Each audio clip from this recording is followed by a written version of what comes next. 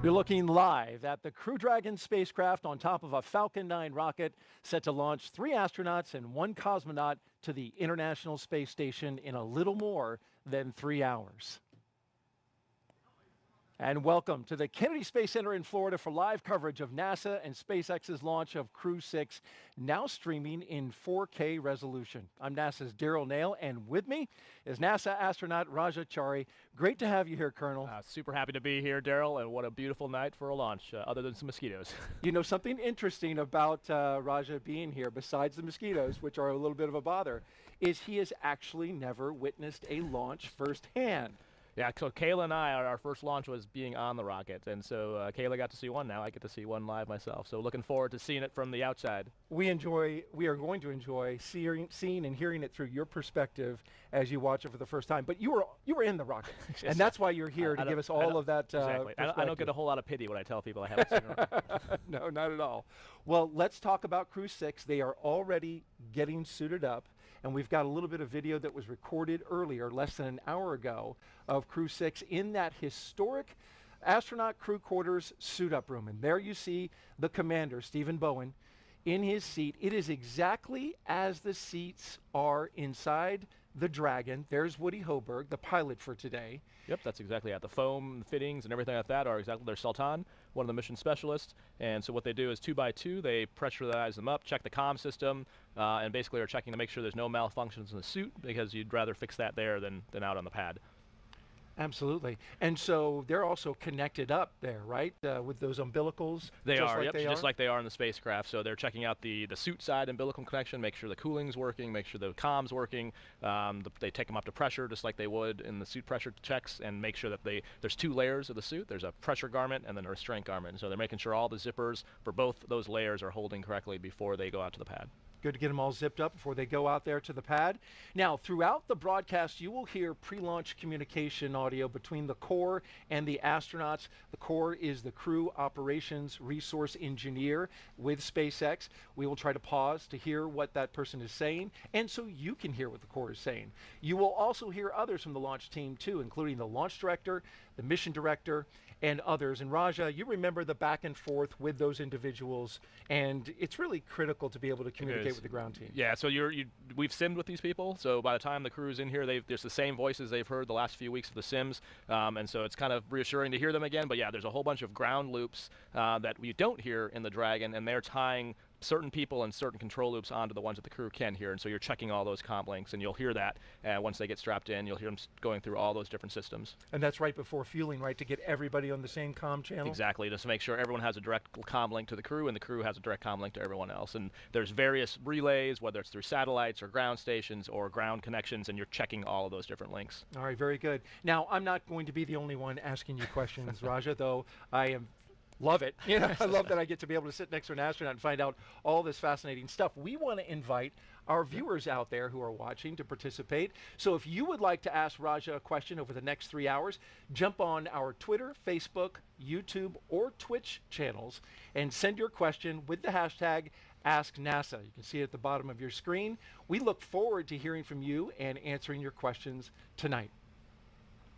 And now we're looking at the doors to the astronaut crew quarters here at the Kennedy Space Center, the doors where the astronauts will take their last steps before they go out on a ride to the launch pad. And the cool thing about that door, if you look around the frame of it, you'll see the mission patch stickers of all the other crews that have walked through that door. So it's got a long history and proud tradition of doing that. So most likely yesterday sometime, Crew-6 slapped their patch up there somewhere.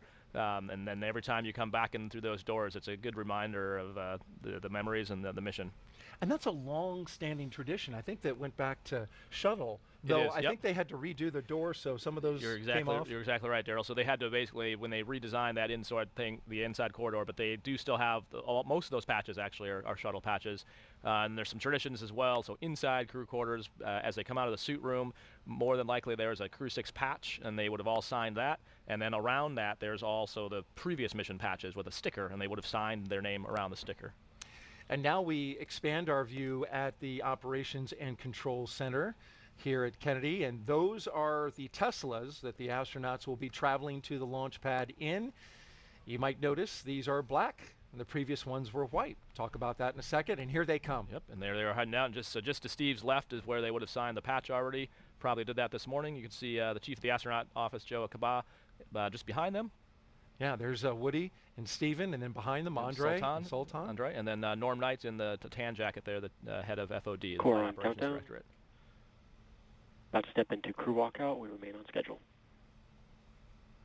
So you can see that poster behind them has been signed by tons of people on the launch team. So you can see the picture, but then all around it is signatures, which was a kind of a cool surprise to see. They don't see that until that moment when they get in the elevator and then see all those signatures. And when you walked in there, you saw those signatures. You knew these were people that worked on your mission to get it ready to go. Exactly. So it's people from JSC, KSC, the Commercial Crew Program. Woody waved a little too aggressively. No waving when the doors are closing. Yeah, that's right. Well, they got plenty of margin, so I think they'll be all right. So we have lots for you as we wait for the astronauts to walk out that front door and the cosmonaut. In addition to Raja's analysis, coming up, we'll have live updates from Mission Control in Houston. Hello, Houston. And live interviews from our VIP viewing location here at Kennedy. And as well, we will welcome in SpaceX live from Hawthorne, California at T-minus 1 hour. But right now, we're focused back on those front doors and, well, that's the license plate to the Teslas that are headed out to the pad. And you'll see that it is a nod to Crew Dragon and Crew-6. Notice the G is actually the number 6. It's very cool. Yeah, I didn't. I've seen our video of walkout multiple times, and it's ours was send it with the 3 as an E. And I thought everyone had send it. I didn't realize that it was crew specific. Yeah, I thought everyone got a 3. It's a nice touch that SpaceX adds to the ride out and allows the crew, as you know, to select what they're going to have in addition to designing that mission patch. And we're going to talk more about that. Raja, I know you had a lot of involvement with the design of your patch, and we'll get into that a little bit later in the show, but we want to be focused here. You can see the crowd that has gathered. Yep, and so right now you've seen a mix of family, friends, loved ones, and then there's some folks that are in quarantine, not in quarantine, so they basically got set up differently, but that's a chance for the crew to see family and friends right before they head out to the pad in the Tesla. And I spy an astronaut peeking out the window. Yeah, I think that's good eyes. It's all, as you can imagine, very choreographed time-wise, because everything's at a very tight timeline. So when they get the signal, they'll cut on out. You can see the bigger view there of sort of that's what's called the O&C building, and the third floor of that building is where crew quarters are at. But the rest of the building is actually an office and a work building, and there's actually engineering, like actual manufacturing going on in that building. Some floors are offices, and it just happens that one of the floors is the crew quarters where they go into quarantine, and that's where the suit up room is at as well. That's a sprawling crew quarters, 26,000 feet, features 23 bedrooms. Access, of course, restricted when the astronauts are there because you're under quarantine. Yep, it's kind of like a little mini hotel, basically, like the wing of a hotel. And a hotel or dorm room? More of a dorm, yeah, I would say. Not a, yeah, definitely don't have any visions of grandeur. And so we expect him to walk out any moment now?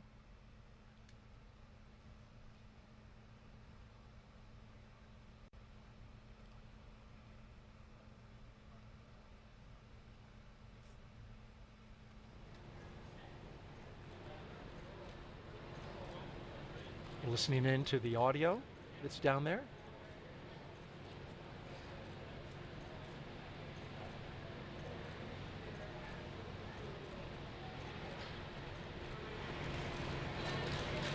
And here they come, Crew-6, taking their first steps outside before their journey to space. From left to right, we have Andrey Fediaev, Woody Hoburg, Stephen Bowen, and Sultan Al Neyadi. And now they'll stand in front of their family and loved ones and have some exchange. You remember this moment? I do. So we've had some time with the families and friends prior, where you actually, especially for the folks who are in quarantine, kind of give last hugs and stuff like that. But this is sort of one last chance to say bye. You know, maybe some long distance hugs, and then sometimes we'll also see some NASA headquarters officials down there as well. So basically a chance just to everyone to get eyes on the crew. Because up to this point, you've been in quarantine the whole time.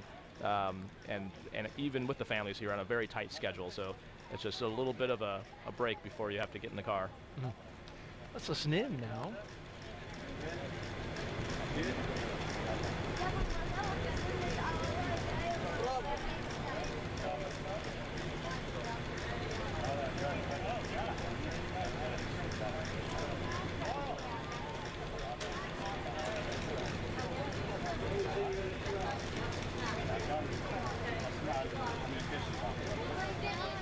I see astronaut Shannon Walker to the far, far left of the screen. She's the Vehicle Integration and Test Office Lead for Crew-6. Also, a Crew-1 Mission Specialist. Yep, and then Shannon and Joe have done this drill more than a few times, so they've got this down to a science. Shannon was our first Dragon flyer to be a co-host on the broadcast. There she is.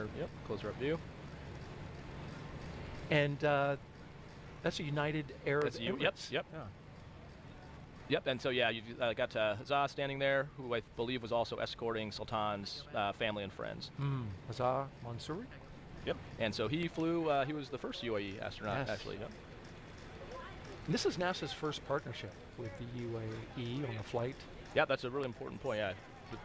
First time we've had a UAE astronaut on a Dragon, and first time we've had him fly to the U.S. side of the space station, so pretty historic. Now in the first Tesla, which is off-screen, that will have the closeout lead and 2 suit technicians. The second one, which is the one on the right that you see in your screen, that'll have the commander and the pilot, which of course is Stephen Bowen and Warren Hoburg.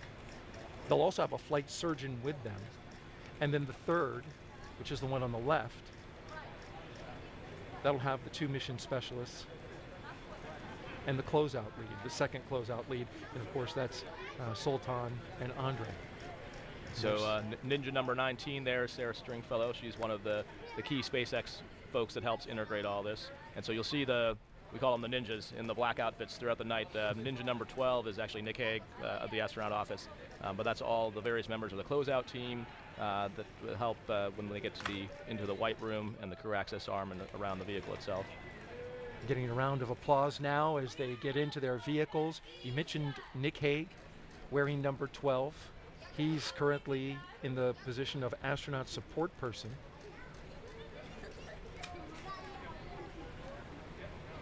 Yeah, and the reason, we always have an astronaut support person as part of the closeout crew, just to help with any little things that pop up, and it's kind of nice to have someone who's gone through this before, just to any last-minute adds or asks.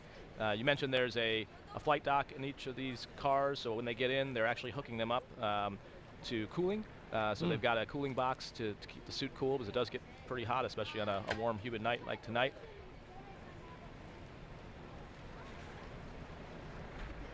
And well, if you're going to have an astronaut be a astronaut support person, Nick Hague, and his core experience, on countdown of course, displays are configured for crew ingress. The launch abort in 2018. You know, this is a guy he's seen. Yeah, he's seen some stuff. Yeah. You heard the core there call that launch displays, the displays are configured for launch, which basically is telling the control team that the displays are powered up inside the Endeavour Dragon vehicle and should be ready for when the crew gets in there. Right now, booting them up. Exactly. Yep.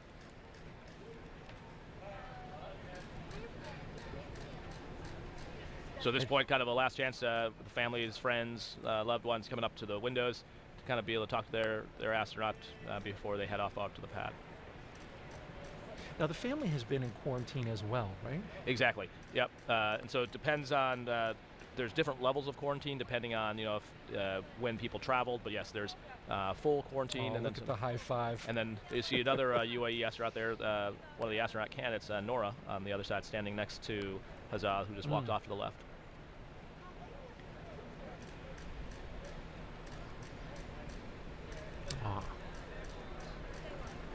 And then you can see Administrator Nelson is there, his back's towards us in the suit. You can see Victor Glover is the astronaut talking to Steve Bowen, and then just over Victor's right shoulder, core on countdown, Administrator Nelson. Complete, ready for crew arrival. And then Pam Melroy, the Deputy NASA Administrator, and right next to him.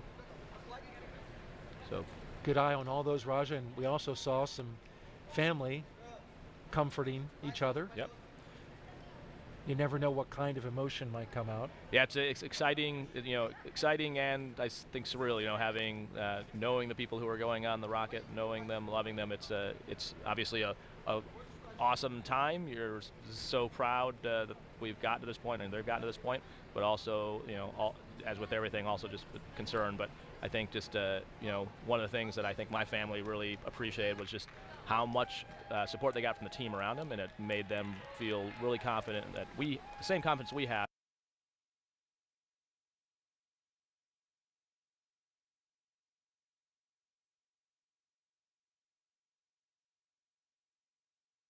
There we go, pulling out of the operations and control and checkout center. 3 Teslas on the way to the pad. And we've got a camera on the lead Tesla. This is looking cool. Forward, Yeah, this is an upgrade. We didn't have this. We enjoy seeing that view. We also have a helicopter high above that will be tracking them along the way. This is a night launch, so a lot of things will be in the dark. But one of the things about the night launch is that you get to see that lit up crew access arm, and you can see the astronauts as they go across, come out on the launch tower. It's neat to see. Yep, there's a view of the helicopter. You can see going left to right at the top of the screen as it flies over. More than likely on the wet dress a few days prior, probably. And, really quick about the Teslas, you notice they were black, and SpaceX basically saying they're expanding their fleet of vehicles. More launches. We've got private, launches as well. And so they said that they expanded and added some cars to the fleet, and they're black ones. The ones that we've used from Demo 2 all the way up to Crew-5 were white. That's a good point. Yeah.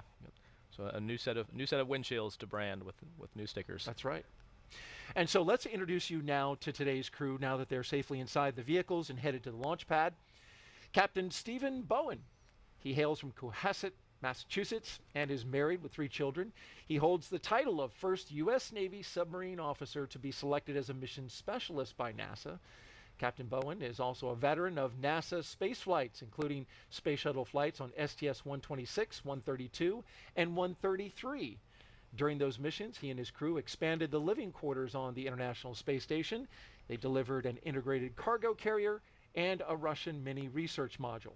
He has logged more than 40 days in space, including 47 hours and 18 minutes in 7 spacewalks. And today, Raja, he is the position that you held during Crew 3. He's the commander.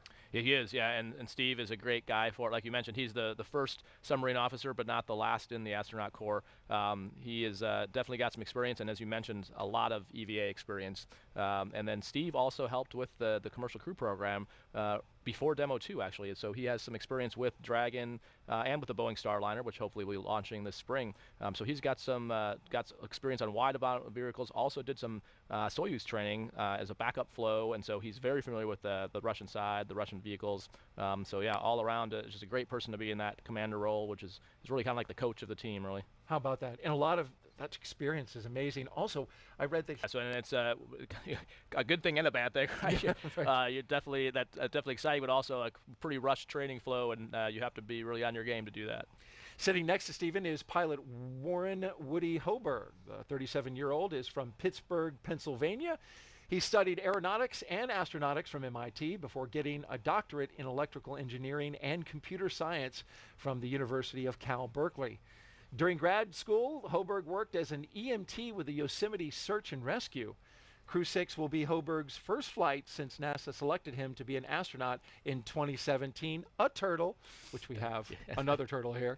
He is also a commercial pilot with instrument, single engine, and multi-engine ratings. As pilot for Crew-6, he will be responsible for spacecraft systems and performance. Aboard the station, he will serve as an Expedition 68 and 69 flight engineer. You know him well as a fellow turtle. I do, yeah, and proud to keep the turtle tradition in space alive. Obviously, I'm super excited all of Crew-6, but I'm especially excited with Woody going up as a classmate of mine. So I've come to know and respect him well. The academic backgrounds don't really do it justice. I would say he's probably like 2 or 3 orders of magnitude smarter smarter than any of the rest of us in our class, but you would never know it the way he carries himself. He's totally humble, just an amazing human, and can't wait to watch Woody launch a space with Crew-6 today. And you mentioned he was also teaching at MIT. He was, yeah. That didn't just go there, actually taught, yeah. It's amazing. Well, in the role of mission specialist, part of Expeditions 68-69, the father of five spent most of his life in Al Ain and Abu Dhabi. But in 2020, he traded that in for astronaut training in Houston at NASA's Johnson Space Center. This will be his first trip to space and our first partnership with the UAE. Yeah, Daryl, and we are super excited about this. So it is. So Sultan and Hazza both trained in Russia for a while, and then came over to the U.S. Unfortunately, they showed up right as the pandemic was starting. So they had to deal with being the first UAE astronauts to train. Oh, by the way, in the midst of COVID, and so the fact that they persevered and through all that challenge, I'm so excited to see Sultan going up there today. And like you said, just starting the beginnings of a new partnership with the UAE, and now in the new class we have 2 additional UAE astronauts training with us, fully integrated with us at Johnson Space Center. So this is the start of a huge relationship. And many launches to come in that partnership. It's also the first trip to space for the second mission specialist, Roscosmos cosmonaut Andrey Fediaev. Andrey was selected as a cosmonaut back in 2012. He will be working to monitor the spacecraft during the dynamic launch and re-entry phases of flight. And once aboard station, he will be a flight engineer for Expeditions 68 and 69.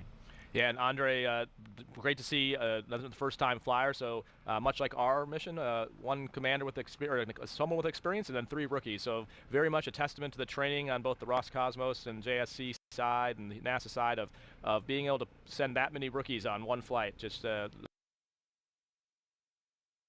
confidence and trust we have in our training teams and our systems. And oh, by the way, today is Andrey's 42nd birthday. Oh, so well, happy birthday. He's quite the candle lit for his day. The best birthday present you could get. No doubt. And, they must be getting close because the helicopter's coming by the press stand. That's right. You can hear it overhead.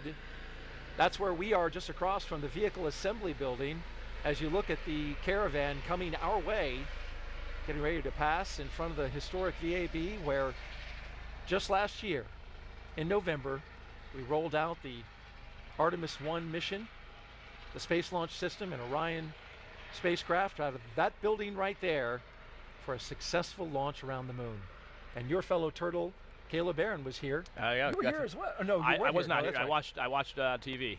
And then that building just to the right of the VAB, the more horizontal-looking one, is the firing room. So that's actually where the KSC personnel are watching and monitoring from.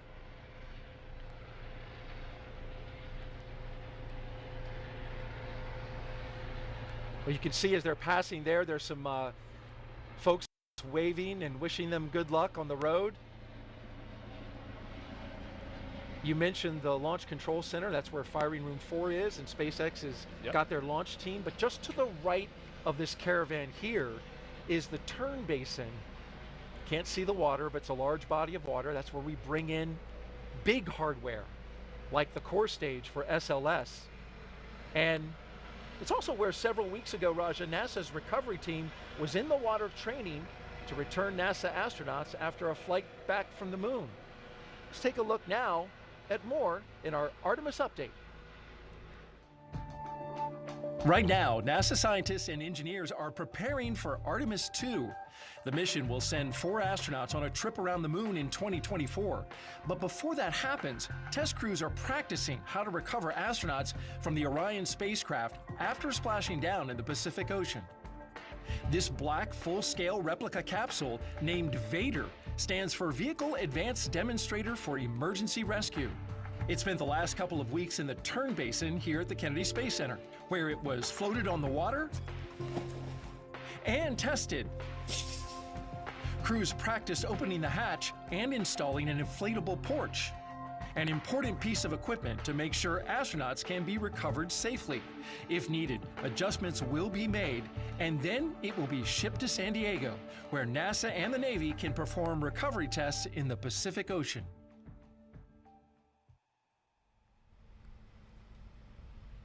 Some key technology there, Raja. You want to be able to get out of that Orion spacecraft and not fall in the water. Exactly. Yeah, so especially when you're coming back from space and being deconditioned, your balance is off, your muscles aren't quite work the same. So we spend, it's not quite as easy as getting out of a boat when you're in good shape. So we have to spend a lot of time trying to figure out and how do you simulate that? How do you make the right, restraints and tools for the crew to get out quickly if they have to, and to do it safely. It'd be even worse if someone falls and slips. Now a bad situation's gotten even worse. And so we do a very similar thing for the Dragon training, the combination of training at the NBL, which is the Neutral Buoyancy Lab at Johnson Space Center, and then also out here at Kennedy in that basin. Great point about the condition of the astronauts, especially since being on Orion, that's tight quarters going around the moon. Want to mention really quickly, if you want to see more Artemis updates and track them as we go along the way, please see the QR code right now to the right of your screen. You can scan that. That'll take you to our Artemis blog, where you can catch up with all the latest updates on Artemis. And now we resume our focus on Crew-6 and the caravan that's taking them out to Launch Complex 39A. One quick note I do want to mention, Raja, before we totally wrap Artemis is, in a few months, we're going to have the announcement for the crew of Artemis 2. Yeah, so it's going to be everyone's pretty excited to hear that. I think one of the cool things about being in our office, I think most of us, the reason we like working in our office is just the people. And so we're all excited to see who's going to be doing Artemis 2 and all ready to jump in and support them. It's going to be amazing as they suss out and figure out the training flow. As you mentioned, we just had a greatly successful Artemis 1, and now the next step is to put people on board, check out what we call the ECLSS, or the life control system on that spacecraft, go around the moon, go further than we've ever gone as humans before, and then come back and check out the splashdown and check out all those systems before the next step of actually going to land on the moon. So it's a very exciting time, and can't wait to support the folks who are doing that. We already do support that, and the fact that most of us are working on Artemis programs, that's really our job in the office, is whether it's the lunar lander, the Orion capsule, the Gateway, Habitat, the SLS. So actually having crew assigned and working will be great. Are your fingers crossed? And toes? Whatever it takes, I'll cross them. I'd love to be part of that, but just the fact that we're all working on it is so rewarding. Absolutely. Well, let's check in now for the first time. Head back to where you live, the Johnson Space Center in Houston, Texas, and that's where we find our Courtney Beasley with an update from Mission Control. Good evening, Courtney. Good evening and welcome to the International Space Station Flight Control Room at NASA's Johnson Space Center in Houston, Texas. Mission Control Houston is essentially the nerve center for operating the International Space Station, working in tandem with our partner agencies and providers around the globe. Together, we've ensured the station is ready to welcome Crew-6. Leading the team inside the room right now is Flight Director Mike Lammers. And about an hour before launch, Flight Director Chris Dobbins will be in the Flight Director's seat.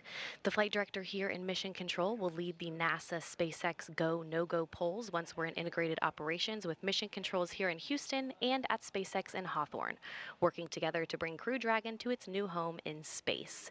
When we check back in later, we'll talk a little bit more about what the crew on the International Space Station has been doing to prepare for Crew-6. But for now, we'll send it back to the team at Kennedy. Daryl. Thank you, Courtney. And as we look back to the crew with that live camera on the Tesla, that was really neat to see, that shot driving up and seeing a rocket dead ahead. Yeah, that is a cool, that's awesome to be able to see what they're seeing. And the crew got to go do this usually a day prior to go do a pad tour, but now seeing it with the lights on, with the, getting ready to start loading prop here shortly, it's a much different feel. And depending on how you mentioned there's a flight surgeon and closeout crew with them in the vehicle. The other thing they're doing is monitoring their playlist. So Yes. if everything is nominal and everything's fine with the suit and things like that, their other job is to curate the playlist for the crew, to try to time it such that their playlist is working out so what the time they pull up it's finishing. And some good effort and fun goes into picking the songs they listen to on the drive out. Yeah, you mentioned that. The playlist, we got them from Dan Hewitt over at Johnson. He mentioned that Stephen Woody, let's talk a little bit about their playlist, right? So theirs was, they had some really good songs in there. Traveling Band by CCR, Creedence Clearwater Revival, May We All by the Florida Georgia Line with Tim McGraw, The Space Traveler's Lullaby by Kamasi Washington. He's an American jazz saxophonist. Sing Me to Sleep by Alan Walker. Spaceman by Harry Nilsson. That's an American singer, popular during the 70s. You might remember Everybody's Talking at Me. I kind of think Bowen picked that one. I just have a Crew feeling. arrived at the pad. We remain on schedule. All right, there's your announcement that the Corps just put out, that the crew has arrived at the pad. Yep, and you mentioned so when they drove out, they're in 2 vehicles.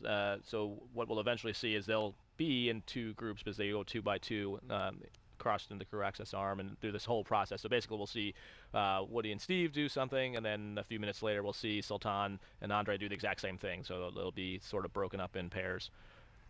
And so they continue to rock out real quick with Sultan and Andrei's playlist, A Sky Full of Stars by Coldplay, Don't Stop Believin' by Journey, and Push It to the Limit by Paul Engelman, which came from the Scarface soundtrack. And boy, that's some pure 80s right there. That's my kind of Your kind of stuff. Yeah. Crew-6 is NASA and SpaceX's sixth crew rotation to the International Space Station since 2020. This successful NASA program is called Commercial Crew, and it's based right here at the Kennedy Space Center. So now we want to turn over to Jasmine Hopkins, who is joining us live now with one of the leaders of this program. Jasmine. Thanks so much, Daryl. We are here on the balcony of the Operations Support Building number 2 at Kennedy. It feels great tonight, and right now I'm happy to be joined by Ken Bowersox. He is the Deputy Associate Administrator for NASA's Space Operations Mission Directorate. Good evening, Ken. Hi, Jasmine. It's great to be out here tonight. Yeah, we're so glad to have you here. As we just heard Daryl say, this is the 6th crew rotation flight from NASA and SpaceX to the space station since 2020. What do you think of that cadence that Commercial Crew has achieved? I think it's awesome. You know, we're launching every 6 months. That was the plan going in. It's been our plan for a long time. I think folks may not appreciate how hard it is, but the team has been very successful keeping up that cadence. But I look back, you know, in the early days of space station, we thought 3 months would be a long mission. And now 6 months is just normal, 1 year is longer. You know, when we go to Mars, 2-3 years is going to be normal. And this is all part of getting there. Right, exactly. And every 6 months, you know, Commercial Crew is really keeping us busy right now. What can you say about the continuous presence of the United States on the space station? Well, it's great to be up there doing science. Every day the team is doing some sort of science, keeping the space station flying. But it's given us the experience we need, again, to go to Mars. The longer we're in space, the more we learn, and that prepares us for that eventual trip away from Earth and on out into the solar system. Right, and we're going deeper than we have before. Right now, I mean, NASA is no longer the only player. We have a lot of our partners working with us. So what are we doing to support the industry in low Earth orbit? Well, we've got international partners and we've got commercial partners, and it's great to see how our commercial partners are stepping up and taking on more and more of the things that NASA used to do. And that frees up capacity for NASA to do new things, right? So we're not afraid of them coming in and doing work. We welcome it, and we're trying to actually develop the capability for commercial partners to do more. We want them to be able to launch their own crews to their own space stations someday, and that's what we think will follow the International Space Station, our private space stations. But it's all about moving NASA further out into the solar system. Right, we're all working together to get further than we have before. Ken, you know, there's a lot going on with Commercial Crew right now, so what other milestones are you guys looking to check off this year, 2023? Well, we've got another crew rotation later in the year. I mean, that's every 6 months. We got to keep the crews moving to the International Space Station, but then we've got the Starliner flight coming up here soon, so we'll have a second provider, which is really exciting. We'll have 2 commercial vehicles that'll be able to take us into low Earth orbit operating out of the United States. So we're all eager to see that commercial flight test mission, or that crewed flight test mission happen this spring. Right, we're all looking forward to that. It's a great time for Commercial Crew. Thank you so much, Ken. Hey, thanks for being here. Of course. Daryl, back to you. Thank you, Jasmine and Ken. And if you're just joining us, you're watching live coverage of NASA's SpaceX mission known as Crew-6. Good evening and welcome to the Kennedy Space Center in Florida. I'm Daryl Nail, along with a recent flyer on a SpaceX Dragon, NASA astronaut Rajachari. Thanks, Daryl. Good to have you here, Colonel. Thanks. Yeah, and it was a cool shot there. You got to just see of the crew arm at night. That's a really cool view with it all lit up on the inside. That's their path from the tower elevator over into their vehicle into Endeavour. So. And it's a beautiful night out. We've got a nice cool breeze. Temperatures are in the upper 60s, and launch weather is cooperating wonderfully.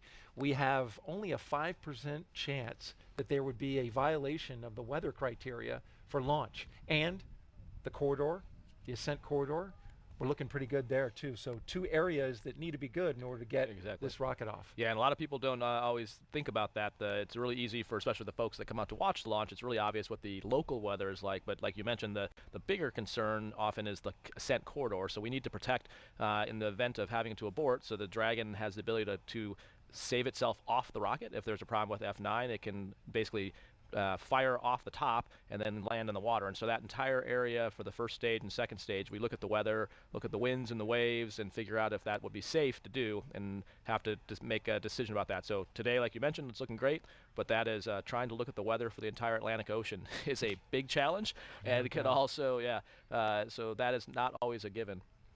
And here come our first 2 astronauts, Stephen and Woody. Yeah, and you can see there, so they're coming around, there's, like we mentioned before, they're going to go in groups of 2, and like you can see in the far background, you can see Sultan and Andrey still back there. And then this is always an awkward thing, was the suit kind of restrains your head. So I think ever since Bob and Doug, all of us have tried to foolishly look upwards, and you strain your neck, but it looks kind of goofy. but it's hard not to want to look, but of course you want to look up at the rocket. But the suit, for a good reason, is meant to restrain you. So it's you'll see as they try to crane. Yeah, there you go. We call it the rocket recline back here at the broadcast booth. Maybe we should build chairs out there or something. So you can sit in and lean back. And so that's a rigid area from the helmet all the way down to the bottom. And the reason is because if it was to pressurize, you wouldn't want the helmet to get so far up that you can't see out of it anymore. So it has to be sewn very tightly to restrain it when it's under full pressure. But when it's not under full pressure, then it can be hard to lean backwards. You can say Nick Hague, Ninja number 12 there, will be going up with the astronauts. There he is.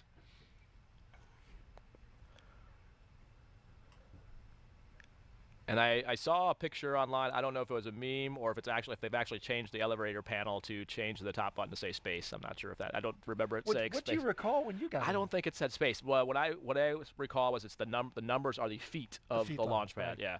And we know that the 255 is the top level. Exactly. But maybe someone changed it to say space. That'd be pretty cool. That would be. And I think the one on the bottom said Earth. I saw that. Yeah, exactly. Yeah. So at this point, they're off the umbilicals, off the cooling. You can see I think Ninja 10 there might have the cooling boxes, but at this point, they've got the visors up, so it's not as hot. And there is where the 255-foot level, you can see the sign on the door right next to the elevator. So yep, and you can see 25 stories up, and you go up pretty quick. It does. It is a fast ride. You can see the grading in the floor there. The reason it's not solid, and we'll probably get more views of this later, is if there was an emergency egress and there's water up there, you want the water to flow out. So that's why there's holes in the floor. And our 2 mission specialists now doing their recline. We need a chair. You just need one chair. You can just switch places in the chair. Yeah. All right, so there's Stephen Woody coming off at the top of the elevator.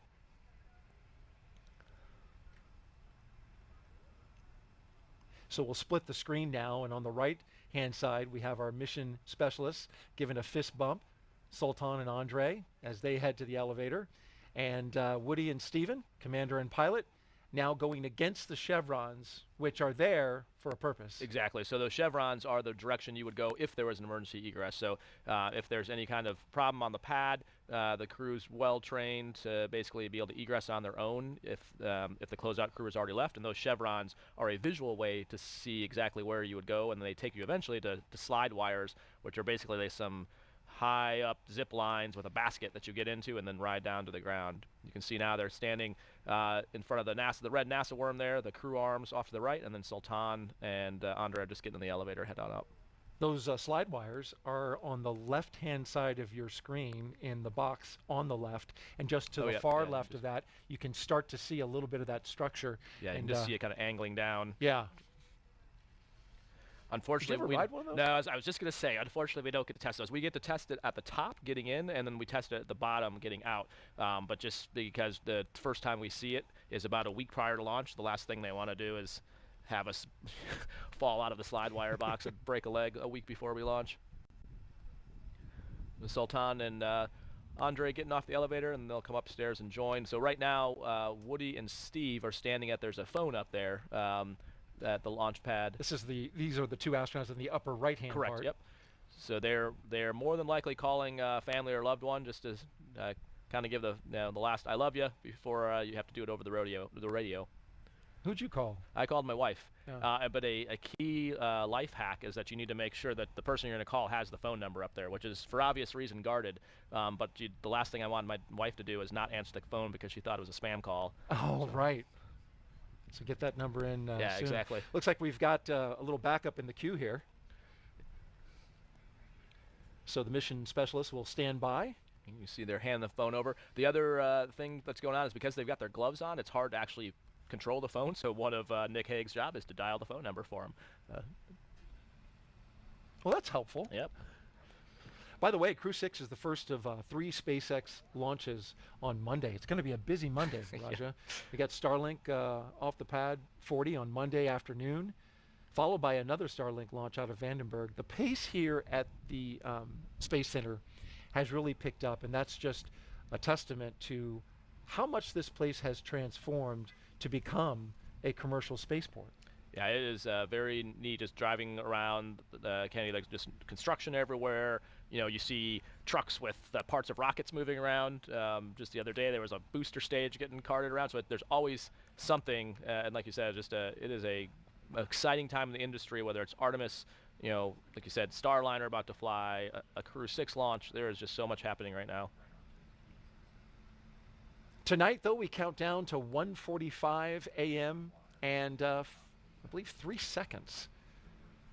If you want to know exactly the second it's supposed to lift off, 1:45 and 3 seconds in the morning tomorrow. Start to see Steve and Woody going across the crew access arm there.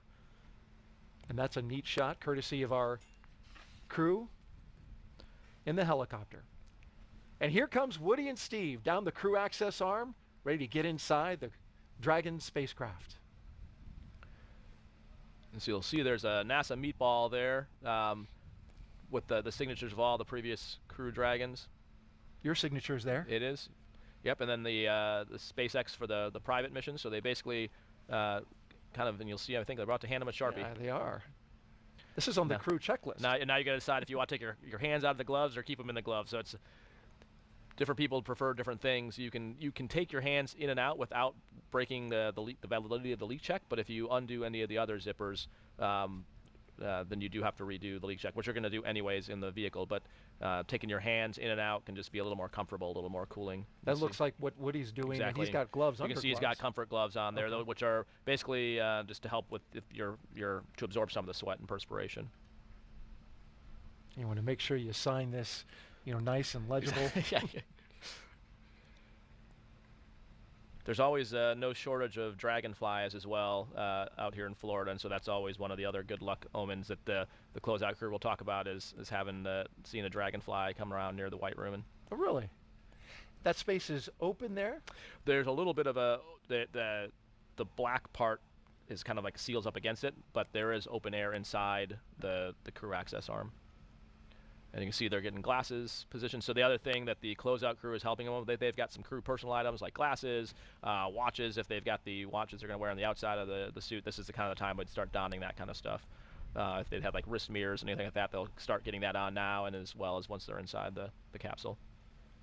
Well, White Room is a term first used during the Gemini era, literally for the description of the color of the room, but it's not really much of a room, right? It's pretty tight. Yeah, it's more of exactly. It's more of a clean room. You see they're grabbing name tags there. So they'll basically kind of a tradition that started with the first Dragon launch of grabbing some of the closeout crew's name tags, people who haven't either worked on the closeout crew before or haven't had their name tag float in space, and then they'll fly it in Endeavour with them and bring it on back, so they have something to remember the flight by. That's really neat for the SpaceX team.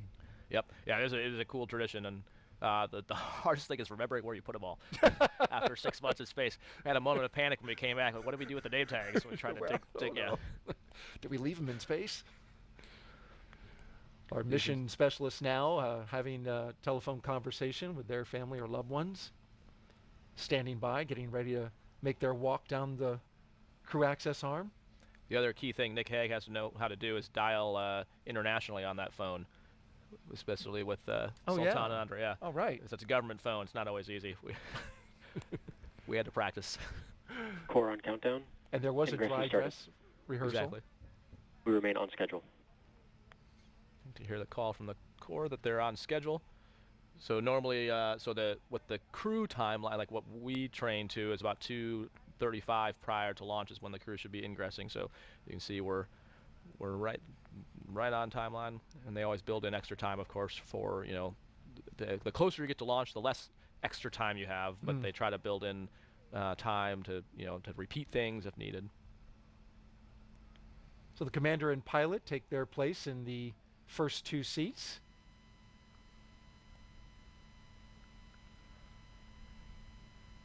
On deck are the mission specialists. And you can see they're just starting to come across the crew access arm now. All right, good news. Thanks, Steve.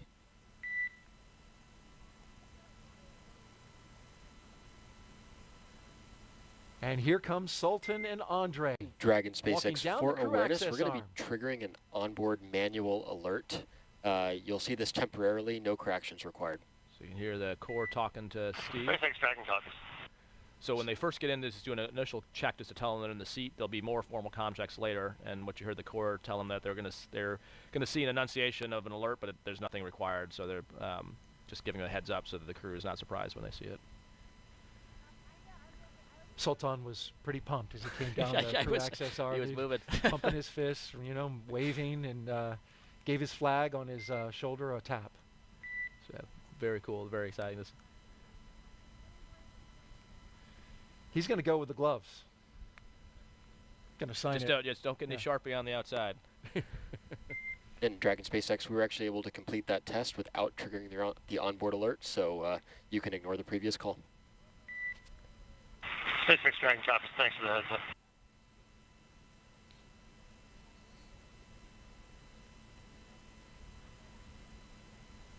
So what the ninjas are doing there is making sure that the suit, that's that white outer layer. SpaceX Dragon, seat 3, contract. That's Woody checking in. Got you loud and clear, Woody. How me? I have you the same. Good morning, Arthur. Good morning, and for your awareness, as promised, I am wearing the shirt. I love it. That makes us so happy. So Arthur, one of the Corps at SpaceX, and usually the crews have pretty good relationships with all the Corps and the MDs because we've worked with them so much. So obviously Arthur has either lost some kind of bet or made some kind of bet to have to wear some kind of shirt. Maybe when we see MCCX later, we'll get a peek at what he's got on. You can see Sultan's grabbing some name tags there as well. The practical side of that is it would be great if one person grabbed all the name tags, but they don't fit. Those packs you have on your leg are so tightly packed with checklist pages, some emergency meds if you were to need those, things like that, that you actually distribute those name tags amongst a few different people in the crew so you don't bust the zipper on the pack. I see. And that's what so you can see the Give crew him a hand. exactly. Yep, exactly. There's a little interior pocket there, so like a watch or glasses case or any things like that would be going in there at this point. Well, there's some motivation by the SpaceX crew to make sure it gets in the right place, right? Zipped up Exactly, and yeah. nice and tight. You may have noticed something, folks, that's a little different than even when you flew, Raja, and that is that SpaceX is now doing some of the checks and operations in parallel. We heard the communication checks. That's going to reduce the total time by about 27 minutes, but it will still be included in the nominal timeline for troubleshooting. So, for example, when they perform the seat rotation, the core comm check, the suit lead checks, they'll also perform the side hatch inspection. And then we started hearing those comm checks as even the mission specialists are starting to ingress. Exactly, yeah. So I think every time we do a launch, we learn from it. So as much as we like to think things are routine, we're always learning and trying to improve from those. And in this case, trying to be a little more efficient, look for places where we can combine efforts at the same time. Do some operations in parallel. Exactly. And save some time because you never know. You might get some FOD on the seal, and you might need some Right. extra time. It's always nice to be ahead of the timeline versus rushing to catch up, especially when you've got an instantaneous launch window. You want to preserve as much margin as you can. So you can see Sultan and Andrey getting in the vehicle now. Really got to duck. Well, the real danger is bumping your helmet visor, because you can see it's easier for the ninjas to get in there. But wearing that suit, and again with the kind of like limited head mobility, it's easy to forget that you've got a giant way bulb down. attached to the top of your head and then bump that visor into something. I like that shot that SpaceX showed us going into Dragon with the closeout team, following right behind the astronauts and You the can see cosmonaut. pretty good view of Andrei's armrest there, and you can see the buttons on there. And so you can see that one at the bottom center of your screen with the little white dot. So that's actually a little Velcro button. And so the reason we do that is all those buttons would normally feel the same. So you put a little piece of Velcro on that one, and that way, even through the suit, you can have the tactile feel to know that's the push to talk button. In case you're just like if you were typing on a keyboard, once you find the space bar and you can orient your fingers, that's the same thing for that. Once you find that button, then you know where the other buttons are without having to look down to see them. But you've got a volume, a Vox, which is the sensitivity of your mic, and then a push to talk. When the crew climbs aboard Dragon, it is referred to as crew ingress. The term ingress is used when crew members are getting into a spacecraft or airlock, while egress means just the opposite, they're exiting. Prior to getting on board, the crew completed a foreign object debris check or FOD check. That means they basically had to be inspected, and this is what the closeout crew was doing, checking them for substance or debris that isn't supposed to be on them or their suits, which could potentially cause damage to Dragon. And that's also why the crew wears covers on their boots. We didn't see it because the shot was kind of high, but they had them on. They also have their umbilical port on their suits. Those covers get removed. They have covers on top of them before they enter the spacecraft, and you can see them right there where you go in and just plug right into your armrest, right? Yep, exactly. So that umbilical on their right thigh essentially is that umbilical. And you mentioned the boot covers, all that is a precaution. You can see they're wearing gloves. The closeout crew is essentially a clean room. The capsule is built in a clean room, refurbished in a clean room, and even though it's out on a launch pad, we still have to maintain the integrity of that. It's the last thing you want to do is have something floating around the capsule, especially when it's in microgravity, that can either get ingested, inhale, cause an eye injury, or damage something. And the foreign object debris, Raja, actually, the prevention of it begins all the way back in Hawthorne. Before the spacecraft leaves SpaceX headquarters, it's carefully controlled all the way through launch day, and then until we will see in just a few, the hatch is closed. Exactly, yeah. It's the last thing you want is anything loose in a spacecraft, and so it is from the time they build the components, everything is very, very tightly controlled and accounted for. Well, the closeout crew is buckling them in. Com check. You can see the next comm check there. Loud and clear, seat 1, how me? Got you the same.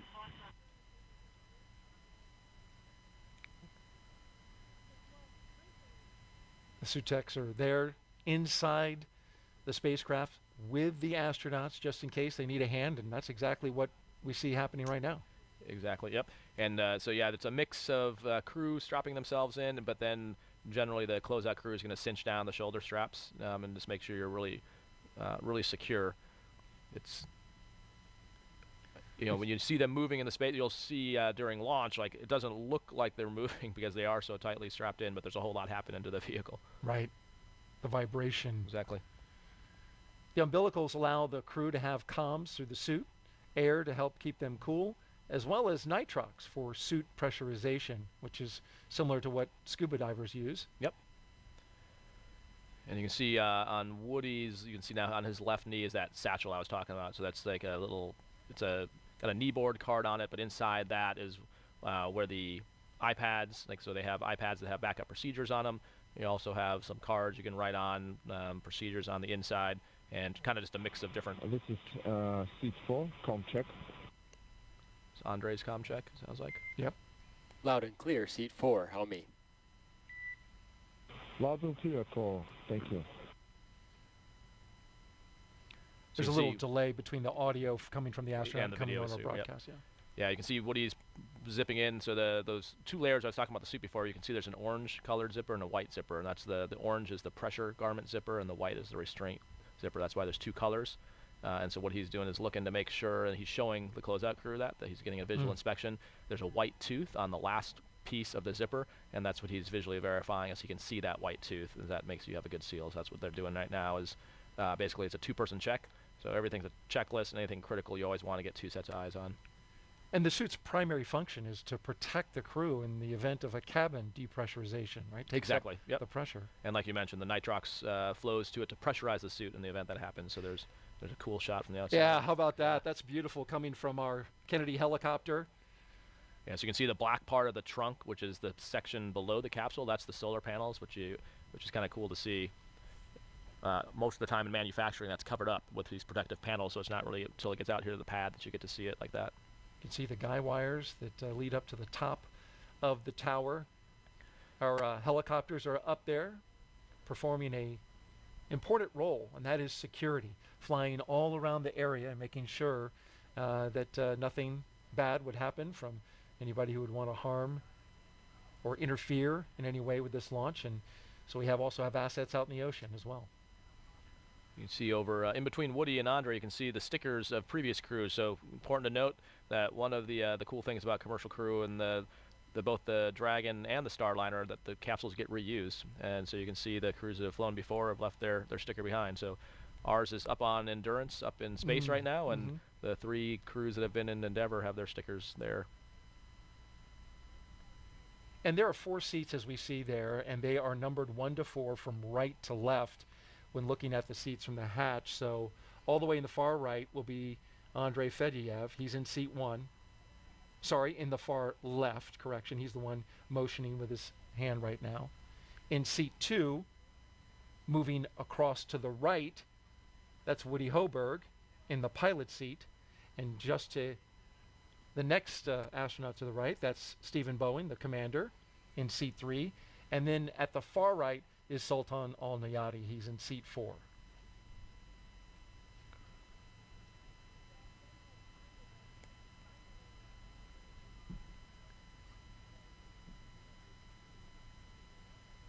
All right, kind of giving some last-minute handshakes here. Closeout crew doing some fist bumps.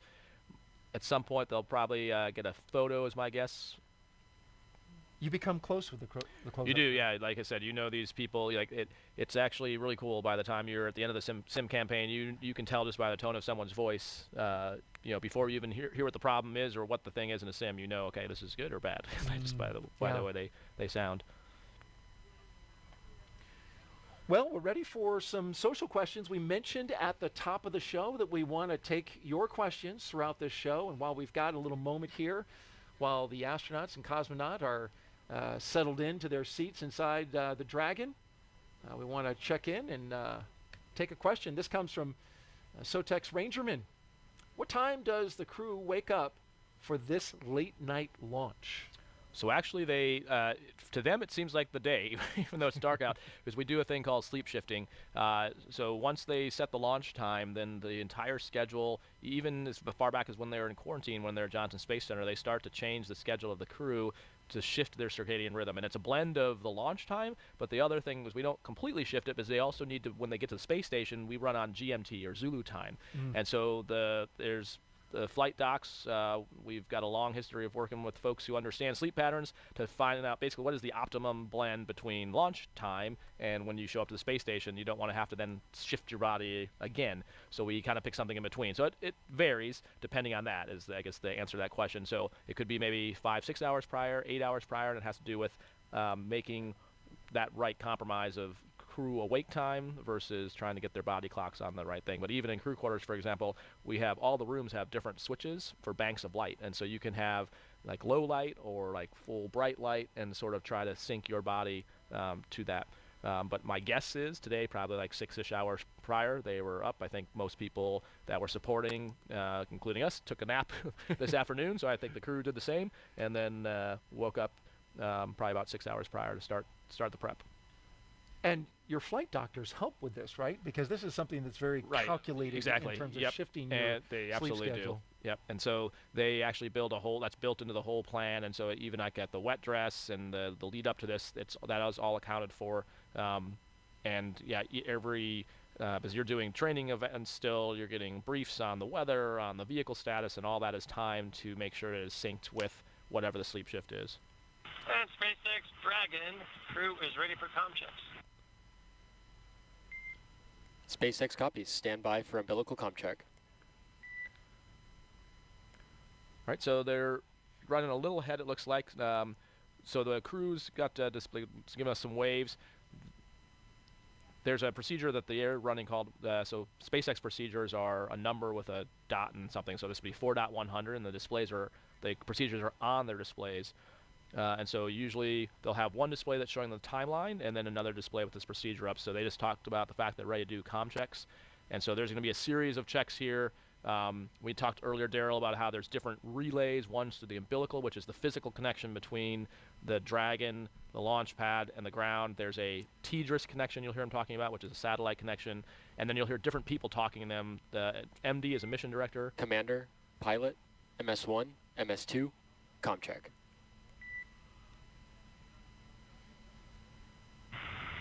SpaceX Commander, comm check. Commander, have you loud and clear? And that's Arthur the Core you hear talking to him. And Commander has you loud and clear as well. That's the crew operation. SpaceX pilot, we had you loud and clear. Resource engineer. Pilot, loud and clear. SpaceX MS1, comm check. MS1, loud and clear. SpaceX, this is MS2. Do you read me? MS2, loud and clear. Umbilical comm check complete. Report when ready for seat rotation. So there you heard the call for the seat rotation. So we're seeing the astronauts and the cosmonaut for the last time with that camera inside the spacecraft before that camera has to pull out. And SpaceX Dragon crew is ready for seat rotation.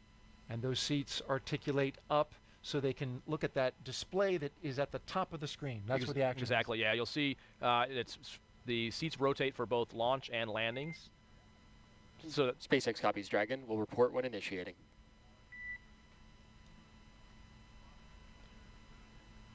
Yeah, so that it's like this to make it easier to get. Initiating seat rotation.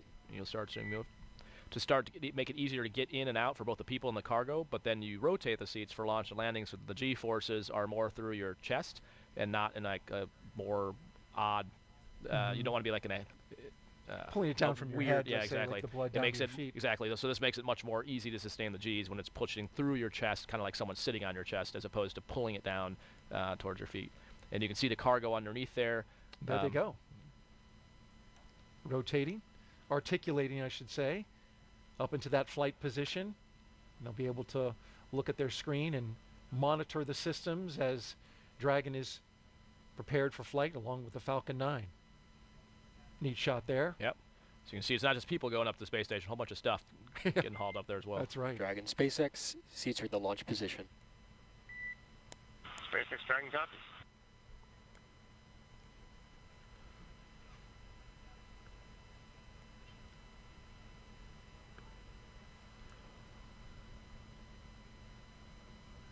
So the umbilical comm check, so we're all the way around, good to go.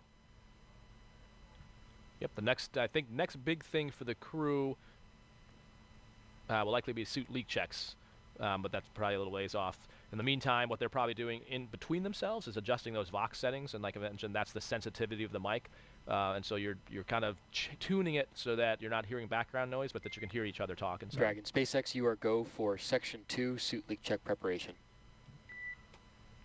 And we've got Section 2 suit leak check preparation in work.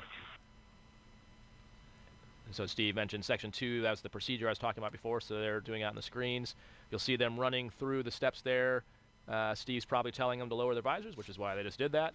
He's reviewing the steps that are in the procedure. Essentially, when they're doing this, they're going to kind of stay still and let the nitrox start to flow. It's going to pressurize the suit. You'll probably see them tuck their arms in. You'll see the suit inflate a bit. You'll probably see the helmet move up again, and that's why I mentioned before why it has to be tight so that they can still see out of it. Got the visors closed as well. Yep. They're tightening the straps down, and then they're going to be looking at, so Steve and Woody, and actually all of them, but there's displays right in front of them that are going to show them the suit delta pressure, and they're making sure that the suit can hold the pressure, that there's no leaks. Andrei's got his hands in position now, that you mentioned was coming up. Yep. And you'll see after this leak check, you'll see they will never touch their zippers again. The only thing they'll do is open and close the visors, but after this leak check, that's the last time they'll mess with any zippers. Once you know they're good to go, leave them alone. Exactly, yep. All right, SpaceX Dragon pair is complete. We are ready for leak checks.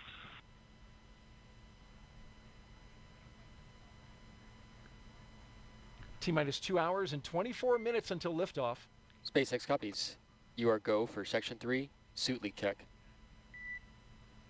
And we got Section 3 suit leak check in work. So you heard Steve first mention that the tear was complete. So just like if you're weighing food when you're cooking it, you tear it, like with the dish, they tear the suits to zeroize it, and then they start the leak check. So that way you've basically taken out any bias in the suit pressure meetings. And now they're just going through it. You'll know they're about to do it when you see Woody and Steve's hands come down and get still, and then they'll kind of all just sit there.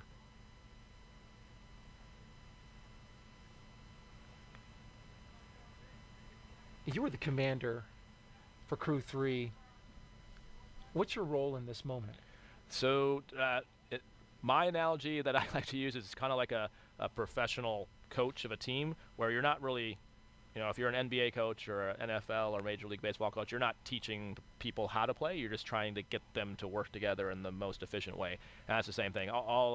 Everyone in our office is highly trained. I don't need to tell anyone how to do their job, but more it's a matter of like, okay, for this emergency, Steve might say, okay, in the case of a depress, then Woody, you're doing this, Sultan, you're doing this, Andrey, you're doing that, and the important thing is iterating on that. So you have a sim, you see how that goes, and even if it went great, maybe change it the next time to see, like, oh, that either went better or it validates that we have the right approach. So it's kind of working with the training team to figure out the best, we call it CRM, or crew resource management. What is the optimum way to use the crew skills in a variety of environments? And sometimes maybe having the same approach, so having like a buddy system maybe works, but maybe there's a balance of like, do you want to keep it simple, or maybe there's a certain reason to do something like, for example, depending on how good, like my Russian wasn't really great, right? So, so if we had a Russian crew member, Tom probably would have sat next to that person. We would have figured that out, or figured out certain emergencies. So,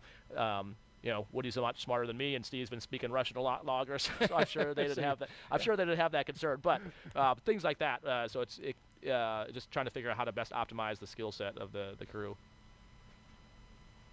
And you can see does look like their pressure. Yeah, you can see that's why Woody's hands look like a mummy there, just sticking out. Yeah. And you can see their knees have gotten much puffier. You can see Andrei's head, like the helmet now is, you can still see his nose and his eyes, but it's risen up. You can see how it's extended there in his neck. And that's why it's so important to be fully strapped in, because if you weren't fully strapped in the suit, you would turn in, like, you'd basically just puff up and wouldn't be able to move your arms and legs. So these are not like what we call the EMUs. These are not meant to go EVA or do spacewalks, these kind of suits. These are called IV suits, meant for in the vehicle.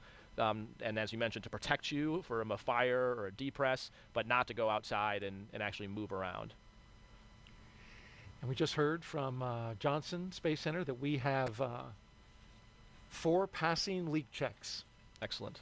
You can see they're deflating. You can see actually the suit getting smaller on them. Yeah, see it depressing. SpaceX Dragon, we have nominal suit leak checks for all suits. Next, you'll see pop their visors up shortly. SpaceX copies and concurs good suit leak checks. Closeout team will now perform final closeout steps and exit capsule. Proceed to Section 4 for side hatch closure and report when ready to close side hatch. Also, stand by for ground station comm checks. All right, we'll move on to Section 4 for side hatch closure, and we'll report when we're ready for side hatch closure. We've been taking social questions, and we appreciate you bringing them in, and Raja's been giving us some excellent insights. We want to take another question while the closeout crew inspects the seal around the hatch. Jump on Facebook, Twitter, YouTube, and Twitch at #AskNASA to get your question in. Our question comes from Professor Marbles. Dragon, the crew is ready for side hatch closure. So cool to hear about the dragonflies as a good sign. Raja mentioned that a little bit earlier, that a dragonfly, when seen inside the White Room, was a good luck sign. What other things are regarded as good luck? Yeah, and I should caveat that's on dry dress, because as you mentioned, it's a clean room now. Yes, so seeing a dragonfly now would be bad, because that means there's bugs. That could be fun. Yeah, that means there's bugs inside the. Yeah, so I should have made that more clear before. Yes, during dress rehearsal. Yes. Let's see other things. Let me think about that. I think slapping. So Steve probably had an STS shuttle patch on the outside of the thing. So slapping your patch on the way into the AQF facility is like that's a thing, luck? right? Okay. Yep.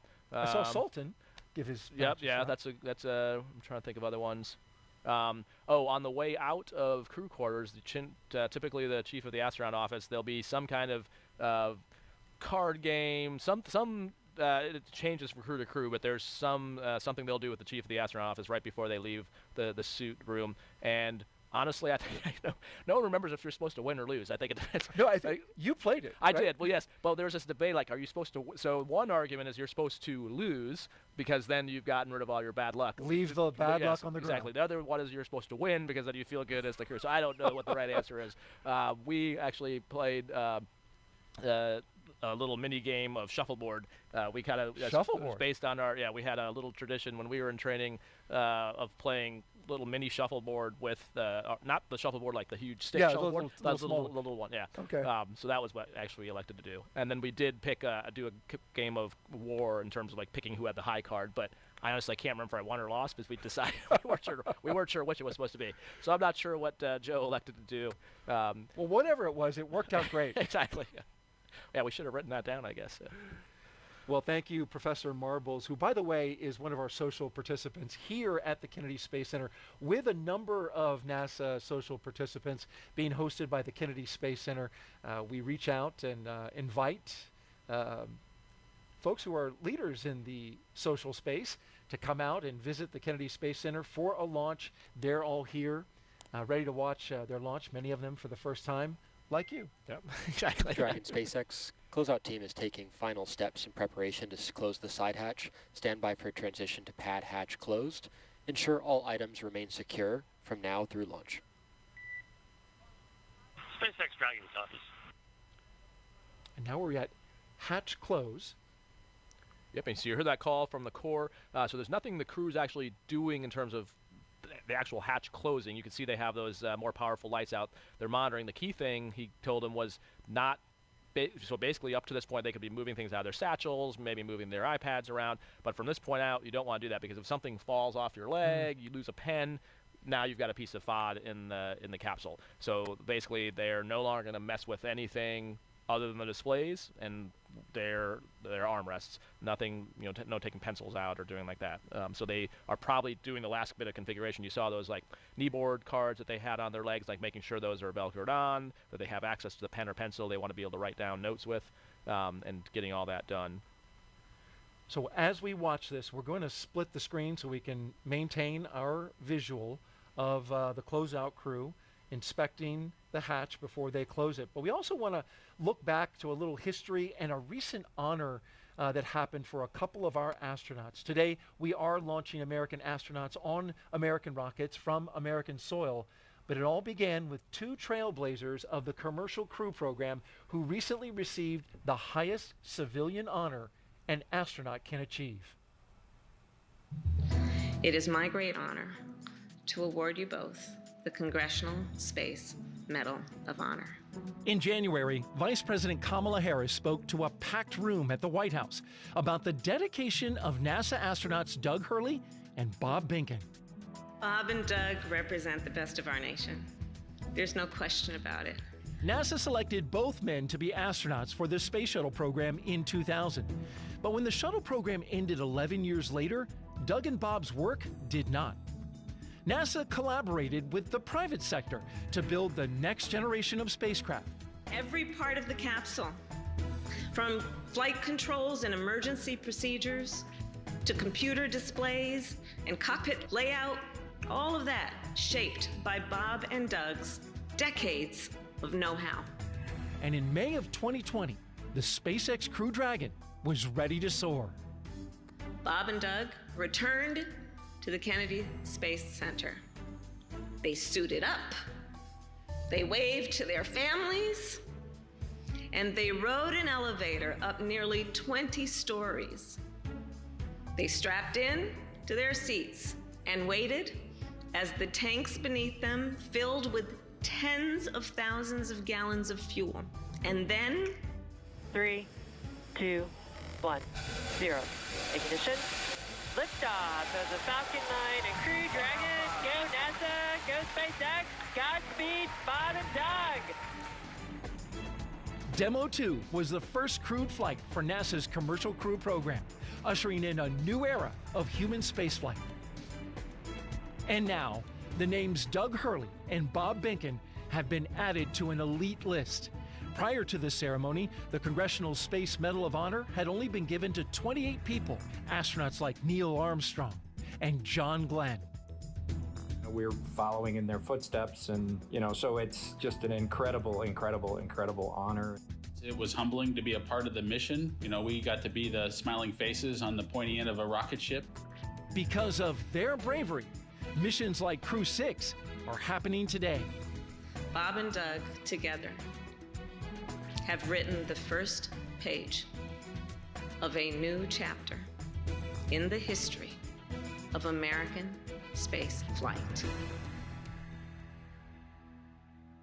Bob and Doug dedicated their careers to space flight. What an honor, Raja. Yeah, it was so cool. I got to actually the honor to work with them as we approached Demo 2, and the Vice President couldn't have said it better. They have set the stage for a whole new era of space flight, and we are seeing it. That we whether it's the Dragon, the Starliner, they were in on the ground floor doing all that. And exactly like she said, their influence is all over this vehicle, and their, the way they worked with SpaceX to help design it, we are all benefiting that. We continue to benefit from it today. And so actually more than a few times in training, like, why is it like this? Like, oh, Bob and Doug, like, that makes sense. How about that? Yeah. So it was very cool and very well deserved. And the office, NASA, the country is in such a better place because of the work they did. Well said, Raja. And while we're talking about honors and the office of the president, I want to mention that Raja was nominated by the President of the United States for the appointment to the grade of Air Force Brigadier General. Still needs to be confirmed by the Senate, right? Yep. But the Senate, of course, approves all senior civilian and military appointments. But congratulations Thanks very much, on getting that nomination. Yeah, my wife and I are super honored and humbled to be able to continue serving in the next grades. But yeah, we're very honored and special to be able to do that here at NASA. Oh, very good. I don't have to call you General yet. Definitely not. Please don't. Yeah. Okay, Colonel. Not even that. How about just Raja? Okay. Will do. Let's check in now with Courtney Beasley at the Johnson Space Center for an update in Houston, Texas. Hey, Courtney. Hey, Daryl, thanks. As we said earlier, the team here in Mission Control Houston is actively monitoring the International Space Station as they await Dragon's arrival. The crew aboard the station is currently in a sleep period, and they are scheduled to wake up at midnight Central Time. They have completed a number of tasks to prepare the station for Crew-6, like setting up tools to monitor Dragon's arrival and prepping the sleep stations for new residents. Many of their clothes and other belongings launched on a previous cargo resupply mission. Back here in Houston, Flight Director Mike Lammers and his team are in constant communication with the SpaceX mission director for Crew-6's launch to the space station. Once we get to integrated operations, the NASA flight director will be conducting a series of go, no-go polls at the predetermined checkpoints for Dragon's approach. For now, we'll continue to follow along from here in Mission Control Houston, and I'll send it back to the team over at Kennedy. Over to you, Jasmine. Thanks so much, Courtney. Back at Kennedy here, joining us now is NASA Recovery Director Brian Barry. Thanks for being here. Of course, thank you. Of course. So, Brian, we understand that you are the NASA Recovery Director for Crew-5, but you've actually done a lot of things for human spaceflight. Can you tell us more about that? Sure. Yeah, that's right. So I started my career as a flight controller for the ISS program. My team was responsible for maintenance on the space station. So I had the opportunity to work directly with the astronauts, train them on tools and repair procedures, so that was a lot of fun and something I never thought I would do when I was studying to be an engineer.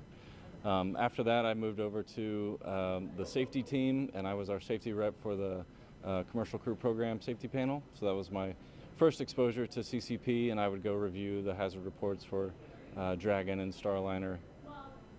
That was a pretty neat experience also because I was able to work with Bob and Doug prior to Demo 2 and just kind of work with them on the hazard reports and get their perspective on the risk and the mission overall.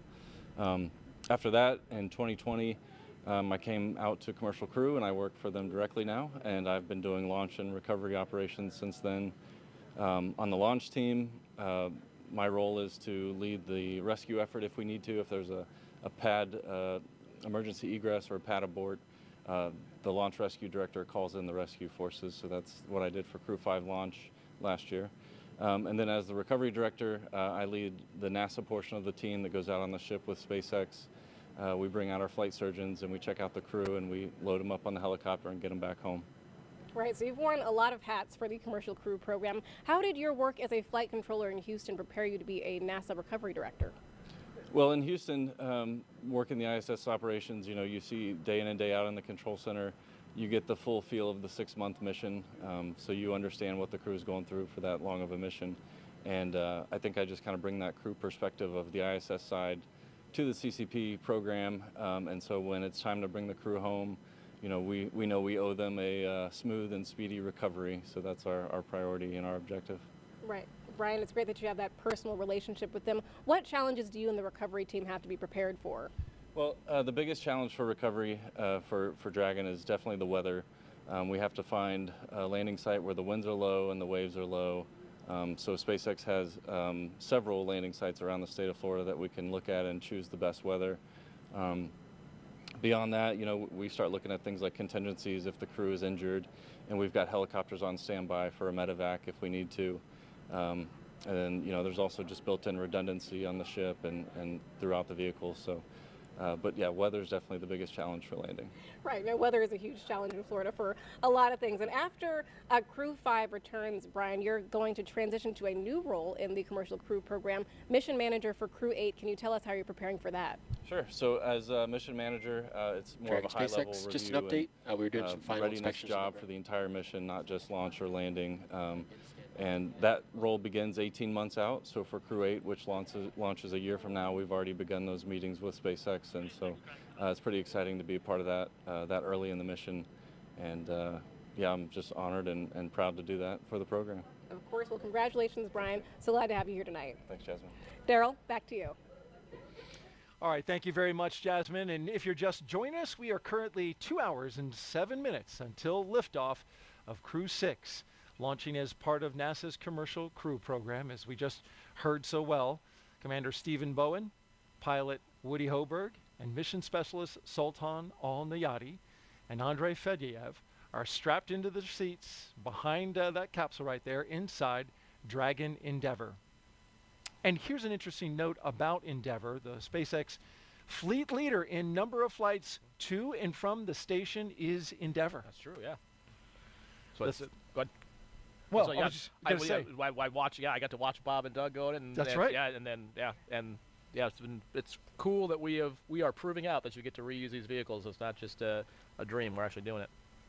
And they're certified now for 5 flights, which is a human certification that is done in partnership with the Commercial Crew program. The 3 previous flights for this Dragon was, as you mentioned, the historic first flight called Demo 2, then Crew 2, and then Axiom Mission 1, which you were on station, right? We were, when yeah. Axiom When came Axiom aboard. They adopted what's called the Zenith port. So yeah, we were there, which is pretty historic to have the first private astronauts from U.S. soil come up to the space station. It was awesome. And these astronauts today, Raja, that could happen for them as well if Axiom 2 goes up within their increment, right? Exactly, yep. And so that's exactly the plan. And Axiom 2's in training. I think they publicly released the names not too long ago. So you can see that online. But yeah, so they do some training at Johnson Space Center, and because exactly that, if they're on orbit on time, they'd be interacting with Crew-6.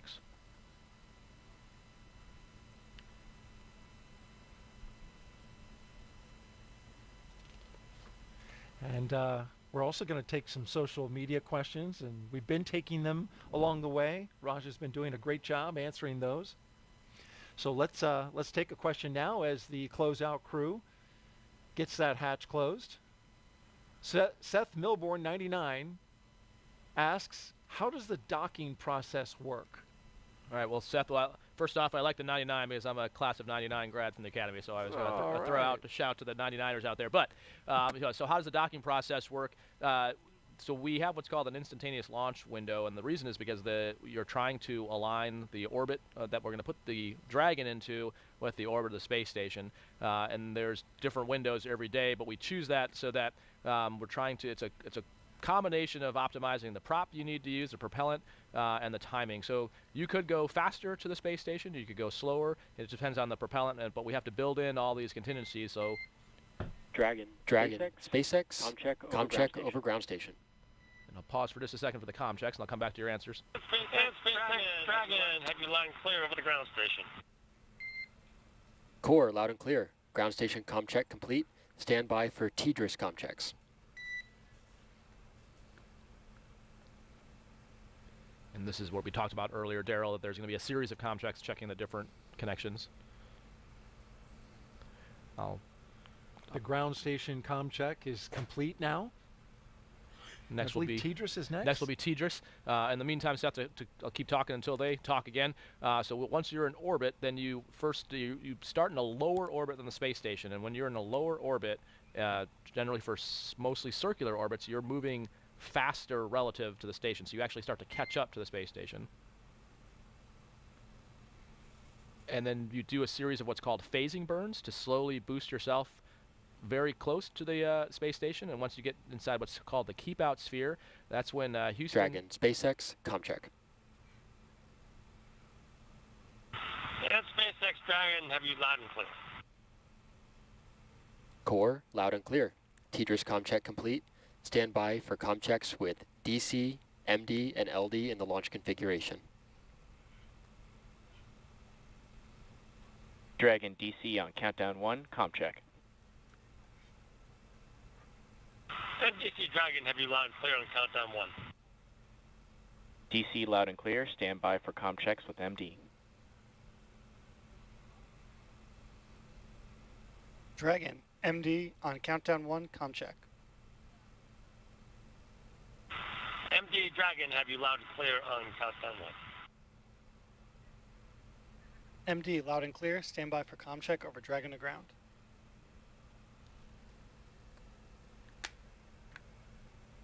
Dragon, MD on Dragon to ground, comm check.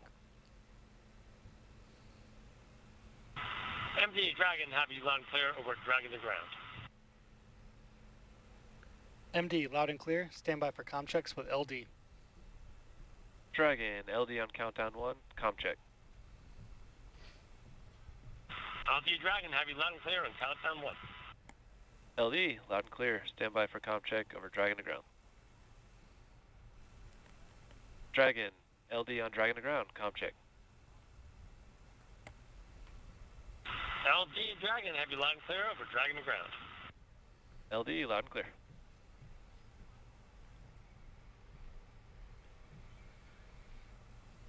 Dragon SpaceX, with that, launch configuration comm checks are now complete. SpaceX Dragon copies.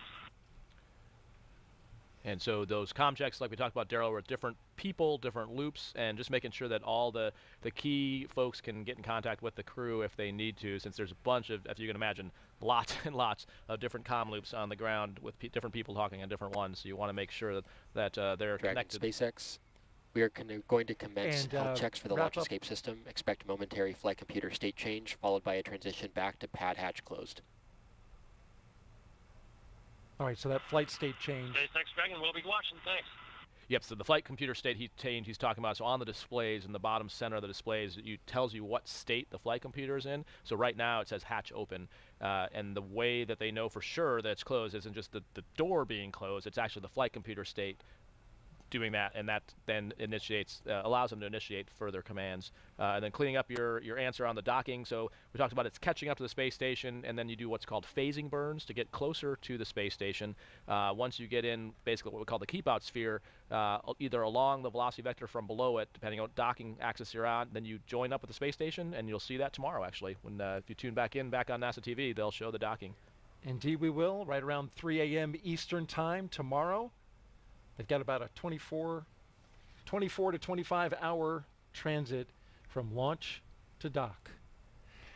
We want to take a pause now, and we'll keep monitoring the progress inside Dragon with the 3 astronauts and 1 cosmonaut. But in the meantime, we also want to check in with a special guest. Jasmine Hopkins, take it away. Thanks so much, Daryl. Joining us now on the balcony of OSB-2 is Kurt Costello, the ISS Chief Scientist. Good evening, Kurt. Good evening, Jasmine. We are so glad to have you here tonight. After Crew-6 launches, they'll become part of the Expedition 69 crew, and their time will be packed with spacewalks, a lot of science. So can you unpack some of that for us? Yeah, they'll be there during a really dynamic portion of our year. We're going to have the cargo mission SpaceX 27 launch, the NG-19 mission launch, and then crewed missions with the Boeing CFT mission and then AX-2 later in their increment.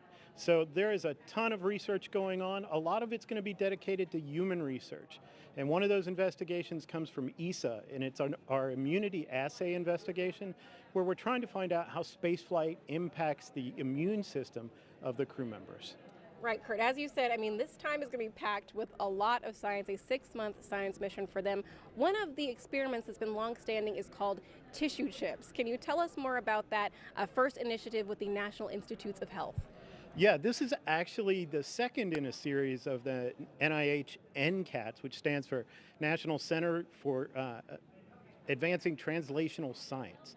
And what we're looking at are tissue chips, which are sets of cells and tissues that go into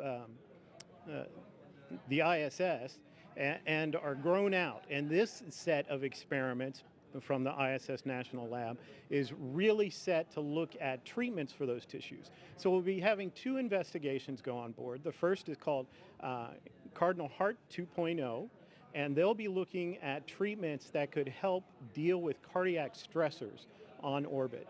And the other one is called Engineered Heart Tissues 2.0.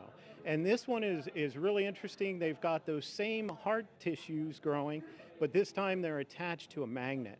And the magnet tells us how hard that heart tissue beats and contracts on orbit.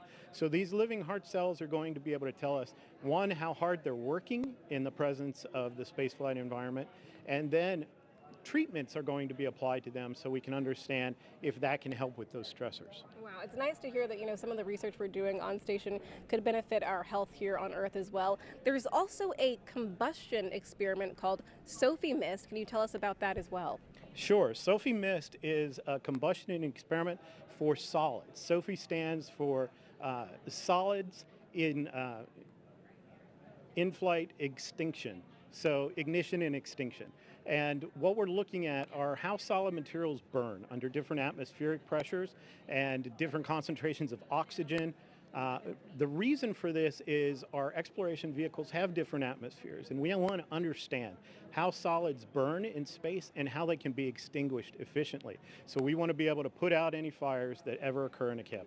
Right, that's very important. ISS Chief Scientist Kurt Costello, thanks so much for joining us tonight. Thank you very much. Of course. Daryl, back to you. Thank you, Jasmine and Kurt. And I thought it was interesting he was talking about that SOFIE experiment and burning materials in space.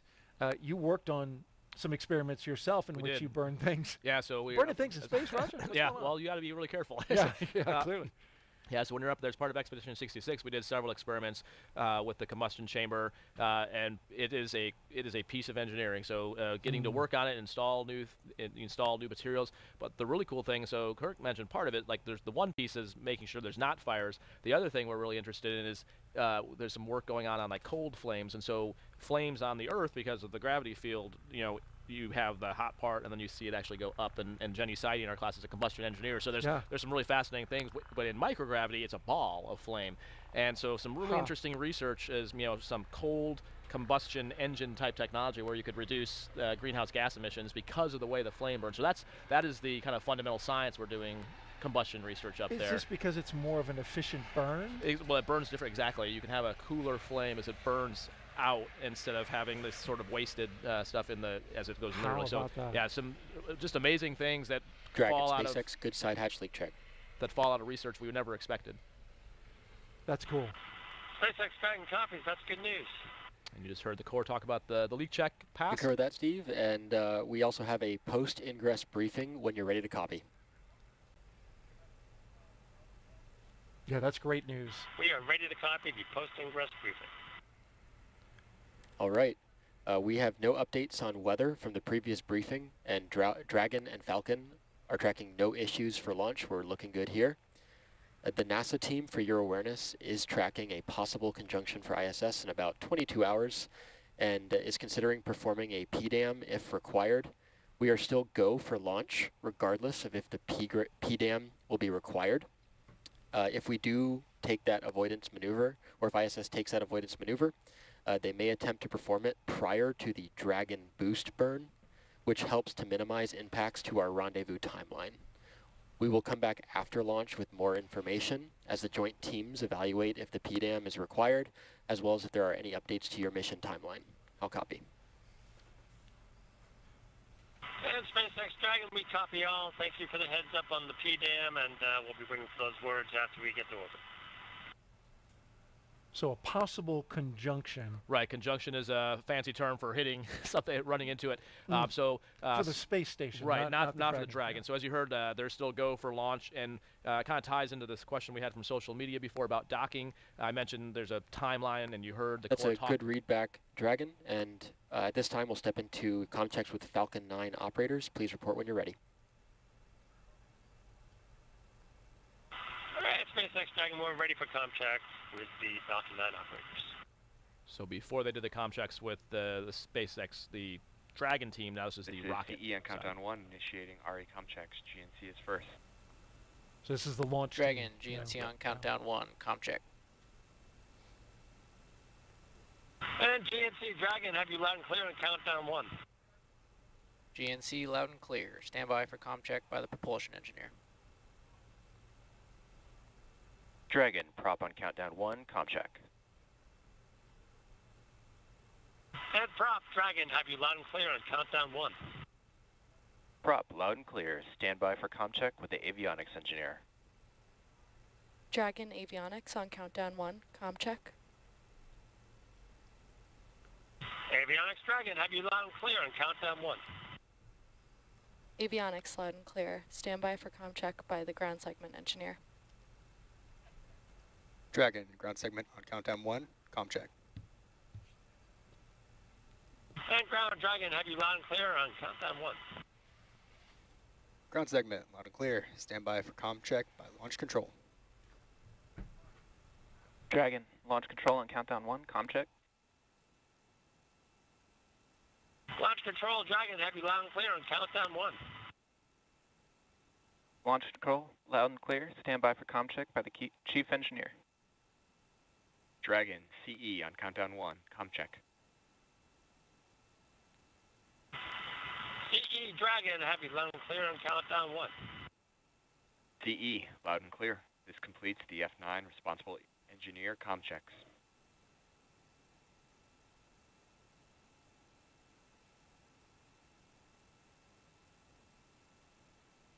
If there was any kind of problem with the rocket, a subsystem of the rocket, you'd want that person to be able to talk directly to the crew. So there's making sure that comm channel is there. Going back to the PDAM you mentioned, that stands for a debris avoidance maneuver, and so Space Force is actually constantly watching all the things in orbit, and then if there is any chance that we think someone will get close to the ISS, they notify Houston.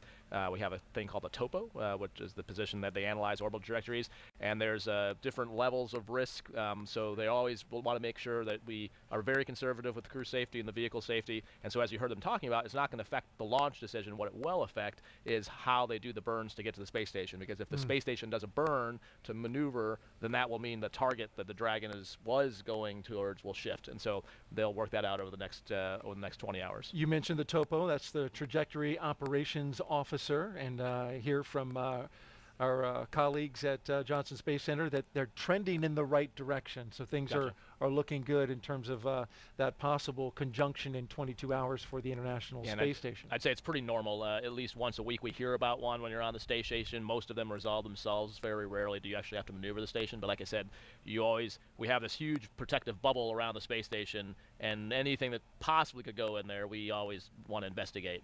So this is probably just the beginning of that investigation, and then as we learn more about it, it's probably not going to be a problem, but we always are wanting to make sure we're very conservative with the crew. Make sure and the you're vehicle. ready in case Exactly. it's not. All right, Yep. very good. Well, now we want to throw it over to Jasmine, who is with NASA Administrator Bill Nelson. Thanks so much, Daryl. Yes, right now we're honored to be joined by NASA Administrator Bill Nelson as well as astronaut Reed Wiseman. Thank you both for being here tonight. Well, it's always a treat when we start launching and going into the heavens. Exactly. We're always happy to have you back here, Administrator Nelson. So first question for you, international partnership is the lifeblood of the commercial crew program. We have the second time we have a Roscosmos cosmonaut on board, but this is the first time we have a UAE astronaut on board. Can you talk about those international partnerships? You know, as we go back to the moon after 50 years, it's not just the U.S. government. It's now an international mission, and it's a public-private partnership as we go back to the moon and then on to Mars. In this particular case, going to commercial crew to the International Space Station, it's very much both of those as well.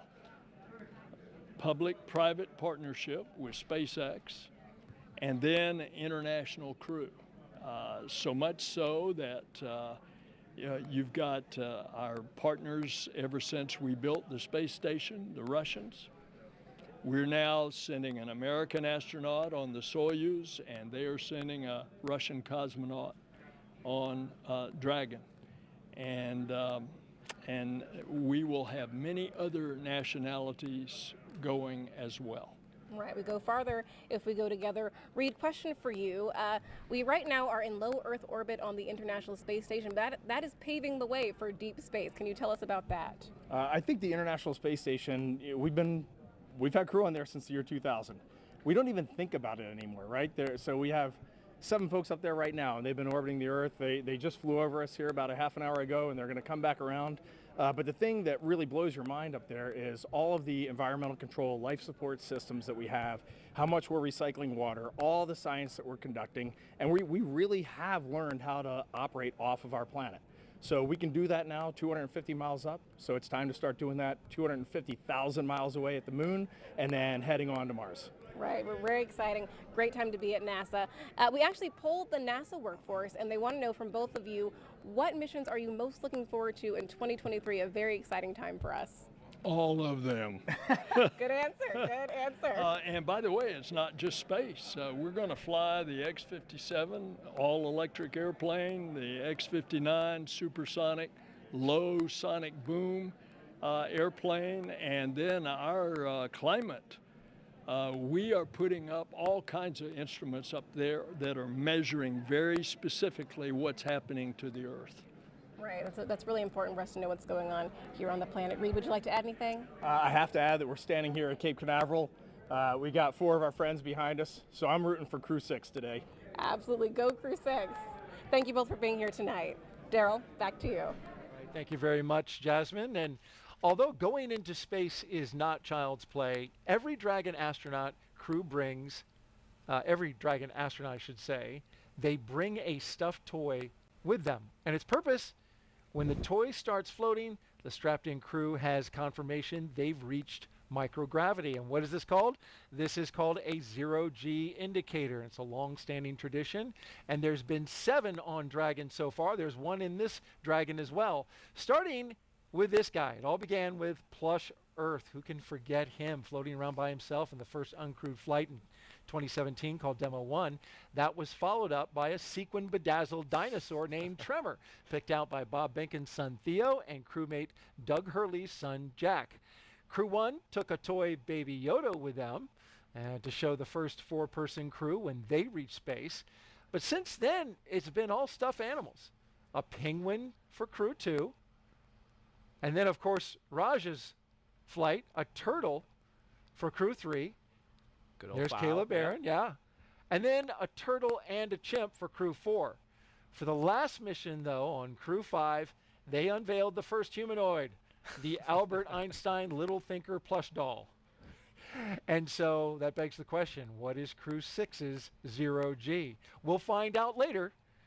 But you had the turtle, and there's a special reason for that. Well, it is, yeah. So our class of 2017, we're called the Turtles, which, so the previous class always names the next class. And I think a lot of people thought Turtles was supposed to be an insult because it's slow, but that's actually quite the opposite. The reason is when the vice president announced our class, he said that if you ever see a turtle on a fence post, you know the turtle didn't get there by itself. And so we take it as quite a nod to the people that got us to where we're at, which is very true, that none of us would be where we're at without our families, the flight controllers, the trainers that got us there. And so we actually love the term turtle and don't take it as an insult at all. But yeah, we had every crew takes a while to develop theirs. With ours, actually our turtle was named Pfau, which is German for turtle, since Matthias was our German crewmate, and it was actually a rainbow turtle, a peacock turtle, which is because Tom was class the peacock. So it was a nod to everyone on the crew. You merged that in We there. did, That yep. was nice.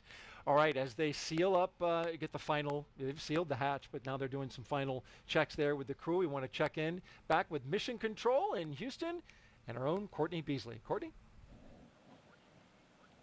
Thanks, Daryl. When Crew-6 arrives at the space station tomorrow morning, they will officially become Expedition 68 flight engineers. Once on board, they'll do something known as a direct handover, basically saying that Crew-5 and Crew-6 will be aboard the space station all together until Crew-5 comes home.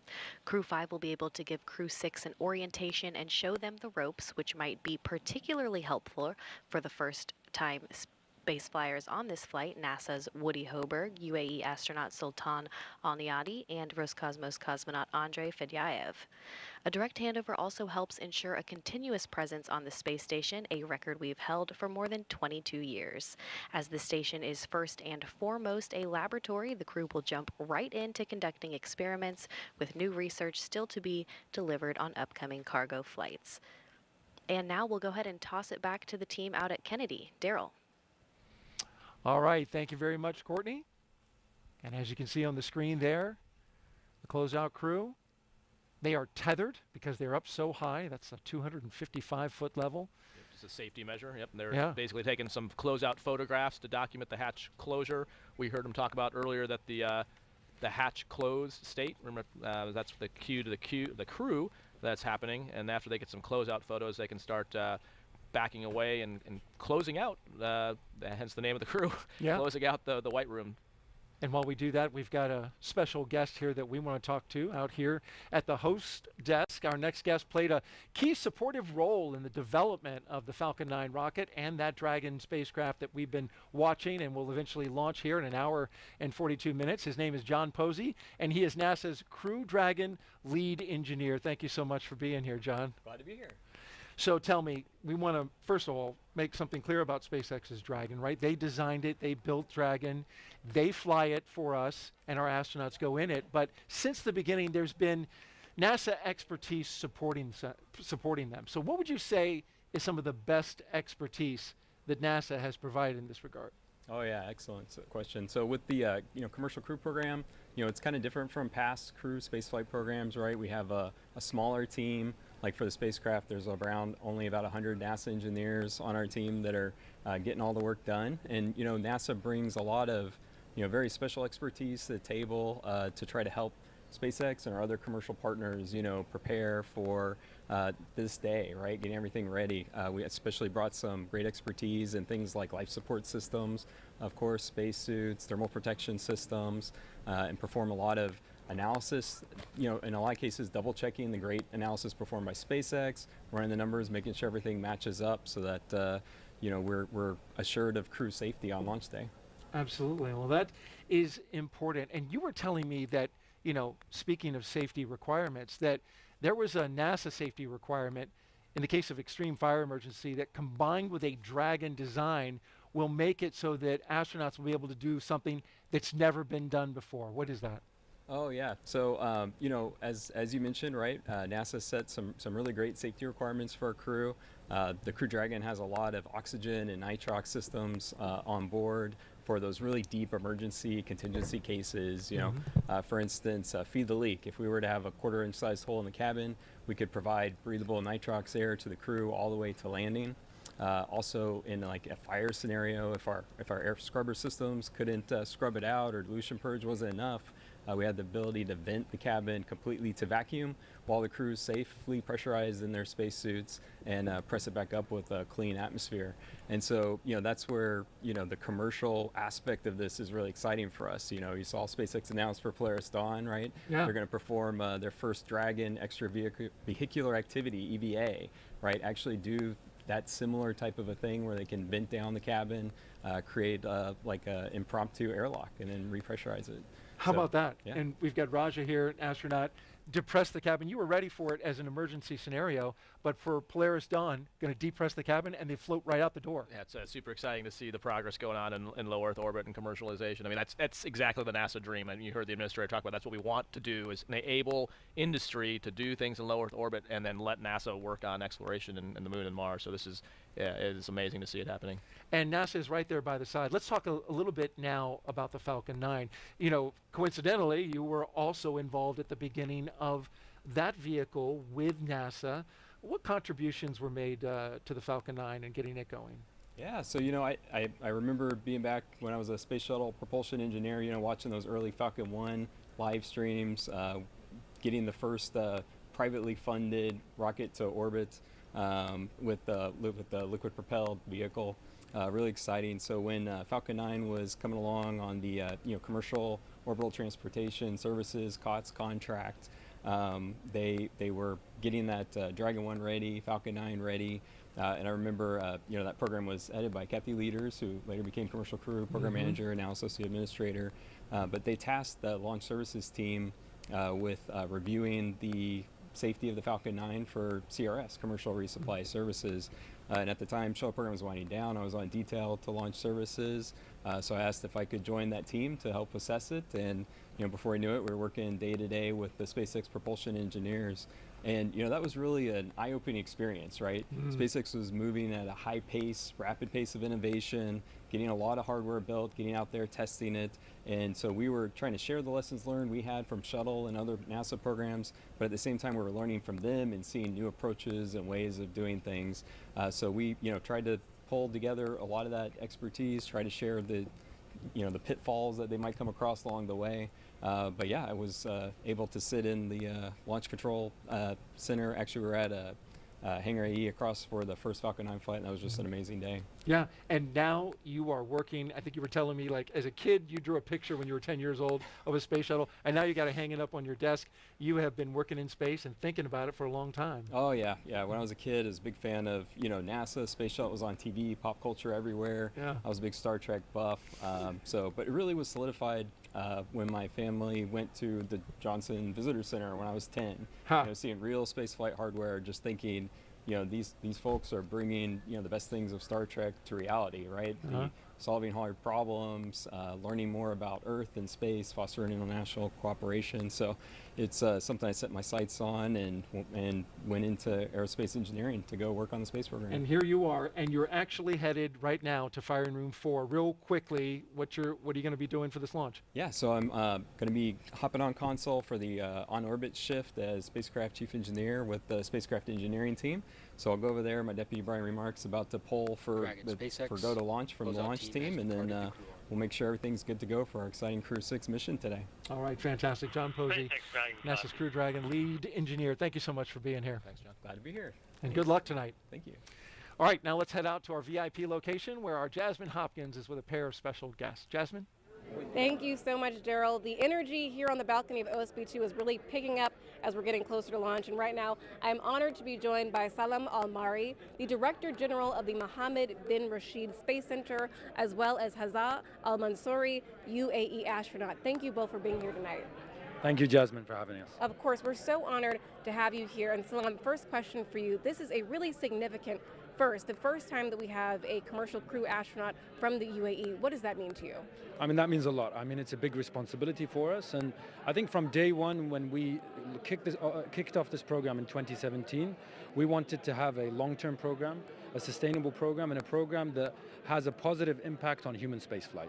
So we selected our astronauts, we made sure they're training with NASA, they're training with Roscosmos, they get the full set of training so that they can be astronauts that can contribute to the advancement of human spaceflight. So this mission really is a fulfillment of that vision. Today, when we get an astronaut from the UAE going on a 6-month increment and doing the same things that NASA astronauts and the USOS astronauts will be doing, I think that really means a lot to the UAE. It really does. And as you just mentioned, training with NASA, Hazal, you were the first Emirati in space. You and Sultan actually trained together. Can you talk about that? That was really great privilege. I mean, like since childhood, like back in UAE, that to dream to go to space, that was a little bit critical. And even just to say that in schools back home, to say that I want to be an astronaut, that was something that not an option for us. But when they did the announcement back in 2017 and we saw that opportunity, we applied, Sultan and myself and 4,000 applicants from UAE just to apply to be UAE astronauts. So we had that privilege. We have been selected for the first batch in UAE. We went to Russia to train and I went to space. I flew to space in 2019. Sultan, he was my backup in that mission, and I am now as his backup in this mission. That was an amazing journey for both of us. I mean, like, we trained back in Russia and we came here, we did the whole like ASCAN training. The amount of support we saw in the whole community here at NASA, that was really huge. Just to make this mission happen for UAE, it's big and huge, and we are really excited. I am super excited to see my colleague Sultan and Woody, Steve, and Andrey Fediaev launch to space. It's going to be an amazing mission for them. 6 months on board the station, doing science, exploring, and conducting different sessions with different schools and kids. That, for me, is a big thing. It really is. It's a big thing. We're so glad to have both of you tonight. Thank you so much. Thank you. Thank you. Of course. Daryl, back to you. Thank you, Jasmine. And now we are T-minus 1 hour and 33 minutes from launch as we get ready for Crew-6 to take off from the Kennedy Space Center. Now, here's a closer look at some of the life-changing science astronauts are performing aboard the International Space Station. The International Space Station is a state-of-the-art microgravity laboratory that is unlocking discoveries not possible on Earth and helping us push farther into deep space. Every single day, we are answering big questions about Earth and about space, about where we came from and about where we're going. But the other thing that we're doing is we're learning more questions to ask. Microgravity turns almost everything we know upside down. Liquids behave completely differently. Fire burns in new ways. Biological systems reveal surprises. There's a few things that have made me gasp out loud up on board Space Station. Watching heart cells actually beat has been a pretty big one. We're studying ways to grow food in microgravity. I got to tell you, these are pretty amazing. We're learning how human bodies react to life in space and how to keep crew members safe and strong on long-duration exploration missions. Deadlifts are awesome on Earth. They're also awesome in zero gravity. We're testing technologies that will be critical to our return to the moon and great leap to Mars. Our research has contributed to medical and social benefits on our home planet, allowing us to find new ways to combat disease back on Earth and develop technologies to deliver clean water to remote communities in need. The spectacular vantage point of more than 200 miles above our planet supports our monitoring of Earth's climate, natural disasters, and plant life. The orbital perspective that we have here on the ISS is just absolutely amazing. Earth is gorgeous. The growing new space economy, so vital to our continued progress in space, is flourishing in low Earth orbit. We're inspiring future generations from a platform that is one of the largest international collaborations of our time.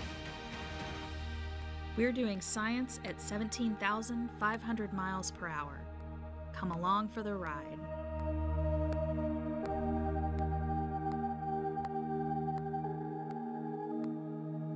And that's where our 3 astronauts and 1 cosmonaut are headed. But first, got some pre-launch configuration to do. Got to fuel up the rocket. And then, of course, light it and launch. We're coming up on 1 hour and 30 minutes before we launch Crew-6 to the International Space Station. The crew of 4 are in the capsule, as you just saw. The hatch is closed, and we successfully completed a leak check on the hatch, as well as the cabin. Launch engineers are located in Firing Room 4 at the NASA Launch Control Center at Kennedy Space Center. They have a view through their large window of Pad 39A, and this is what they're looking at. You can see the Launch Control Center. It's the building just to the right of the large VAB, just below that NASA logo. The Falcon 9 team is loading helium and nitrogen gas into storage bottles on the launch vehicle. They completed the RF checkouts, the radio frequency, did a final review of the vehicle testing performed earlier today. And the SpaceX chief engineer for this mission, he's Dan Alix, and he will check with the team at T-minus 80 minutes to verify that we are good to continue the countdown. Now, the next major activity is flowing a small amount of fuel into the first stage to prime the Merlin 1D engines for ignition. The team is also monitoring fuel and liquid oxygen loading preparations to make sure the propellants in the ground tanks are correctly chilled prior to loading them on the Falcon, and that will happen at T-minus 35 minutes. I'm with NASA astronaut Raja Chari, and let's take a look at the weather really quick. Weather is looking great. We are only a 5% probability of violation, and that's only for the possibility, a very slight possibility, that a cumulus cloud goes over the launch pad. Right now, we're looking clear. We are green on weather. Winds are 7 to 12 miles per hour out of the southwest. Temperature is a comfortable 72 degrees. And the weather and the ascent corridor is also good to go in case there were abort. Can't ask for better weather conditions than this, Raja. Yeah, this is a great night for a launch, and let's hope the vehicle stays on progress. Like you mentioned, right now, the next big thing will be when they arm the LES, but before they do that, they'll have to clear out the crew arm. So we saw, like you mentioned, the hatch seal's been checked, and now they're closing out the white room. They'll evacuate the closeout crew, and then that will be when they let the crew know that they're ready to actually arm the LES before they can start prop loading. You mentioned the Falcon engineers, so like the F9 team is really kind of taking the prime role right now, monitoring the systems, getting ready to make sure it's ready to actually start to load the prop on the vehicle. And the reason they do it on the vehicle, it's because rockets are hard, as it turns out. Getting space is hard, and so your mass margins, the weight is so critical. So you really want to wait until the latest you possibly can to put the gas on the vehicle, because it's cryogenically cooled. I mean, it's super cold, and so it starts to boil off. And so the less amount of time it's on the rocket, the more gas you have. And so you want to wait until as late as you can, but also have enough time, obviously, to do it and get to space. So the longer you wait, and it's a balance of wait as long as you can, but still have enough to get it all on board, and that gives you the most gas to use to get into orbit and then have gas to get to the space station. And SpaceX using super chilled, highly densified liquid oxygen that, as you say, you get more performance out of it the later they load. Currently, we're at 1 hour and 27 minutes and counting, looking at Launch Complex 39A and the Falcon 9 rocket, a new booster on this one, along with the Dragon Endeavour. The booster 1078-1. No soot on this one, so it didn't return from a flight. They're going to fly it for the first time for Crew-6. It's in good shape and ready to go. Dragon will fly its next 4-person crew to the International Space Station. The astronauts that are inside are Commander Stephen Bowen.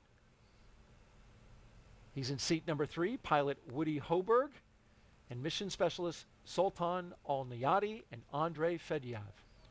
And you can see they've got their visors up. We talked before about they'll leave their visors up until they arm the LES, so the launch escape system, just to be a little more comfortable. And you did mention we had actually the opposite configuration for Crew 3. We had a new capsule, Endurance, and then a reused booster. But today, like you said, the fleet-leading Endeavour capsule and a new booster, a new first stage. And one of the cool things we get to see, while the launch coverage, the folks here at actually KSC, the launch coverage is on the capsule, but the other thing that happens with the SpaceX launch is that first stage coming back, which is also a cool thing to see, which I haven't seen before because I haven't seen a launch, but I'm looking forward to that today. So I got to enjoy the ride in the Falcon 9, but never actually saw what happened to the first stage on my launch. Well, just read the instructions. That's the ship, the autonomous drone ship. It is a landing platform that is out in the Atlantic Ocean right now, several hundred miles offshore, and it will be receiving, as you mentioned, that first stage booster, and we'll see that in our coverage as it comes back down to Earth. And of course, SpaceX has had great success lately with landing that first stage booster, and then they'll put it right back in and get it refurbished and put it into the cycle of boosters for flight. Yeah, it's impressive, the cadence that we've seen them develop with how quickly we can recycle the boosters.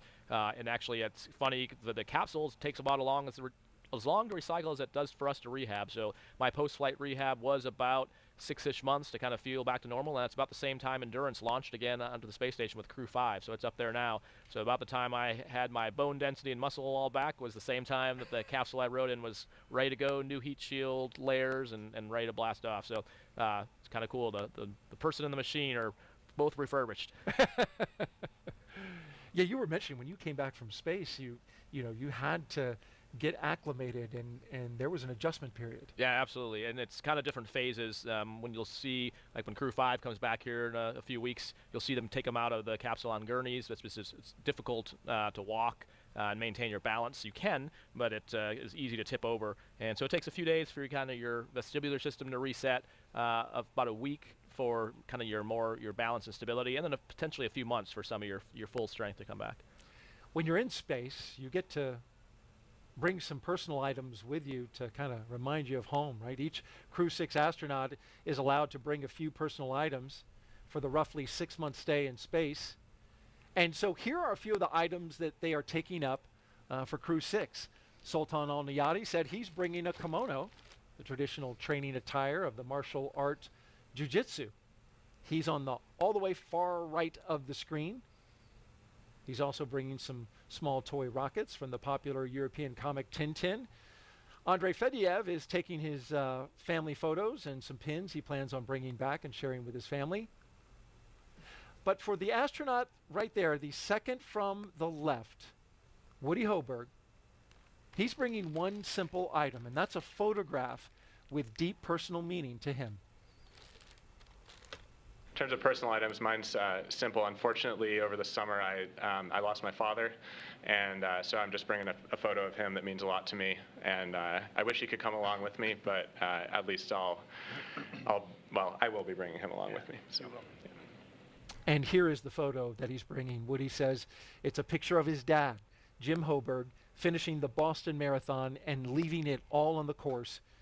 Jim Hoburg, along with his wife Peggy, raised Woody and his brother in Pittsburgh, Pennsylvania. He was an electrical engineering professor at Carnegie Mellon University, where he was known for his exceptional teaching. He was 75 years of age when he passed away last year. Woody says he will remember his father for always showing up and for his relentless pursuit of truth. And he says when he gets to space, he plans to keep the photo in his crew quarters. That's a touching thing to do. Yeah.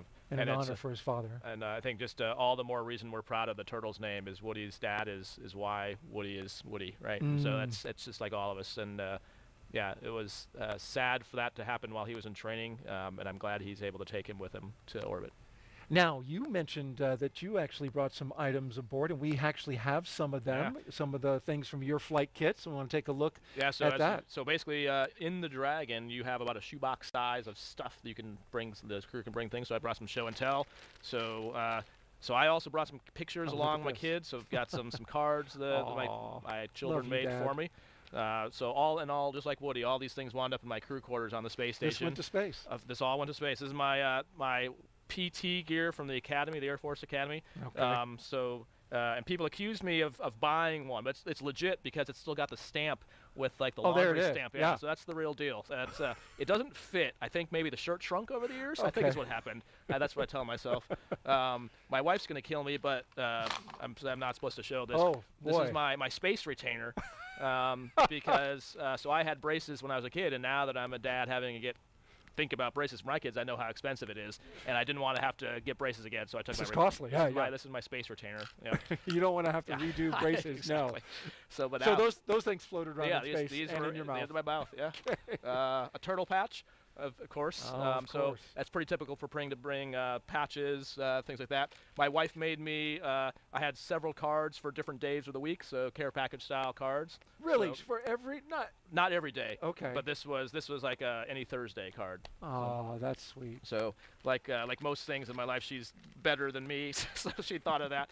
This is a pair of dice. So this is in my first fighter squadron in the Air Force was the 90th Fighter Squadron, which is the pair of dice. And if you notice, any direction is always 7, lucky 7. And so you get your first one. You basically get these pair after you're combat qualified in the 90th Fighter Squadron, and then you wear them on your pocket. And then an RMO, which stands for round metal object. We avoid saying the word COIN in the Air Force. It's tradition, because when you say the word, that's a challenge to someone that they have to have it. So we use the acronym RMO. But so this is our Crew 3 one, our Crew 3 patch, and then our Expedition 66 patch on the back. Hold that for a second. That was really neat. You helped in the design of this with the fire coming out of the dragon. Oh yeah, with the dragon. Making the 3. Exactly. Yeah. So the Crew 3 patch has the 3 and then the dragon, like the head of a dragon in the flame. And people do point out this is you wouldn't want to actually see flame.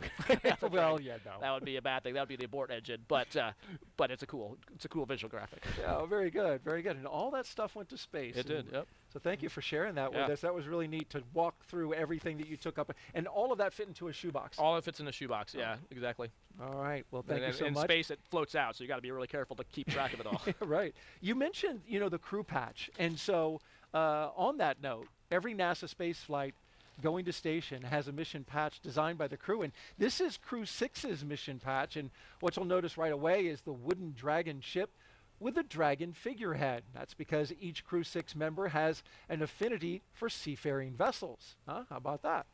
And check out the anchor. It's the International Space Station sitting right there on the ship. Lastly, the sail, Crew-6 says, represents the 3 planetary bodies of the Earth, Moon, and Mars. And you can see the Earth in blue, the Moon in gray and white with the number 6, and then the ultimate destination of NASA's Artemis program, the red planet. That's a pretty cool design. Very cool, yeah. That's the cool thing about patches. There's always so much hidden meaning in it. And it's all the subtleties and the themes, even down to the colors and the number of stars. All that it goes into it. So it's always a fun thing to design a patch and kind of pull in a little bit of each person in the crew into it. And you work very closely with the artist that designed your patch, and every astronaut does, right? We do, yep, yeah. So the JSC helps. We had a known artist. I'm not sure if I'm supposed to say his name, but basically did it pro bono for us. That helped out, which was super super grateful for that. But you're exactly right. We would kind of have some ideas of like some themes, and then you kind of iterate on that with them. And the same thing. So there's the crew patch, and then I think Courtney mentioned earlier when they get to the space station, they'll be part of Expedition 68, which also has a patch, and then they will also be up there for Expedition 69. So they'll have usually have a vehicle patch and then a expedition patch. Raja, full of so much exciting information here and insight into what it's like to be a NASA astronaut and to fly this Crew Dragon, go up to the International Space Station. So we want to ask another social question. Send them all in: Facebook, Twitter, Twitch, and YouTube. And here's a question from @11B. Does the 2+ hours in the seats prior to launch go slowly, or is the level of activity such that time passes quickly? It's a good question. So I would say it actually goes pretty quick, because what they're actually doing, and you can see actually all of them are tapping away at screens there, even though the crew's not, right now they're waiting for the closeout crew to finish up, and the F9 team is doing most of the work. What they're doing is kind of walking through all the displays, and we call it chair flying, going through the sequences and actually kind of talking through some off-nominal events as well. And so they're using all this as rehearsal time, because now that's the actual day of, there's different things that will be specific to the weather in terms of what egress set you might go to. And we mentioned before, like what's the commander's job is kind of like the coach and talking about like, okay, if this happens, remember, and I don't know what their sequence is, but like, okay, Sultan, you're doing this, Andrey, you're doing this, and you're kind of just walking through those and mentally talking through all of them. And then what Woody and Steve are probably doing on their iPads is going through the displays they're going to see for the different phases of the launch, the different stages. So they have basically a preview mode on there, and they can talk through, okay, at stage 1A, I'm going to make that call. This is what we're looking for. Remember, we're looking at the altitude tape. So they're basically mentally walking through all the phases, because once it happens, once the rocket lights, it happens fast. That's exactly from the time it lights to orbit's like 8 to 9 minutes. So you can't. It's too late to talk about it then. So you're using all this time to go through all those sequences and talk about, okay, what if we have to, what if the case of a stage 2D abort, and what are we going to do, and all the different what ifs, because there's different decision paths in each of those procedures, and you're sort of walking through like, okay, if we go down this path, remember, here's the things to remember. So it's just one last training session, if you will. Seems like a lot doing these mental reps and going through, but that really greases you. Exactly, and that's why then it becomes just kind of muscle memory when you're actually in the moment. Then. All right, we have another question. Joab MSM asks, what does an astronaut do for NASA while they are not in space? I'm glad you asked that, because that's one of the things I try to harp on the most when I do public affairs events is most of our job is not flying in space. Of course, we all love to fly in space, but for example, Tom Marshburn, who was my pilot on Crew 3, he was in the office for 28 years and spent about a year and a half in space, but that's not much time compared to the 28 years in the office. So most of our job is all the development and engineering and science work for all the programs that are going on. So right now, Artemis is what we're all working on. So there's the SLS rocket, there's the Gateway lunar habitat, there's the HLS, which is the human landing system. That's the lunar lander. That's what you're working on. That's what I'm working on. Yeah. There's the Orion capsule. So all of us are working on these different programs, helping with the development of them. And then we also have all kinds of other jobs just to keep the office going. So we have, you saw Reed, who was the former chief of the office. Joe is now the chief. So that's a job. Right? You've got branch chiefs who are running all the different personnel in the office. So these are all those jobs are what we do when we're not flying in space, but we still maintain a currency. So you're doing a job, but you're still flying the T-38. You're still doing NBL runs, the neutral buoyancy, which is where we practice our spacewalks. You're still doing biology training, geology training. You're doing all these things, ISS training at a currency level. And then once you're assigned, you stop doing your technical job and work solely on preparing for the launch vehicle on that particular expedition on the space station. And I know you've been busy too, because even in your time helping us with the broadcast, we're greatly appreciative of you being here. You've been busy, like you're on your laptop, finishing up some work and stuff. So we really appreciate you taking the time to be here for the broadcast. I think that's why we all love our jobs. Yeah. It's fun. All right, let's check in now. Go back to Houston, Texas, with Courtney Beasley. What's happening in Mission Control, Courtney? Thanks, Daryl. The flight controllers here in Mission Control Houston are laser focused on the onboard systems of the space station, ensuring it is ready to receive Crew Dragon. They're also making sure all communication links between the station, Dragon, and the ground are working properly. The consensus to this point is that everything is proceeding right on track. Teams here in Mission Control Houston, the team in Hawthorne, and the astronauts aboard the space station will monitor the autonomous docking of the spacecraft tomorrow. They'll perform a series of leak checks, then work to open the hatches on the Dragon side and inside the station's pressurized mating adapter. We expect hatch opening to take place about an hour and a half after docking. Once on board, the astronauts will be greeted by the space station crew and will then join in for welcoming remarks for the new crew members. From there on out, they will no longer be referred to as Crew-6, but rather as flight engineers of the International Space Station until their return back to Earth. Here in Mission Control Houston, Flight Director Chris Dobbins is now on console overseeing the team for launch. And that's it from Mission Control Houston for now, so I'll toss it back to the team in Florida. Daryl. Commercial Crew program. It was created in 2011 and has been flying astronauts from American soil to the International Space Station for the last 2 years. Let's bring in NASA's Jasmine Hopkins again, who's with Kennedy Center Director Janet Petro and Deputy Director Kelvin Manning. Thank you so much, Daryl. Janet Petro, Kelvin Manning, always a pleasure to have you guys here. Thanks for being here tonight. Thank you, Jasmine. Of course. So, Janet, I know that your one of your catchphrases is embrace the challenge. So talk to us about how the workforce has done that here at Kennedy to return to human spaceflight in just the past few years.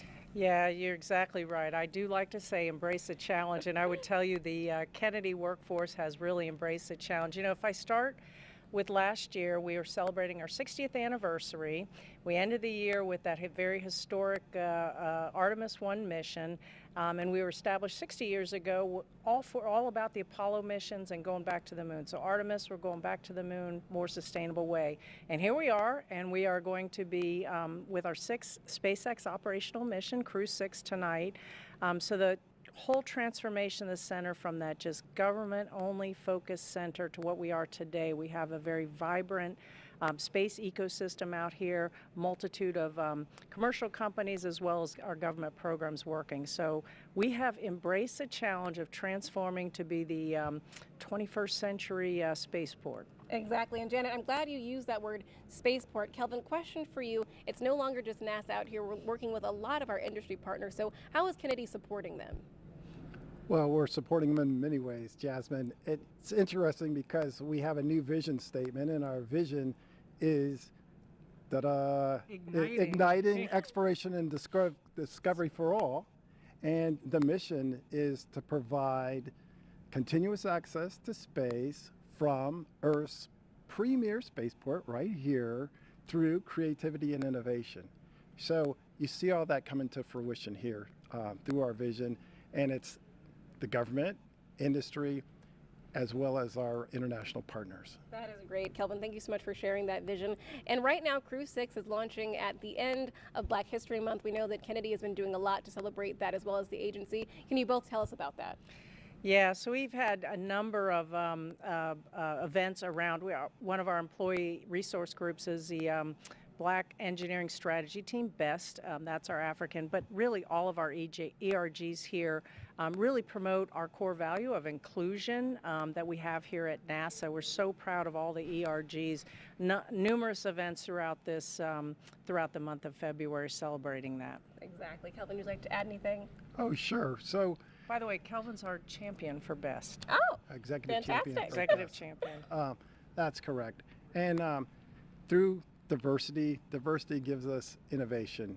You know, people with different backgrounds, different thoughts. We want to be inclusive, like Janet said, and through diversity, we get that innovation that helps us solve the agency's challenges. And we've got a lot in front of us to return to the moon and onto Mars. Exactly. And one last question. Last year we had 57 launches from Cape Canaveral.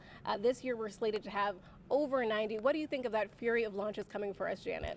It really is amazing. You know, the year before last, it was 31, 57, 94. We're going to be well over 100 in a couple years. And all of across the center requires the support for every single launch, whether it's on our property or if it's on the Space Force property. Together, Kelvin talked a little bit about those partnerships. We work together to make all those launches successful, whether it's commercial, whether it's a government launch, a national security mission. We all work together for that. So we're busy, busy, busy. You know, I thought we were really busy for Artemis at the end, and 57 launches this year. We're even going to be more busy, if you will, supporting all those launches. But we are incredibly proud of what we have accomplished at the spaceport. Couldn't have imagined it 10 years ago that we would be at nearly 100 launches in the decade from the last shuttle launch. So incredibly proud of the entire Kennedy workforce. Exactly. Busy is the right word. Kelvin, anything last to add? Sure. And the cool part is we have commercial partners out here that haven't launched yet. So we tell people we're just getting started. So exactly. It's very exciting. Right. No, that is perfect. We really are just getting started here at Kennedy. Always great to have both of you here tonight. Thank you, Jasmine. Of course. Thank you. Daryl, back to you. Thank you, Jasmine. And if you're just joining us now, welcome to the Kennedy Space Center in Florida and NASA's live coverage of the Crew-6 launch to the International Space Station. I'm Daryl Nail. I'm joined by Raja Chari, a recent flyer on Dragon. Crew-3, the commander. Glad to have you here. Thanks. It's glad to be here, and it's getting close. The rocket's looking good out there. It sure is. We've run down through a few milestones already. We've gotten to a critical part where we are awaiting now the launch escape system to be armed, as well as the fueling of the rocket. Leading up until that point, we've had the crew go into the spacecraft that you see right there. They were helped by our closeout team. The umbilicals were attached, which provide breathing air and communications to the astronauts. They did their suit leak checks. We saw them pressurized and then depressed. And then the comms checks were completed with the core, the crew operations resource engineer with SpaceX, and the launch director. And now we are standing by for those next big milestones. And in the meantime, we've been taking your questions from #AskNASA. All of them from social media, YouTube, Twitch, Twitter, and Facebook. And we've got a question coming up for us right now on the screen for Raja. And from Twitch asks, how long will the crew stay on space station? Well, it varies, but generally the expeditions are about 4 to 6 months. It can change a little bit depending on the traffic flow. The space station is sort of like a giant bus terminal in the sky with vehicles coming and going. So yeah, Crew-6 planned about a 6-month stay. When I was up there, Mark Vande Hei did a year-long mission. Then Frank Rubio, who's up there now, will also be about a year-long mission. The reason we're trying to go longer and learn more is as we go to the moon and Mars to stay, we really want to make sure that we understand the effects of the human body on long-duration space flights. Very good. Another question. Mr. Beast from YouTube asks, what will they be working on during their 6-month stay on the ISS? Also, why will NASA's coverage of the mission switch to an audio-only feed after ascent? Well, I can help out with the audio-only feed, but you want to answer about what they're going to be working on? Sure. So the big answer is science, and so the ISS is a national laboratory in the sky, and it's specifically we do research that can only be done in microgravity. You heard Dr. Kurt talk a little bit earlier about some of the things specific to their increment have to do with some tissue chip research. They're going to do some swabs on the outside of the space station, which is the first time we're going to have done that, to see if microbes from our human body, so we bring along as humans this whole, all this stuff that comes off of us, and one curiosity is from a planetary protection standpoint is whether we would be contaminating the outside of the space station and what implications that has for the moon and Mars. They're going to be doing some more plant research, so I would say, we understand how to grow plants in space, but it takes a lot of crew time to do it. So kind of the next step is how to do that with better what we call regolith simulants, which is like basically dirt, because you just can't have normal dirt in space, it floats away. So you need to figure out some way to have a root system, and so that's where kind of the research for plant technology is at right now. So they're going to be involved in all that, but all told, in a normal 6-month increment, they're probably going to do upwards of 300 different science experiments, which is just an incredible number, over 2 a day, and then all the work to support those science experiments. That's an incredible amount of science that's going to be done. Now, with regards to the second part of that question, why will NASA's coverage of the mission switch to an audio-only feed after ascent? Now, traditionally, we've done video the entire time, but that is correct. We are going to switch to audio only after the ascent portion of the flight, and that's because the length of the crew's transit to the station, which is 24.8 hours, we elected to maintain commentary on mission audio circuits during the lengthy period of non-activity and while the Dragon crew is asleep. So we are continuing coverage non-stop, and will resume NASA TV coverage on Monday night prior to the start of critical rendezvous operations. But in the time in between, we're going to allow you to hear the mission audio, that critical communication between the ground and Dragon. If there is any, we'll keep that up live, but we won't have a commentator speaking to it.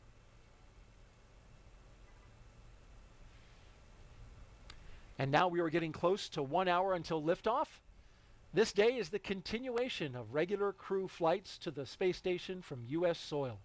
T-minus 1 hour and 2 minutes and counting until SpaceX's Crew-6 mission, which will be the company's 6th crewed spaceflight for NASA, following the crewed test flight of Demo 2 and 4 previous operational crewed missions to the space station. It will also be SpaceX's 8th crewed spaceflight overall, and that includes the private missions, Inspiration 4 and Axiom 1, which visited Raja while he was on board station. Today, our crew is flying on board Dragon Endeavour, and it will be the 4th flight for this capsule, and it will be taking a ride on a brand new Falcon 9 rocket that you see below it. We've had a great countdown so far.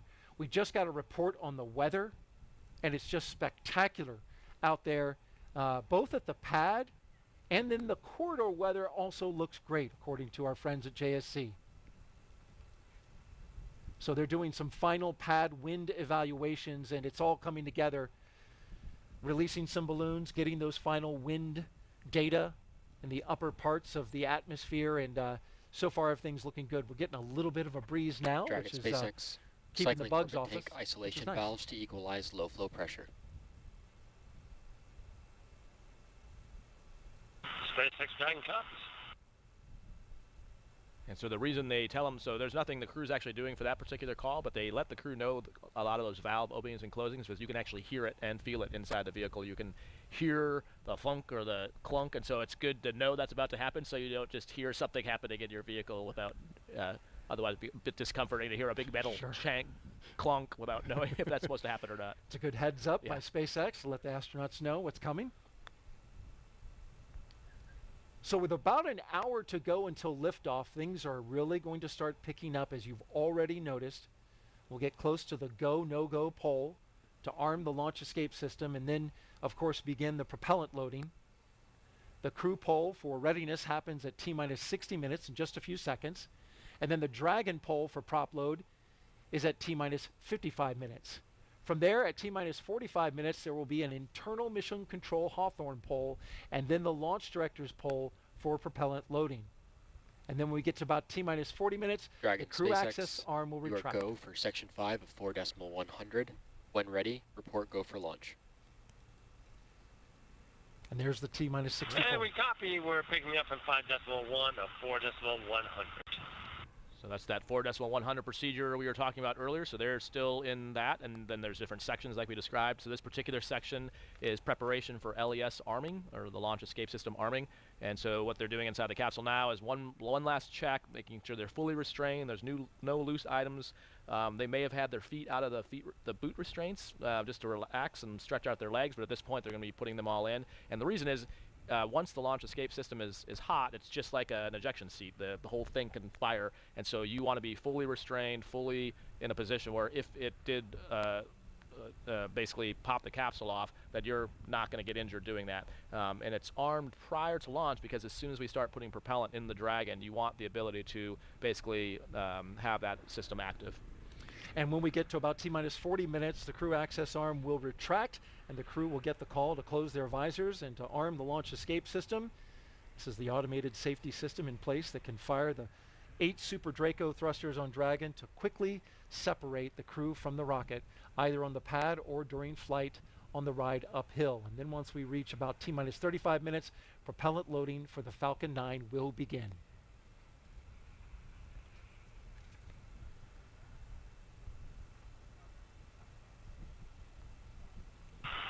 And SpaceX Dragon, we are go for launch. SpaceX copies, crews go. There you heard the go. And thanks for tuning in. You're watching live launch coverage of NASA and SpaceX's 6th rotational flight of astronauts and 1 cosmonaut to the International Space Station. We are T-minus 58 minutes and counting until liftoff. And with us today is NASA astronaut Raja Chari, the commander from Crew 3. Thanks so much for being here. Daryl. And you just heard Steve Bowen say they're go for launch, which is a kind of a cool time for definitely some fist bumps inside the capsule at that point. That's the crew saying we are go for the next few steps of go for propellant loading, LES arming, and go for launch. And so that's that is their vote, and you heard them say they're ready. Good stuff inside the capsule. Liftoff time is still holding for 1:45 and 3 seconds a.m. Eastern Time.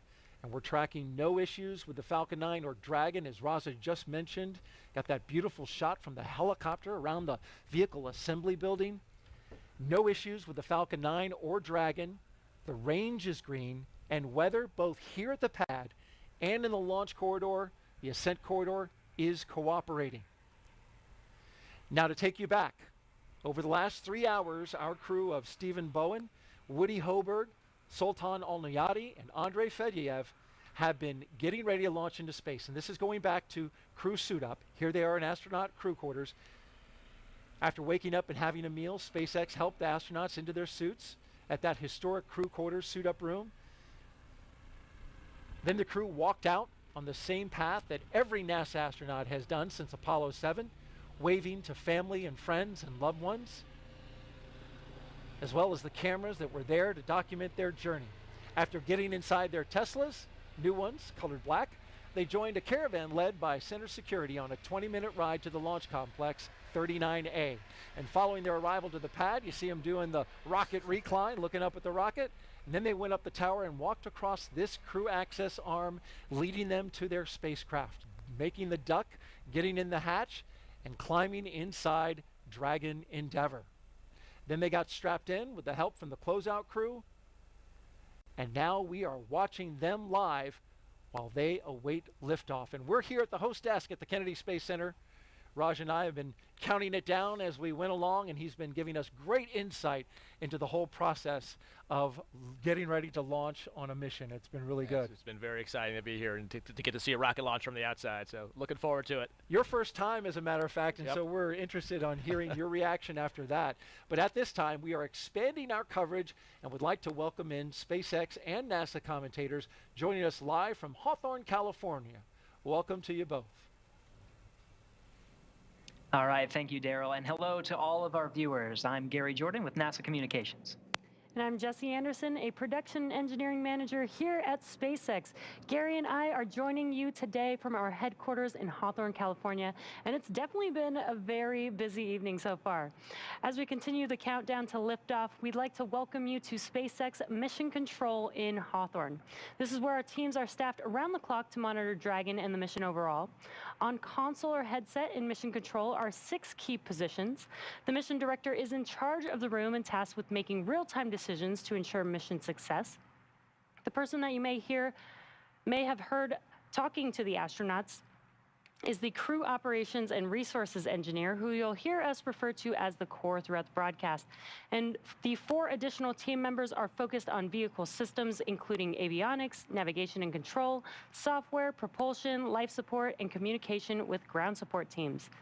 Now, apart from Mission Control, our Falcon 9 team is currently located in Firing Room 4 in the Launch Control Center at Kennedy Space Center in Florida. With less than an hour until launch, they are settling in for final checkouts, propellant loading, and for launch. That's right, and NASA has its own team members in Mission Control in Houston, Texas, where they've been preparing the space station for Dragon's arrival, and recently gave their go for launch, saying that the station itself is ready to receive the new crew. Upon liftoff, today's ride to the space station will take about 25 hours, with Dragon flying autonomously the entire way. And just like an autopilot on a commercial aircraft, the crew always has the ability to take manual control of the spacecraft if necessary. Now at T-minus 53 minutes and 38 seconds to go, we are looking good for an on-time liftoff. And our very own incredible Kate Tice has been monitoring the progress of the countdown. How's it going, Kate? Thanks, Jesse. I'm Kate Tice, SpaceX Quality Systems Engineering Manager. And for those that have just recently tuned in, we had a smooth countdown so far today. The Crew-6 astronauts completed ingress at T-minus 2 hours and 23 minutes. And since then, the teams have completed the required comm checks, suit leak checks, and side hatch closure, as well as its associated leak check. As for Falcon 9, our 2-stage reusable rocket, final propulsion checkouts of first and second stages of the engine began a few minutes ago in preparation for propellant loading. Now that involves testing and cycling the valves and engine pneumatics for pressurization. At T-minus 45 minutes, the team will report their readiness for prop load with a final electronic go, no-go poll. But before we can start loading propellant on the Falcon 9, we have a few tasks to perform. First, we need to retract the crew access arm away from the Dragon capsule to its launch position. That will happen between T-minus 44 minutes and T-minus 42 minutes. Then, with that crew arm out of the way, the launch escape system will be armed. Once those 2 events are complete, Dragon will be ready for Falcon propellant loading. Now, we'll also verify with the launch weather officer that all the weather meets all the constraints. That includes items such as wind speed, as well as lightning and precipitation. However, for tonight, we expect acceptable weather conditions for launch, both at surface level and upper altitudes. As we reported earlier, the possibility of violation for all of those criteria is only 5%. So pretty good for Cape Canaveral, looking good there. As for the range, currently clear for launch from historic pad 39A. Worldwide network of ground stations and the tracking and data relay satellites, or TDRS, as you hear it called out on the nets, those are ready to support Dragon as it heads into orbit. Today, we have an instantaneous launch window at 1:45 a.m. Eastern. Once we begin propellant loading, there is no opportunity to change that T0. The timing for Dragon to rendezvous with the ISS is incredibly precise down to the exact second. So therefore, we only get one chance to go to space today. But at good news, at T-minus 51 minutes and 5 seconds, we are good for launch. Good to go. Great to hear, Kate. Today's launch marks the 6th time a rotational crew will fly on a commercial spacecraft. And much like our previous crews, today's crew has been training with our teams at SpaceX for the last several months, running nominal and emergency simulations of what the full mission will look like while seated inside of Dragon. And as with every mission, each one of our crew members brings a diverse set of experiences to today's flight. That's right, and we'll start with the mission's commander. Steve Bowen was born in Cohasset, Massachusetts.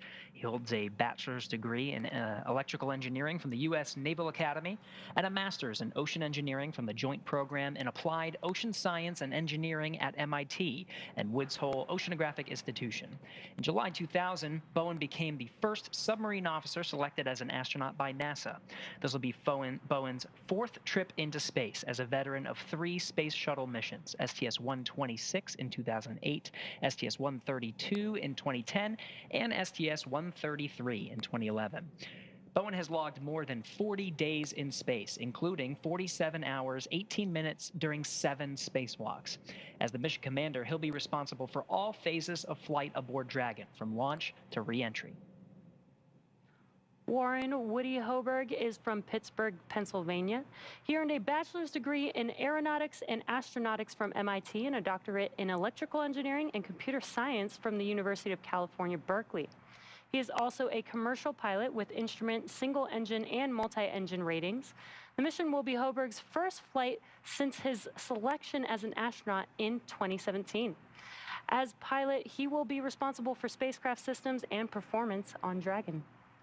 Sultan Al Neyadi will be making his first trip into space, representing the Mohammed bin Rashid Space Center of the United Arab Emirates. Aboard Dragon, he'll serve as a mission specialist, working to monitor the spacecraft during the dynamic launch and re-entry phases of flight. He spent time in the UAE military prior to becoming one of the first 2 individuals selected by his country when they started their space program just a few short years ago in 2017. Al Neyadi will be the first UAE astronaut to fly on a commercial spacecraft. Andrey Fediaev will be making his first trip to space and will also serve as a mission specialist, monitoring the spacecraft during the dynamic launch and re-entry phases of flight. He was selected as a cosmonaut in 2012 and will be the 2nd cosmonaut to fly aboard a SpaceX Dragon. Each of these crew members will be a part of Expedition 68 upon their arrival to the International Space Station. Now let's head back over to Kate for another status update on the countdown. How's it going, Kate? Thanks, Jesse. It's now T-minus 48 minutes and 5 seconds. The SpaceX launch teams are finishing final review of data from checkouts of Falcon 9 that have occurred over the last hour. The launch director has confirmed with the launch weather officer that weather meets propellant loading constraints. So next up will be to poll the team for readiness, both to load propellant and to launch. Therefore, that will be the final poll that occurs prior to liftoff. The 7 SpaceX responsible engineers, often called REs, indicate that they are go for launch and prop load electronically, voting on the online countdown procedure. The launch director, or LD, as it's called out on the nets, also checks with the Dragon mission director, or MD, as well as the NASA launch manager to make sure that they are ready. Now, earlier you saw the vehicle assembly building, lovingly referred to as the VAB. The Falcon and Dragon launch team, as well as key NASA launch members, are in the Launch Control Center, which is adjacent to the VAB. You have a view of that room there on the left-hand side of your screen. That is firing room 4, and they have a view looking straight toward pad 39A. Now, there also on your screen on the right-hand side, you can see the Dragon capsule. That crew access arm is still in the service position. Inside the capsule there are 4 crew members looking pretty comfy and pretty relaxed prior to liftoff. As you can see, that crew on board Dragon, they're waiting for the next instructions, which will be to stow the crew arm for launch and to arm the launch escape system. Now, once the launch director gives the final instructions to the launch team, the crew arm sequence will be armed and initiated. Now, we should get a good view of the access arm as it swings away from the capsule, which will take about 2 minutes to completely move out of the way. Checking in on the range continues to be go for launch there. They are monitoring the clearance area around the launch pad as well as the air and sea space around the flight corridor. There at Kennedy Space Center, the weather conditions are predicted to be acceptable for launch. As I mentioned before, only a 5% chance of violating the conditions, which include winds, both upper and launch altitudes, thick clouds, as well as the downrange landing zones. In the unlikely event that an abort is called for in that escape sequence, we have to make sure that the weather for those downrange landing zones is also acceptable. But everything is looking good on the weather front. Now we are expecting that final pull from the LD to occur here in about 20 seconds. So we will pause and listen in for that announcement.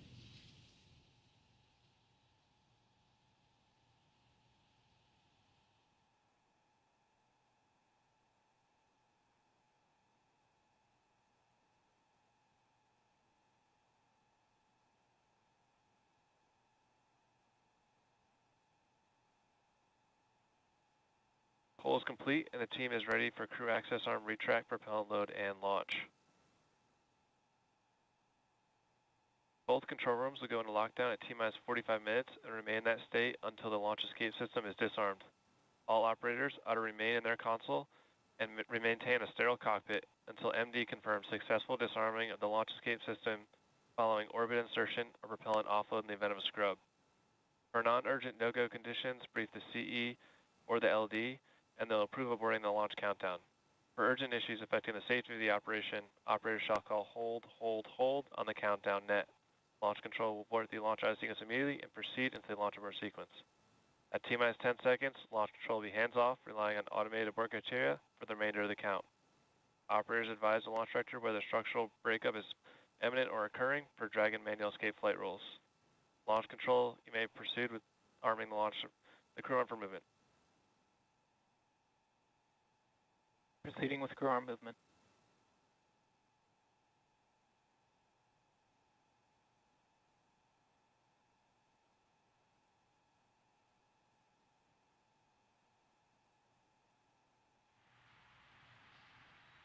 All right, as you just heard there, that final go for launch as well as for propellant load coming from the launch director or LD.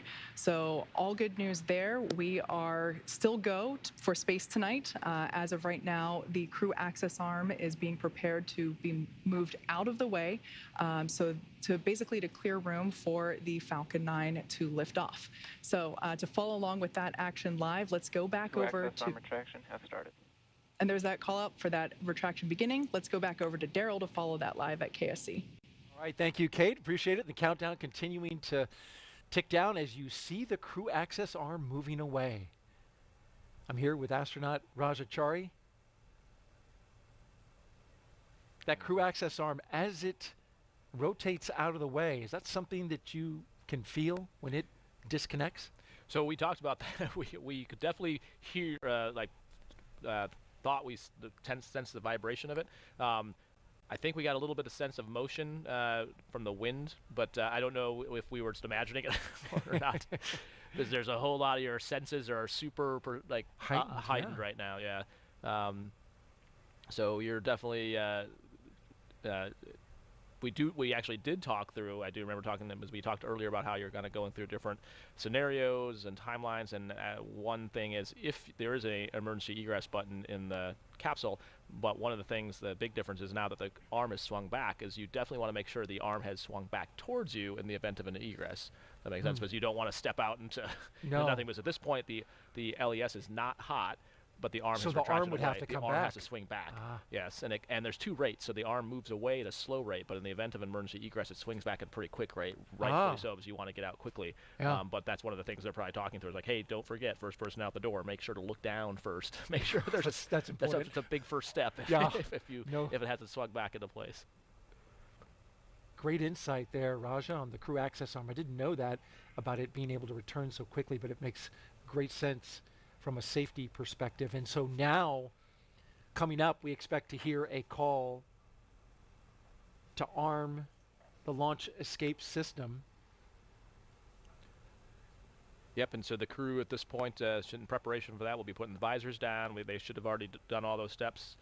They'll verify that, and once they get the go, then they will arm the LES and get confirmation that it is armed. We talked before about the hatch closed state, so that's also in this phase. That's the way you actually know it's armed is you see the flight computer state change. So it's a command you send to put it into the armed state, and then you know it's happened when you'll hear sounds, but that's the official way you know it's actually there.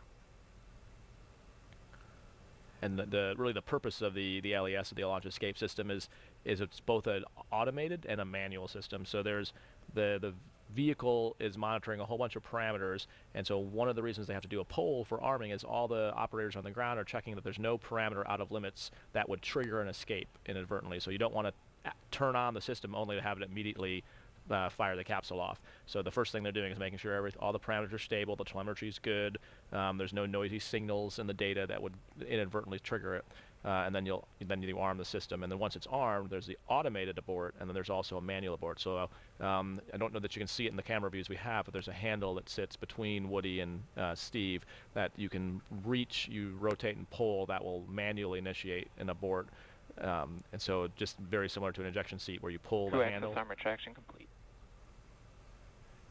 I mean, that's a big responsibility for the commander and pilot if you had to pull that handle. I mean, you don't want to do that unless you're absolutely certain. Exactly. You gotta get out of there. Exactly. And so there's the few cases, or if that's why earlier they did all those checks on the loops to make sure that the people on the ground that have the insight to the status of the F9 and the Dragon have the ability to talk to the crew. So if there's a failure of the automated system, that someone could tell the crew to manual initiate, or there may be some scenarios where the crew may notice something first and manually initiate.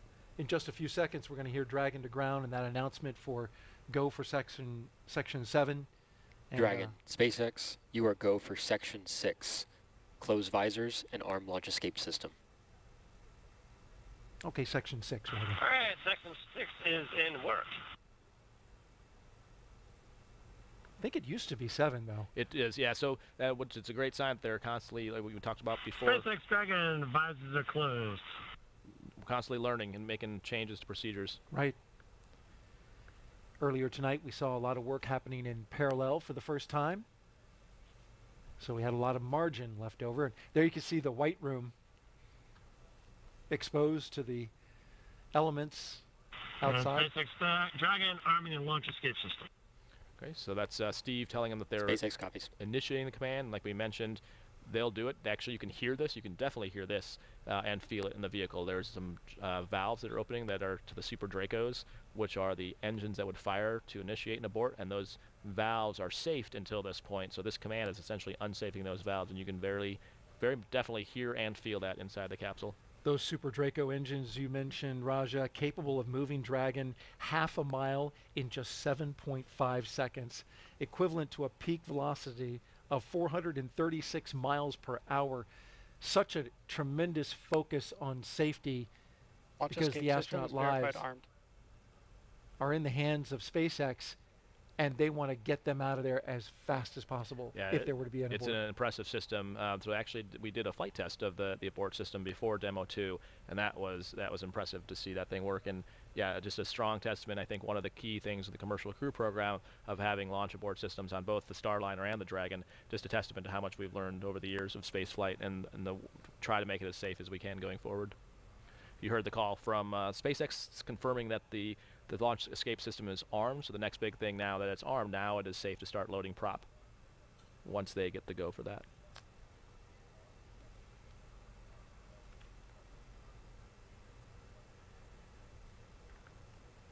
If there were a pad abort, it would take the Dragon capsule 2.5 miles east of Pad A into the Atlantic Ocean. Dragon would come down under its parachutes, land in the ocean. Could take about 4 hours to remove the crew. We have assets with the Air Force called Detachment 3. Yep, Det 3 is what they call it. Yep. Yeah. Yeah, so there's what's called PJs, or pararescue jumpers. So we use a myriad of assets. The Air Force and Navy help support these launches on both coasts. And basically the C-17, C-130s, helicopters, PJs. It's quite a group, and all the more reason we have to look at that whole weather and a port corridor to have that ready if we need help.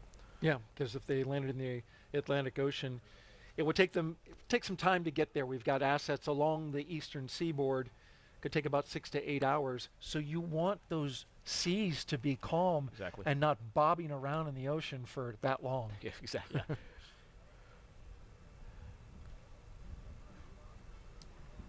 All right, we're getting ready to get that propellant load started. And once they start that load, you'll start making calls for different phases of load, like the LOX, the helium, different things. And the reason they're doing that is, again, you can hear that and feel it inside the vehicle as different valves open and close. You can hear the sounds of fluid flowing, feel some different vibrations. And so that's why they're calling those, so the crew is aware of if something's nominal or off nominal. If you hear a sound without a call, that could make you worry. So that way you know, like, okay, that's the one that we expected to, that valve was supposed to open or supposed to close. Mm.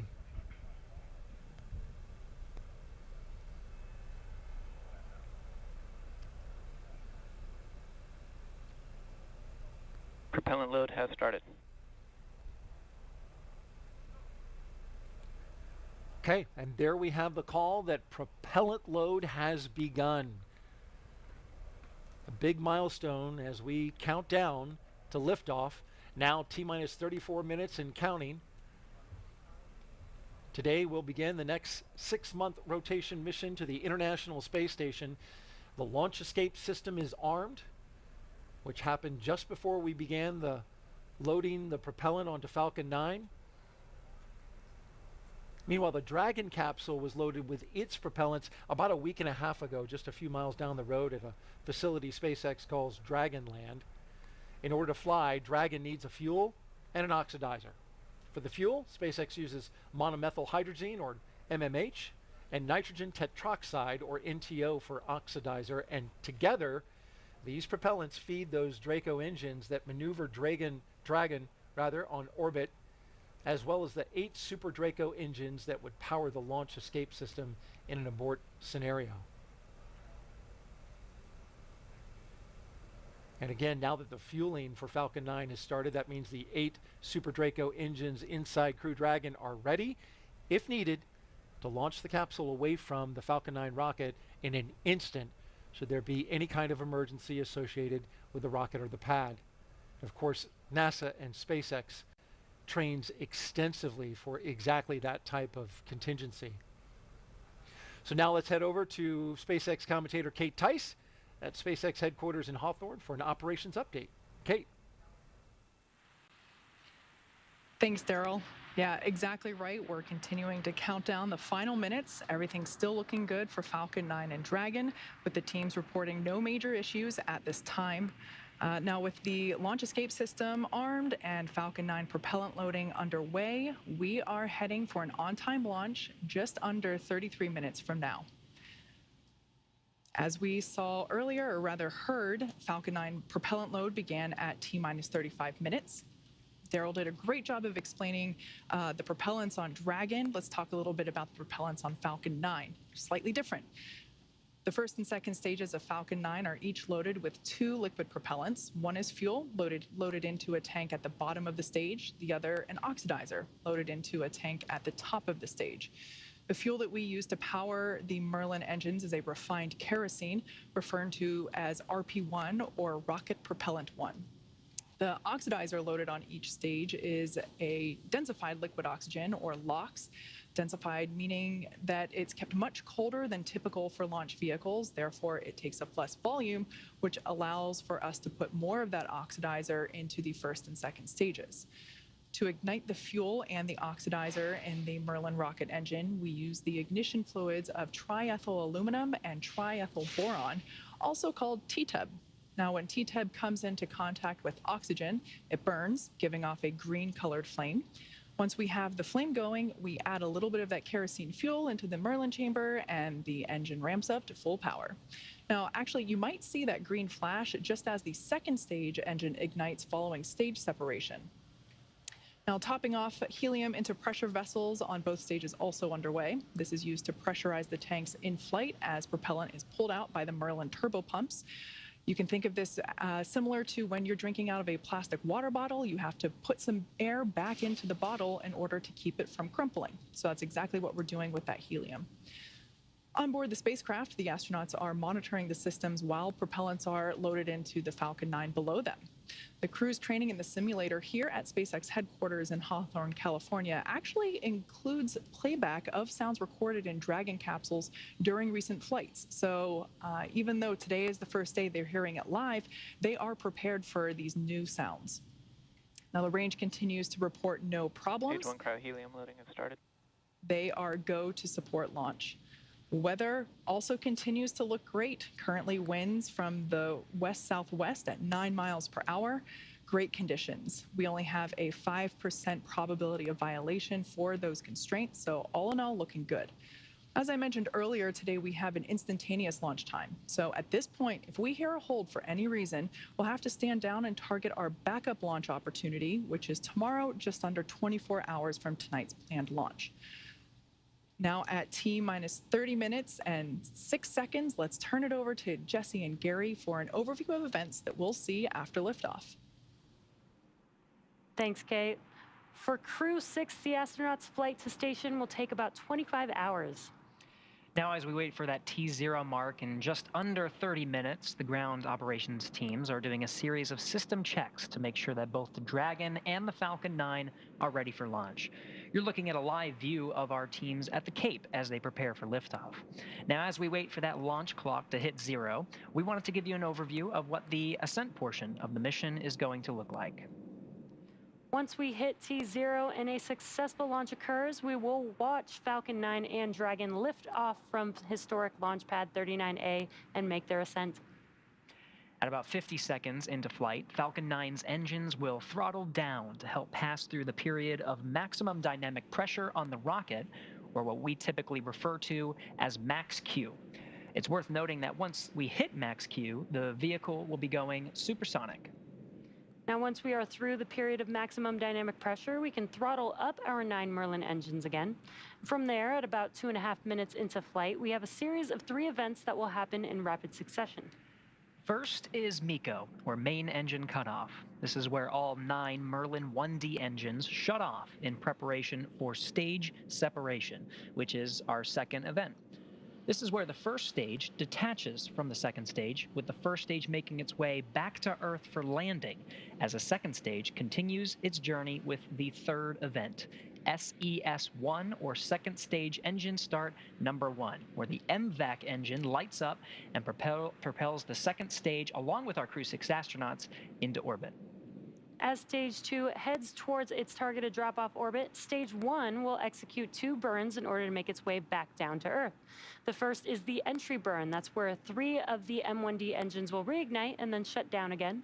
This helps to slow the stage down in preparation for entry back into the Earth's atmosphere.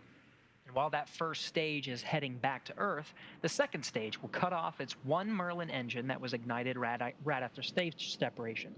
Once this happens, we'll wait for a confirmation of a good orbital insertion. About 90 seconds after Dragon gets into orbit, Falcon 9 will land back on Earth. The landing burn is just a single engine burn, but it's powerful enough to bring the vehicle's speed down rapidly in order to land on the drone ship at about 9.5 minutes into the mission. While Falcon 9 first stage is landing, Dragon is preparing to separate from the second stage. At about 3 minutes after the second stage gets into orbit, we should have a great view of Dragon with its 4-person crew drifting away from the second stage. Once Dragon is a short distance away, it'll begin checking out its Draco maneuvering thrusters to make sure Dragon continues to increase separation distance from that second stage. It's worth noting that these are not the Super Draco engines that would be used during an abort scenario. About 40 seconds after separation, Dragon's nose cone deploy sequence will begin. It will take roughly 4 minutes for the nose cone hooks to unlatch and open, exposing its guidance navigation controls that will help Dragon autonomously fly to the space station. And lastly, once the nose cone is deployed, the remaining Draco thrusters on the forward bulkhead will be checked. From there, over the next 25 hours, Dragon will be on its approach and rendezvous phases, undergoing a number of phasing burns as it makes its way to the station. And all of that will be coming up soon. But for now, let's check back in with Courtney in Mission Control Houston. Courtney. Thanks, Gary. The flight controllers here in Mission Control Houston are laser focused on the onboard systems of the space station, ensuring it is ready to receive Crew Dragon. They're also making sure all communication links between the station, Dragon, and the ground are working properly. The consensus to this point is that everything is proceeding right on track. The team here in Mission Control Houston, the team in Hawthorne, and the astronauts aboard the space station will monitor the autonomous docking of the Dragon spacecraft tomorrow. They'll perform a series of leak checks, then work to open the hatches on both the Dragon side and inside the station's pressurized mating adapter. We expect hatch opening to take place about an hour and a half after docking. And once on board, the astronauts will be greeted by the space station crew and will then join in for welcoming remarks for the new crew members. From there on out, they will no longer be referred to as Crew-6, but rather as flight engineers of the International Space Station until their return back to Earth. Here in Mission Control Houston, Flight Director Chris Dobbins is on console overseeing the team for launch. And that'll do it from here in Mission Control Houston, so I'll toss it back over to our team in Florida. Daryl, how's it looking? Thank you very much, Courtney. And we're out here at the Kennedy Space Center. Folks are gathering on the lawn now, getting ready for this launch, and it's a beautiful sight behind us, Raja. It's looking pretty good. It's a great view, and looking forward to seeing my first launch and watching another turtle go to space. Yeah, we're going to watch the launch, and we're going to watch you. see your reaction. Well, if you're just joining us, we are T-minus 24 minutes and counting now until the 6th astronaut rotation mission to the International Space Station under NASA's Commercial Crew Program. Commander Stephen Bowen, pilot Warren Hoburg, and mission specialist Sultan Al Neyadi and Andrey Fediaev are strapped into their seats inside Dragon Endeavour. They're in that capsule right there as the Falcon 9 rocket fueling operation is well underway. The launch escape system is armed, and that means Dragon is prepared to launch itself away from the Falcon 9 in case of an emergency on the pad or after liftoff. So far, operations look and sound as expected, counting down to that liftoff at 1:45 and 3 seconds a.m. Eastern Time. Yep, and we heard the call from the Corps that the Stage 2 cryo-helium load had started, and like they described out at Hawthorne, so far what we've loaded is the gas to pressurize the tanks. Around probably about 3-ish minutes from now, we'll actually start the gas itself. So, like they were describing, you need pressure to move the gas, and then you need the actual gas in the LOX itself. So, right now they are loading that helium that pressurizes the tanks, and then the next thing will be the fuel and then the oxidizer. Those inert gases key to pressurizing those, especially the LOX. This mission is the continuation of rotational crew flights to the International Space Station from U.S. soil on private rockets and spacecraft, and it would have been possible without the success of course, NASA SpaceX Demo 2, that test flight, now two and a half years ago. Of course, it was the safe delivery and return of Crews 1 and 2 that got the operational flights rolling. There you can see inside the Dragon. You can see their visors are down and will stay down now since the LES is armed, and you can see they're also not riding or doing anything more at this point with the LES armed. You just have to wait until they're done with that, the prop loading. Yep. And you can see now evidence that that liquid oxygen is flowing into that first stage as it super chills the outer skin of the rocket, and then it condenses the Florida humid air into a little bit of a cloud there.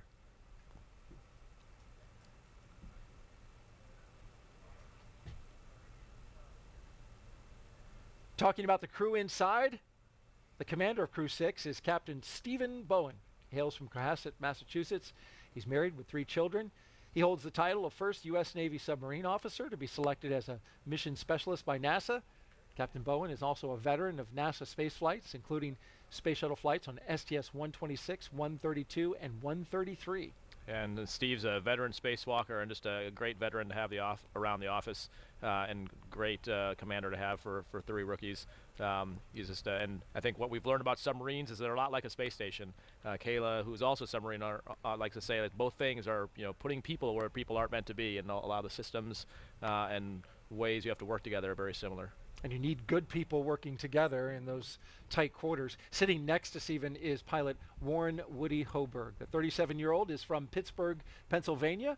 He studied aeronautics and astronautics from MIT before getting a doctorate in electrical engineering and computer science from the University of California, Berkeley. During grad school, Hoburg worked as an EMT with the Yosemite Search and Rescue. I've seen pictures of him on a rope scaling Half Dome. Crew-6 will be Hoburg's first flight since NASA selected him to be an astronaut in 2017. He is one sharp fellow, but also a great guy. Yeah, and also a turtle. So proud to see him going up there as yet another member of our, and super excited. Woody, like you said, just amazingly brilliant, but also just so operationally sound. His time working as basically rescuing people from ridiculous places. Right. I mean, we're not talking run-of-the-mill like, No. off a ski slope. We're talking like off of rock faces and cliffs and just some, crazy stuff. And doing that and carrying someone else with you who's injured Right. is no joke. High-risk rescues, and it's incredible what he's been able to accomplish before becoming an astronaut. In the role of mission specialist is astronaut Sultan Al Neyadi. Stage 2, RP1 load complete. Okay, we heard the RP1 complete in the stage 2. Stage 1 will continue going all the way down to around T-minus 6 minutes. Back to Sultan. He was chosen by the Mohammed bin Rashid Space Center of the United Arab Emirates to be part of Expeditions 68-69. The father of 5 spent most of his life in Al Ain in Abu Dhabi. But in 2020, he traded it all in for astronaut training in Houston at NASA's Johnson Space Center. And this will be his first trip to space. Yeah, and so important to have our UAE partners with us, the first long-duration UAE flight. So what a historic moment for UAE and for NASA to be working in partnership with them. Like you heard Hazza mention earlier, Sultan and him had trained together at Roscosmos, now trained together here, and it's cool to see Sultan now going up there on a U.S. commercial rocket to go to the space station. And now we just heard the call. The strong back chill has begun. And you can see the condensing of the outside air, that super chilled liquid oxygen, both chilling the rocket and, of course, the venting of that LOX going out into the air. Our next mission specialist, Andrey Fediaev. It's also his first trip to space for the second mission specialist. He's a Roscosmos cosmonaut, and he will be working to monitor the spacecraft during the dynamic launch and re-entry phases of flight. He will be a flight engineer for Expedition 68. And considering the partnership with cosmonauts riding on Dragons and U.S. astronauts riding on Soyuz, so great to see that continuing, and Andrey, the latest cosmonaut, heading up on a Dragon. And happy birthday to him. Yeah. He turns 42. What a way to celebrate. Each of these 4 crew members will be part of the Expedition 68 once they arrive at the International Space Station. At this moment, Raja, what's the crew feeling? I think it's hoping that everything continues. You've trained so long for this. You obviously don't want to get what's called go fever, when meaning you're going to ignore a problem, but you're just kind of just hoping that there's not any problems that pop up at this point. And most of it's honestly out of your control, but you have complete trust in the team. This is where, the reason we've trained so long and trained with these actual operators, the same people who are in the loops, is if there are any issues, you can hear it in their voices. You've worked with them, you know them. Complete confidence in the JSC and MCCX, the Hawthorne teams, and just actually looking forward to actually getting to execute what you've trained so long to do. It makes sense. So much work and so much effort over the years has gone in to get to this point. You want to keep going. Yep. Yeah, and it's and I think right now just the final. My guess is what they're talking through is, so again on those displays, they're probably looking forward a few events and talking through those. And so specifically, they are probably talking through the different launch abort phases. So you'll hear once they actually lift off, you'll hear Stephen calling 1A, 1B, 2A. Those are the different launch abort stages. And what they're probably talking through right now is the timing of that, what things they're looking for on the displays, and just again sort of rehearsing as much as you can, because once it happens, it happens really quick. So you just kind of running through things over and over again. The other thing there. Start of stage 2 locks load. Right. So there's the start of the locks being loaded on stage 2. You heard the call there, so things still progressing well. And so the crew has a timeline of these events. So they're also, that's another way they can kind of QC if things are proceeding, maybe if the fuel is taking longer or slower to slow, so they're kind of comparing where they're sitting on the clock versus those calls, and gives them a sense of how things are going. But there's no immediate direct telemetry in the Dragon capsule that tells you all the subsystems in the F9 rocket. You're relying on the timing and some cues and listening to these calls to know what's going on with the rocket itself. Once it launches, you have telemetry on the F9 engines, the status of the throttling command. So he talked about out at Hawthorne, the max Q event and the throttle down. You can see that, you can feel it. And actually, that was probably what I thought as one of the coolest things about our launch was that we could feel and hear the throttle down before we saw it in the telemetry. So for all the automation and all the coolness of electronics, I thought it was amazing and very awesome that the person is could still beat the machine. How about that? But so that's kind of what since they don't have that insight to the F9 rocket, they're relying on the calls and the timing as they are sitting here now, and just making sure everything's on track. Critical communications to the astronauts so they know exactly what's going on, as Raja mentioned. If you're outside and getting ready to watch this launch, you can hear it on the radio. It'll be available on local amateur VHF radio frequency 146.940 megahertz and on the UHF radio frequency 444.925 megahertz FM mode, heard within Brevard County on the Space Coast. So the next thing you should be, as we get closer to 10 minutes, they're going to make sure the launch displays are set up. And the reason they're going to do that is because once the launch happens, you have the ability to, all the displays are touchscreen, so you can change them and move them, but you don't want to be doing that during launch. And so there's a check in there to make sure you have all the views you want. Generally, what I'm guessing they'll do is they'll scroll on the procedure to where they expect to so they don't have to scroll while they're under G's. They'll make sure that the mission specialists have the views that they need. You can see Andrey's actually reaching up there right now, so they'll kind of check to make sure that their line of sight is not obstructed, and that one more check of probably the volume control of their seats, that everyone can hear each other. Maybe give it a few clicks to account for the fact that it's going to get a little louder after launch. All right, let's get another update from SpaceX and check in with Kate Tice. Thanks, Daryl. We are T-minus 13 minutes and 47 seconds from launch. Everything's still looking good for tonight's Falcon 9 launch for Dragon Crew-6. If you've been following along, you know that Falcon 9 began propellant load at T-minus 35 minutes. Loading of the RP-1 fuel on the second stage is complete. That finished around T-minus 20 minutes. Fuel loading on the first stage continues. It's approximately 75% full and will finish around T-minus 6 minutes. Densified liquid oxygen loading is underway on both the first and second stages. They are looking about 80% full on the first stage and just under 10% on the second stage. That will wrap up at T-minus 3 minutes and T-minus 2 minutes respectively. Checkouts of the thrust vector controllers, what we call TVC wiggles, those are coming up. That's basically when we use those thrust vector controllers to slightly move each engine nozzle. That's what allows Falcon 9 to steer itself during ascent. Dragon Mission Director and team reporting no major issues at this time. Communication checkouts are complete. The crew access arm is retracted, as you can see there on your screen. It's nowhere in sight. The crew access arm, the launch escape system is armed, and the crew is strapped into their seats and ready to go to space.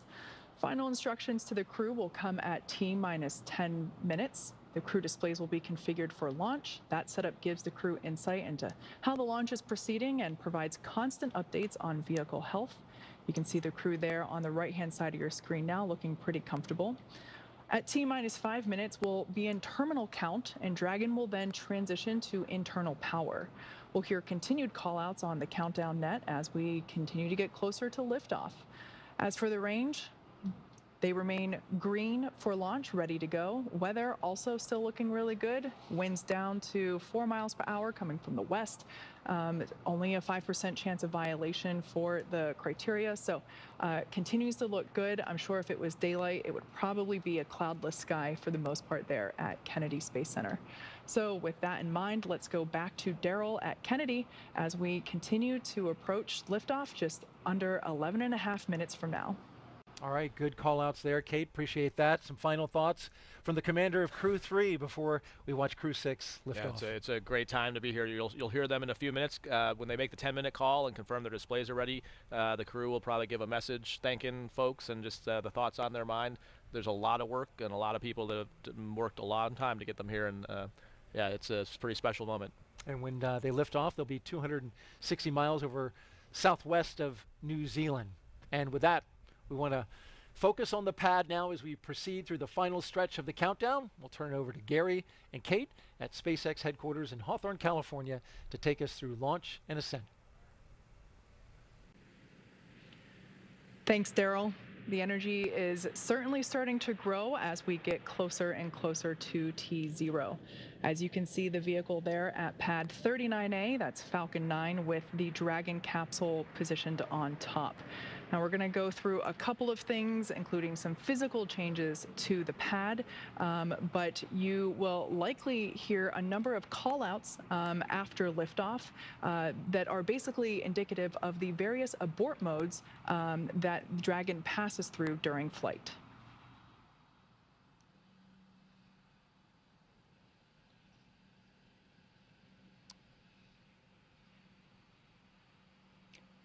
Now T-minus 10 minutes. Dragon, SpaceX, confirm crew displays are configured for launch. SpaceX Dragon crew displays are configured for launch. SpaceX copies. On behalf of our entire team at SpaceX, we are honored to have you aboard Dragon Capsule Endeavour today for its next trip to the International Space Station. We wish you a great mission, good luck, Godspeed, and enjoy the ride. Thank you very much for those kind words. We'd like to thank all the trainers, technicians, engineers, decision makers, and planners who have defined our mission ahead and trained us and given the faith in us to execute that mission. And Crew-6 is ready to launch.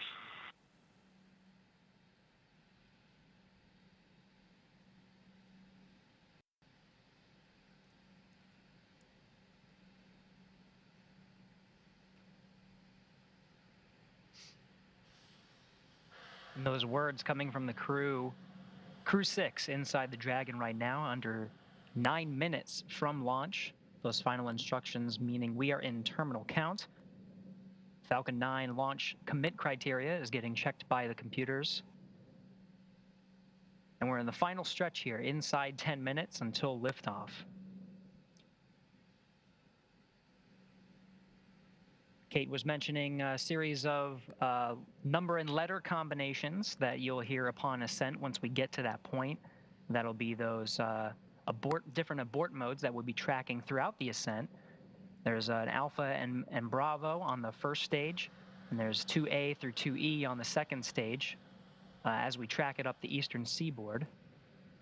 Right now coming up on T-minus 8 minutes, the next major milestone that we'll be hearing will be about the engine chill. That's right. That's a important step of the countdown. That's basically when at T-minus 7 minutes, we will open the pre-valves of the engines to allow a little bit of the super chilled liquid oxygen into the Merlin turbopumps prior to the full flow of LOX that occurs during ignition. Now, that's important because at this point in time, all the hardware is at ambient temperature. So by opening the pre-valves and flowing a little bit of that super chilled, densified liquid oxygen helps prepare the hardware for that colder temperature when the full flow of LOX occurs. We should hear that call out in about 10 seconds.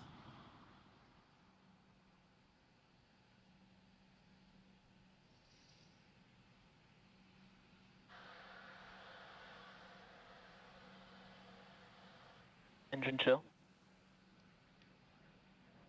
And there's that call out indicating that those pre-valves have been opened, and now there's a little bit of that super chilled liquid oxygen flowing through the hardware, basically chilling it out prior to liftoff. That's right. In the meantime, we're tracking fuel on the vehicle. Stage 2 RP1, or the fuel on the second stage, is complete. It's one of the earlier tanks to be completely filled in the countdown. But as we continue to track the fuel loading, the next thing will be the Stage 1 RP load. Complete. That's coming up here in about 15 seconds. Later in the countdown, we'll be tracking the tanks of oxidizer being completely filled. That RP1 load is now complete on the first stage. So at this point in time, all RP1 is now on Falcon 9, both for the first and second stages. LOX load continues, wrapping up at about T-minus 3 minutes for first stage and T-minus 2 minutes for the second stage.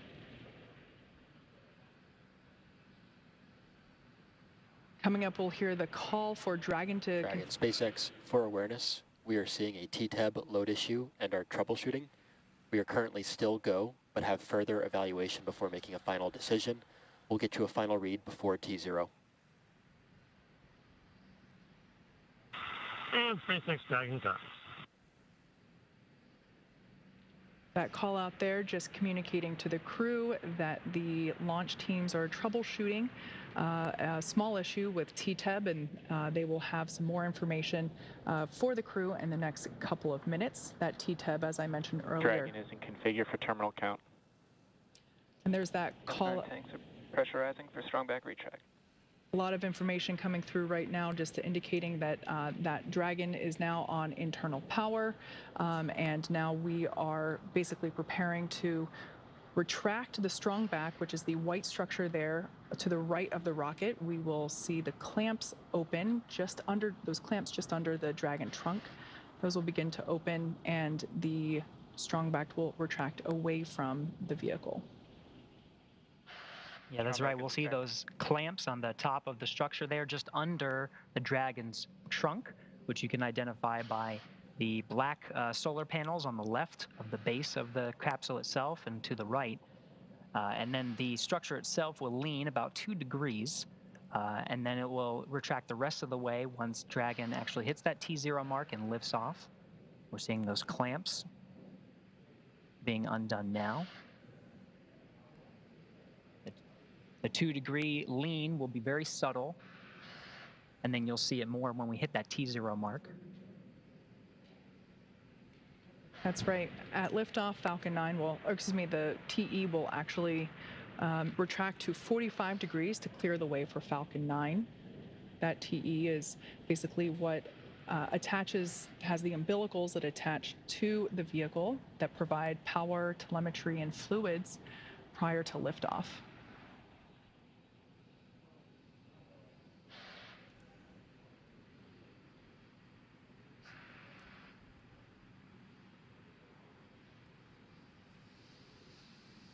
Now coming up in 10 seconds, we'll be listening for a call on Stage 1 liquid oxygen load being complete.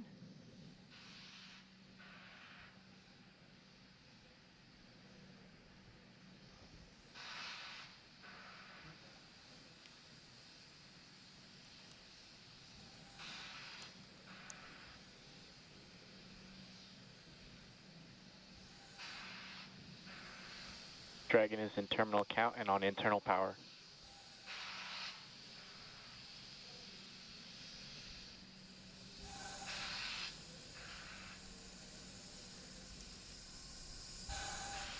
Minus 2 minutes, 30 This is the seconds. LD on countdown 1. Hold, hold, hold. We are standing down due to a T-tab ground issue.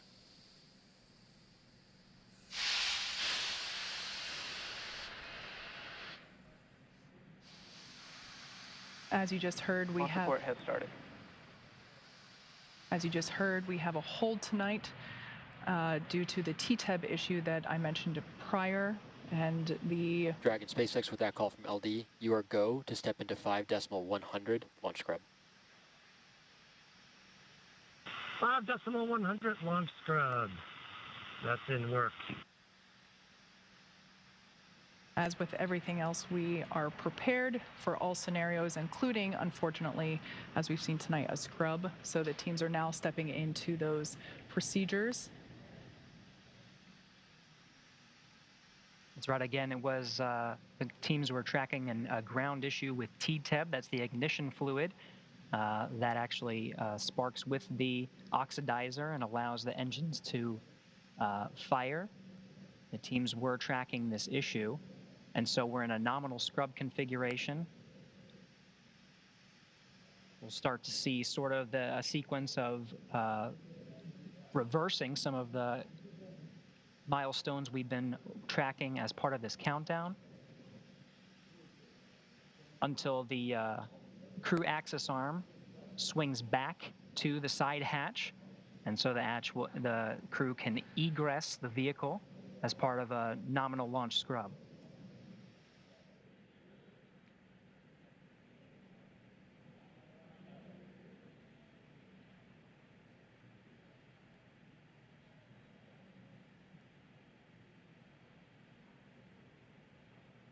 So for those of you just joining at about just under T minus 2.5 minutes, we unfortunately had a scrub due to a TTEB issue with the ground systems.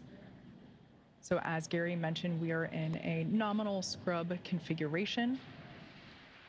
There we have our procedures now being enacted to basically reverse all the progress that we made this evening, including propellant offload and bringing that crew access arm back into position and getting the astronauts out.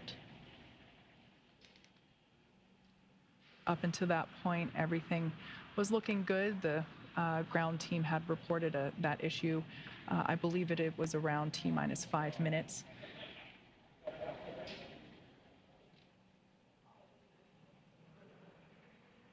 At this point in time, the launch escape system is still armed, but the crew continuing to look comfortable there inside Dragon Endeavour.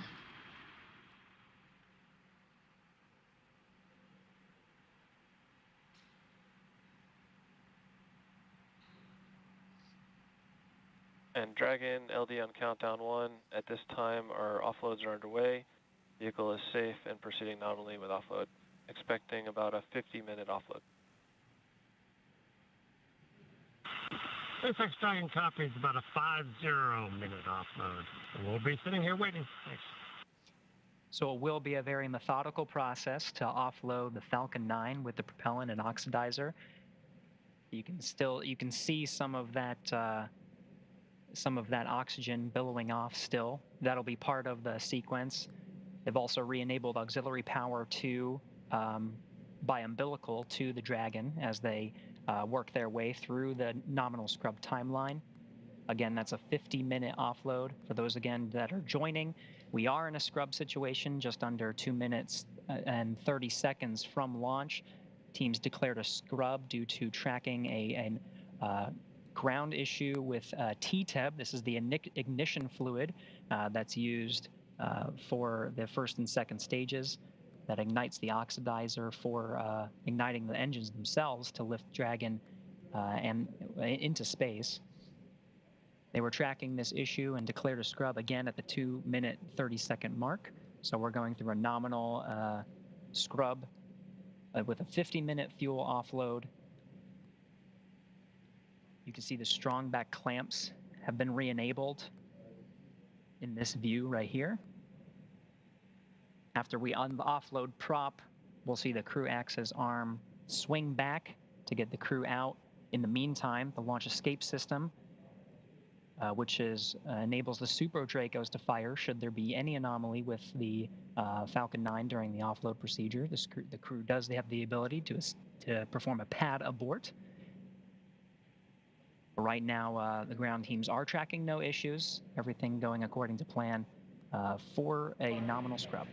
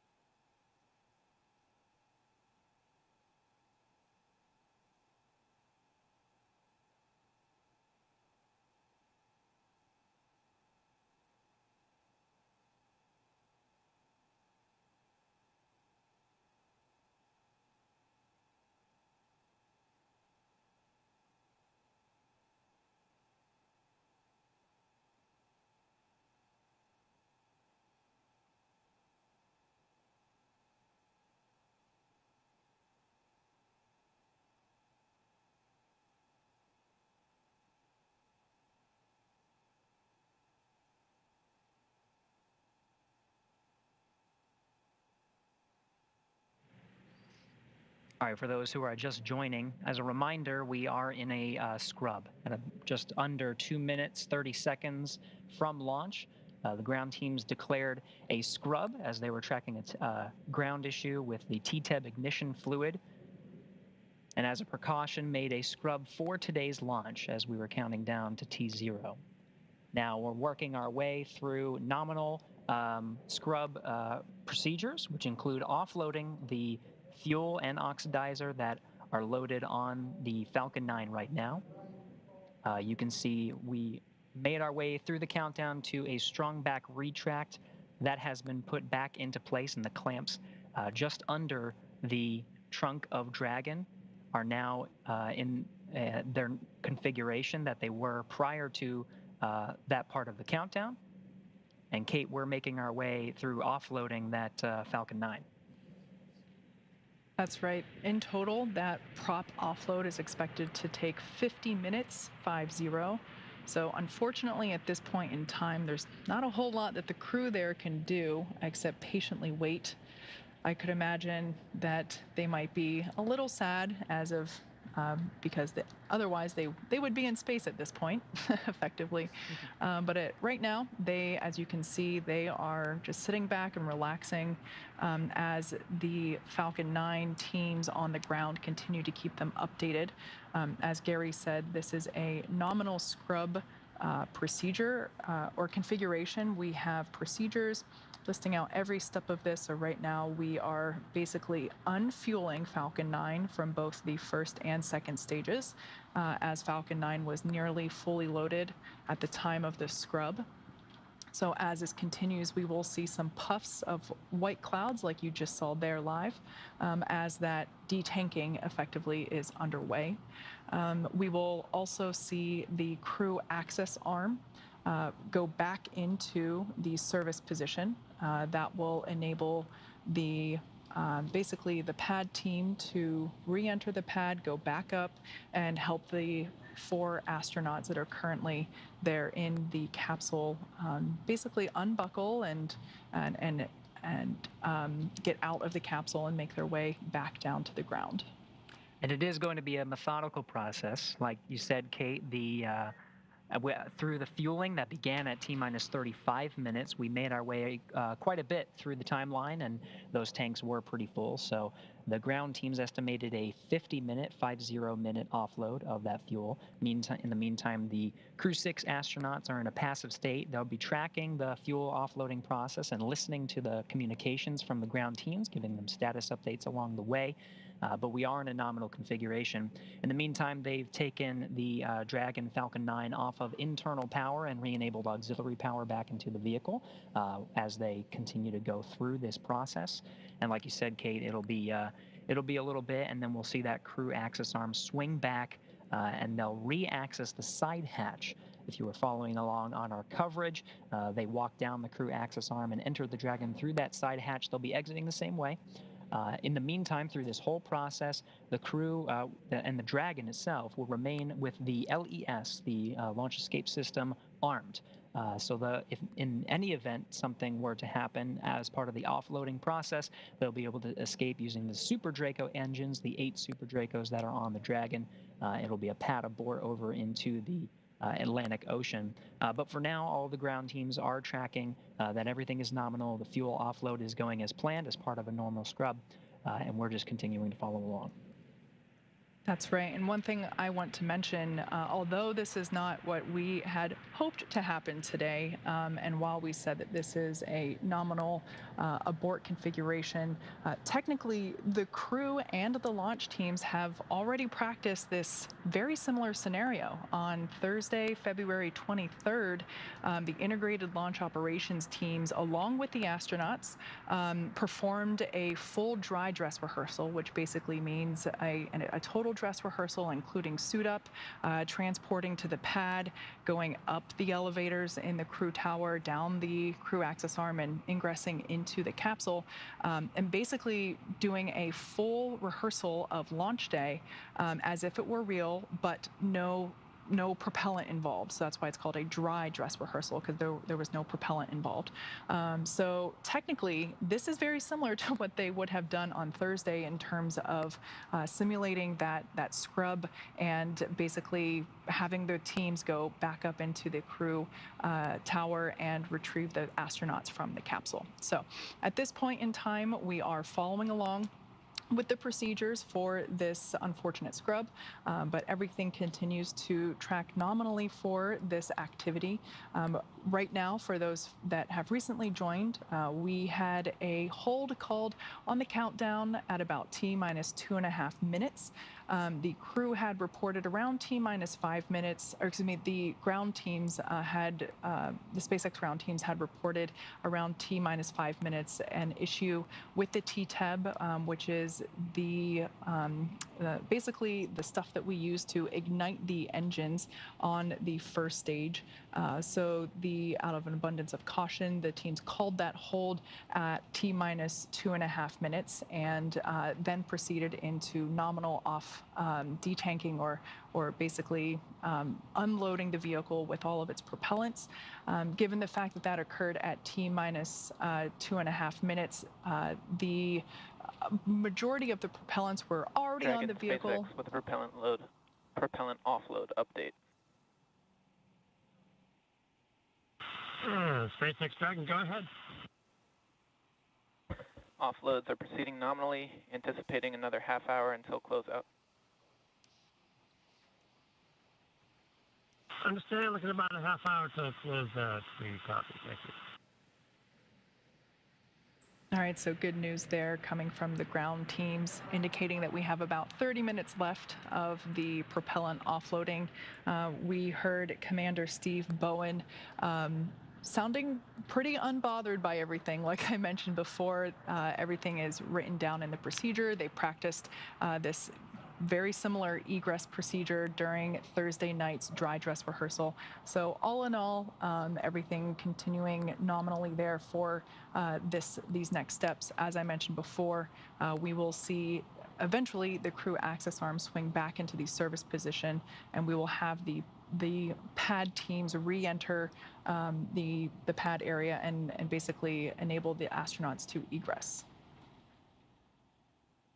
I also mentioned earlier that our backup launch opportunity is about the same time tomorrow, roughly 24 hours after our initial T0.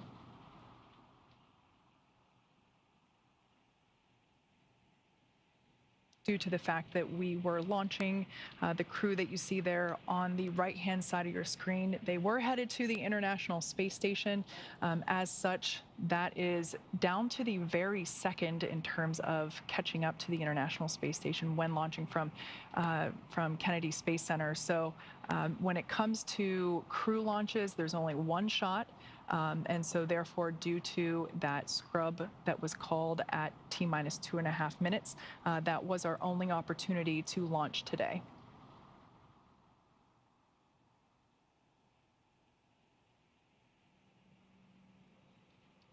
That's right, Kate. And as you mentioned, that scrub would be 24 hours.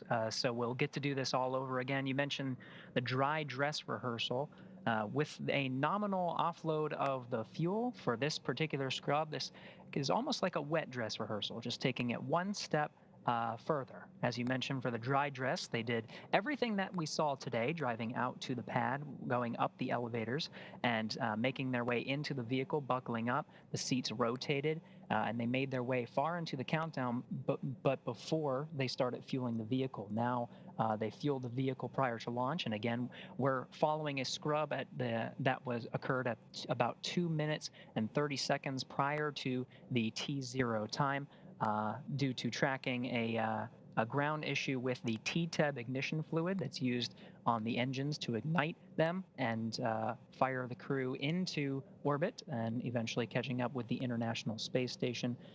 But as they were continuing to look at this issue, decided to declare a scrub for today. That scrub is, again, a nominal scrub, so we'll be going through the scrub procedures, which include the detanking. They seem to be going a little faster than originally predicted. They called out to the crew about 50 minutes. Now we're inside 30 minutes from detanking the Falcon 9. That means the RP-1 refined kerosene and the liquid oxygen, that's the densified liquid oxygen that's on board, is being brought back into the lines that fuel them. So we'll be emptying those tanks. You can still see some of the oxygen, some of the gaseous oxygen billowing off the Falcon 9 rocket itself. So there is a little bit of fuel in there. You're seeing some of the puffs that are part of the detanking process. In the meantime, just a reminder that that launch escape system is armed through the whole thing just to keep the crew safe. But you see, for the crew themselves, it's a very passive experience, the launch scrub, all of these commands being issued by the teams on the ground. They'll continue to wait until and get status updates from the ground teams. Right now, they are connected by umbilical. We did hear that as part of the normal countdown, the Falcon 9 transferred to internal power, but they re-enabled auxiliary power back into the vehicle. So through the detanking process, we're getting power from the ground and not relying on the batteries inside the vehicles, so we can continue to work through this process. Again, Steve Bowen, Woody Hoburg, Sultan Al Neyadi, and Andrey Fediaev on board Crew Dragon Endeavour now, passively waiting for the scrub process, detaking fuel first. This is going to be one of the lengthier processes before the crew access arm swings back and allows the crew to egress or exit the Dragon vehicle and get back on the ground. We'll do the same thing again in about 24 hours. Witnessing the same series of events, suiting up in the suit room before going down and making their way over to the pad via Tesla until they make their way up the launch tower, the elevators over there, and make their way back into the same vehicle.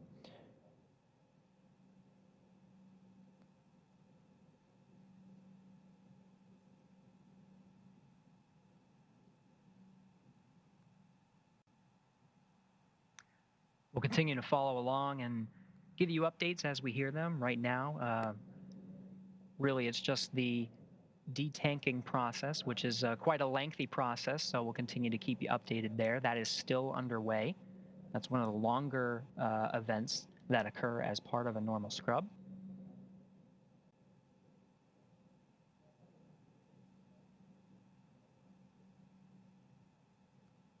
From left to right, Andrey Fediaev, Woody Hoburg, Steve Bowen, Sultan Al Neyadi on board Crew Dragon Endeavour now.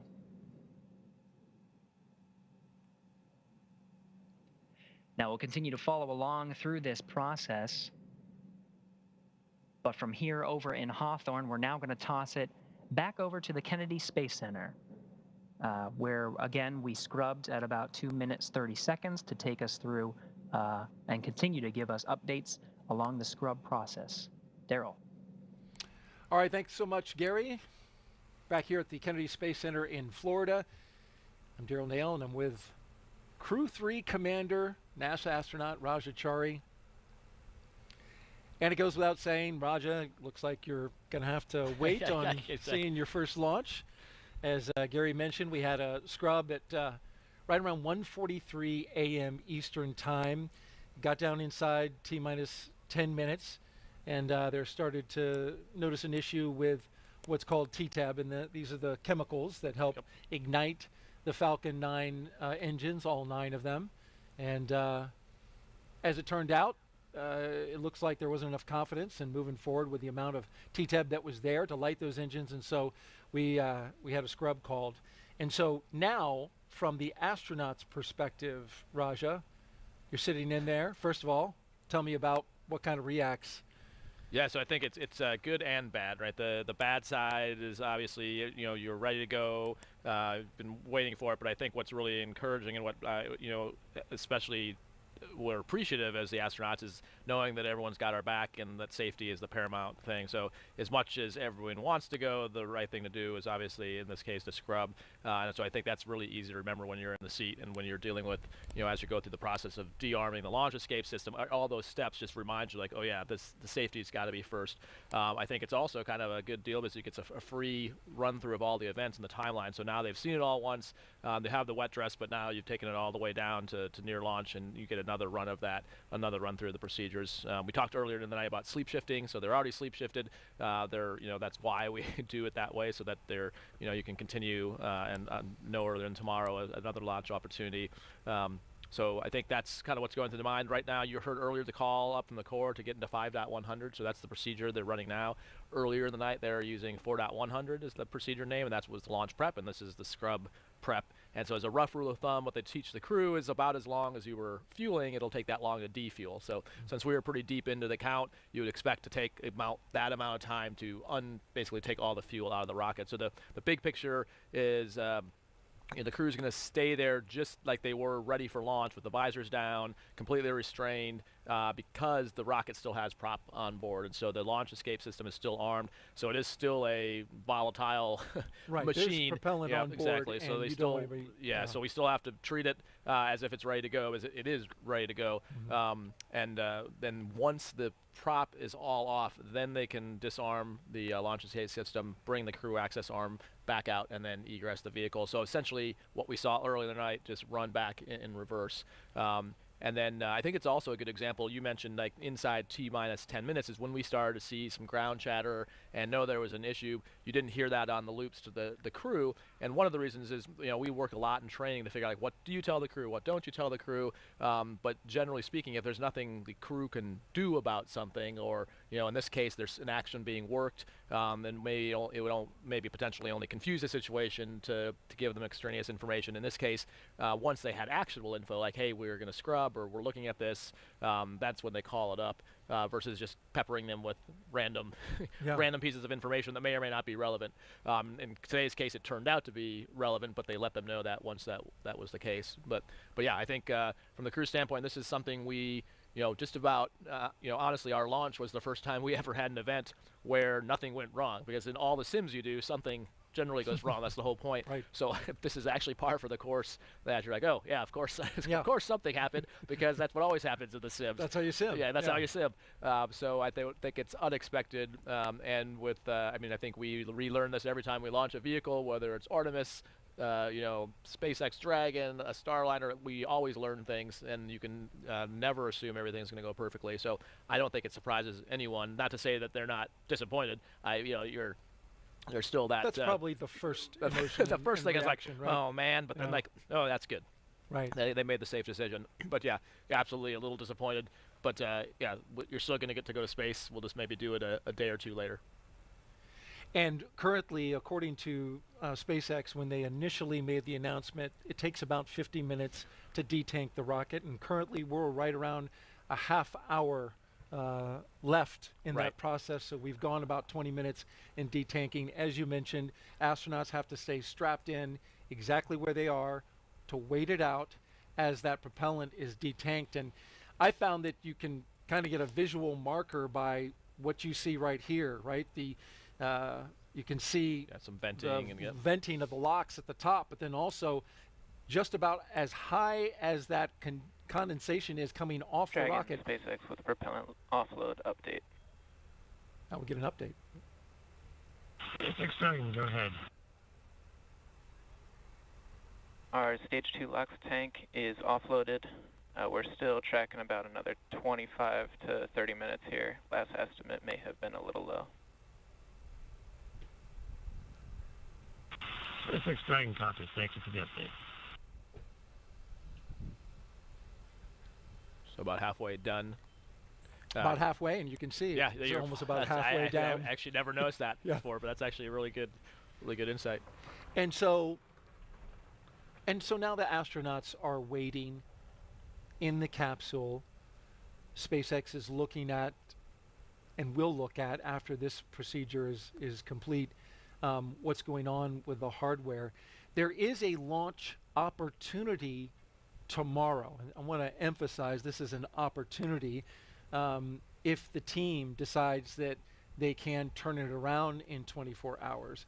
And that would be with a T0 of 1:22 and 29 seconds a.m. Eastern Time. Again, tomorrow,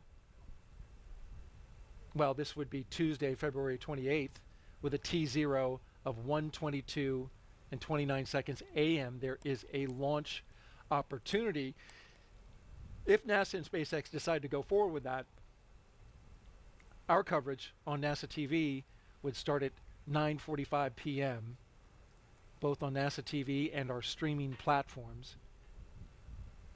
Also, from launch to dock, that transit would be about 33.5 hours. So if they decide to launch on that day, docking would happen on March 1st at 10:04 Eastern Time. And there'd be a rendezvous, docking, and welcoming ceremony coverage on NASA TV that would start at 8 a.m. Eastern Time. And I say all that, again, with the asterisk that that is a decision that has yet to be made, whether or not they take that launch opportunity. There's going to be a time to look at this situation. Right, and so like we heard that it was a situation with the T-tab, which is again sort of the, if you will, the igniter for the engines and making sure the fluid, there's enough fluid or sufficient fluid. So whatever that, whatever the technical underlying of that problem that led to today, if that's something that can be resolved, and obviously that's something the teams will be diving into probably as soon as the prop is off the rocket. I'm sure they're going to be crawling all over it. And that's one of the other logistical things that's happening here. So there's, once they start fueling the rocket as part of the countdown sequence and the crew armed the launch escape system, all the personnel around there also cleared out.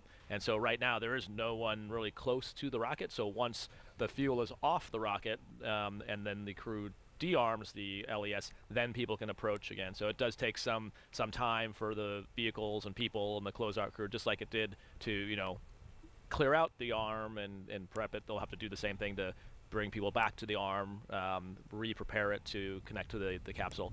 But again, it's actually in the long run kind of a good thing is when they do try this the second time, it means it'll go all the more smoother because they'll have got another rep of doing it. You mentioned the one thing having a longer time to rendezvous, the 33 hours. Actually, that's kind of another little maybe a positive silver lining out of this, because I know for us, for Crew 3, we really enjoyed our time in the capsule. You spend so much time training in Hawthorne, training in Houston, and there's something special, I think, about being in a small vehicle. Yes, it's cramped, so I wouldn't necessarily want to spend 2 weeks in there, but more than a few hours is just kind of fun because Stop, catch your breath, exactly, relax. Yeah. Because once you hit the space station, you are on a tight timeline. Everything, every 5 minutes is accounted for, and it should be because it's expensive to get there, and we're doing a whole lot of science. The nice thing in the vehicle when you're just rendezvousing or waiting for those, we talked about phasing the orbits, you get time to just look out the window, hang out with your buds. It's kind of like a glamping trip, because you're sort of roughing it, but obviously it's some pretty nice digs. But you can get out of your seat, right? Exactly, and that's it's a great time. So once they get in orbit and everything's checked out, they do get out of their seats. They can change out of their suits, and I thought that was some of the best time, both on the way up and the way down, just spending time in the Dragon and in the thing that you've trained in so long. And you can really hear it. It talks to you. You can hear when you do burns. You'll hear the prop flowing. You can see the thrusters out the window. So it's a nice time, and it gives you some time to adapt to space. So for especially our crew, just like their crew, having 3 rookies on board, getting some time to adapt to zero gravity, getting used to moving around, how you restrain yourself.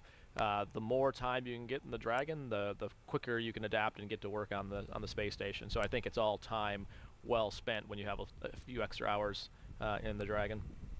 Raj has talked a lot about the crew and what that means for them potentially going forward. Want to go back to the T-tab. We've mentioned this, heard it a couple of times. I think one of our commentators actually spelled it out. If you look at the picture on the left, the SpaceX rocket on the pad, for those who are familiar with watching launches at night, that T-tab, it's the ignition fluid.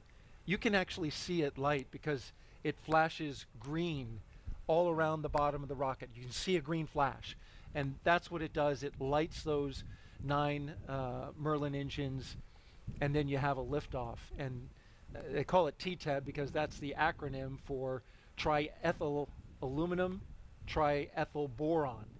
And when they come together, they create that that ignition that's necessary to light the rocket. And so that's something that SpaceX is going to look at. We also heard an update from SpaceX on the loops about the timing of the D-tank, which we are currently just about 27 minutes into that process. As astronaut Raja Chari was saying, this is a period of time where the astronauts just have to hold still while the propellant is taken out of the rocket. Yep, and they're probably also going through. So we're always trying to think what if. That's always what's going through our mind. So right now they're probably thinking through. Well, the LES is still hot, so that was, but we're not planning on going. So if there was a problem, we'd probably hit the emergency ground egress button, wait for the crew arm to swing out at that faster rate. Well, crew arm, sorry. attached, yep, right? So but you would still want to, if you had to get out quickly, do the emergency ground egress. Make sure the LES is disarmed before you get out of your seats. And then egress if you had to, and so there's a few different ways, a few different types of egress if something else went wrong, and so whenever prop is moving, whether it's getting onloaded or offloaded, you're always ready for that. So that LES stays armed through this process? It actually stays armed as long as there's propellant on the rocket. It stays armed, because if there was any kind of contingency, you'd want to use that to get off quickly. The other thing that will have to happen eventually is they'll have to rotate the seats back. So just like we saw the seats rotate to the launch position, once the LES is disarmed, then they'll rotate back to the loading and unloading configuration. There's also, we didn't talk about it too much, but it's not just people that the Dragon takes up there, it's cargo. And so you can't really see it in this view. We saw it earlier in the night when they were first loading up, you got a shot underneath their legs. Yeah, exactly. And so you could see the cargo that's under there, and that the stuff on the left under Andrey's seat is mostly crew related in terms of like survival equipment. You see that red, you can kind of just see the red bag. That's the life raft. And so you saw that video earlier tonight. We talked about the Orion, the porch, and the Orion water training. So a lot of the water recovery equipment is in those pallets underneath Andrey's seat if the crew had to do something on their own for some kind of landing in an unplanned area. And then this stuff that's kind of under Woody and Steve's seats, you can see they look more like metal lockers. And so those positions actually have power. So under Andrey and Sultan's seats, there's no power to those locations, those cargo locations, but the ones under Woody and Steve, they actually have power, which means you can cool or heat things. But generally, when you're talking about science, going up and back from the station, oftentimes you need to keep stuff frozen or temperature controlled. And so those, usually probably the more valuable, I shouldn't valuable, but like the more time critical stuff is in those. And so more than likely when they offload the crew, probably won't be on camera anymore, but they'll probably also go in and either take some of that stuff out if there's anything that has to be chilled or temperature controlled to make sure it's still in a good state. And then when you dock with the station, those are some of the first things that come off to make sure that they get into Dragon, the right. SpaceX with propellant offload update. SpaceX Dragon, go ahead. Offloads are proceeding nominally, expecting another 15-20 minutes here. SpaceX Dragon, copy, thank you. Okay, and that's Captain Stephen Bowen communicating with the launch team. Exactly, yep, in about another 15 to 20 minutes, and sounds like things are going nominally.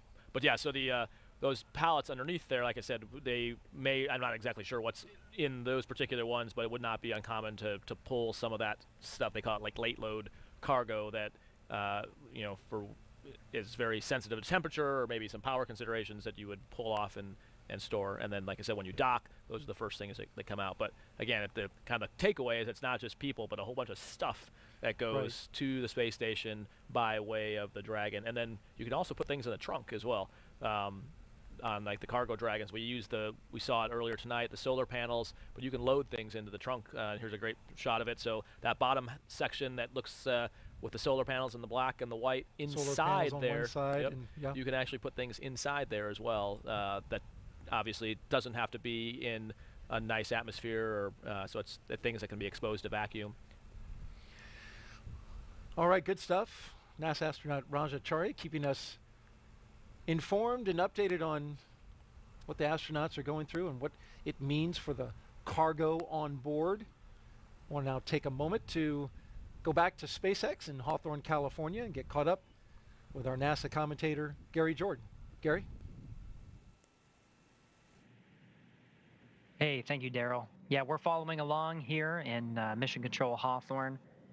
As you mentioned, that status update on the fuel offloading, we're looking at about 15-20 minutes until that is completed.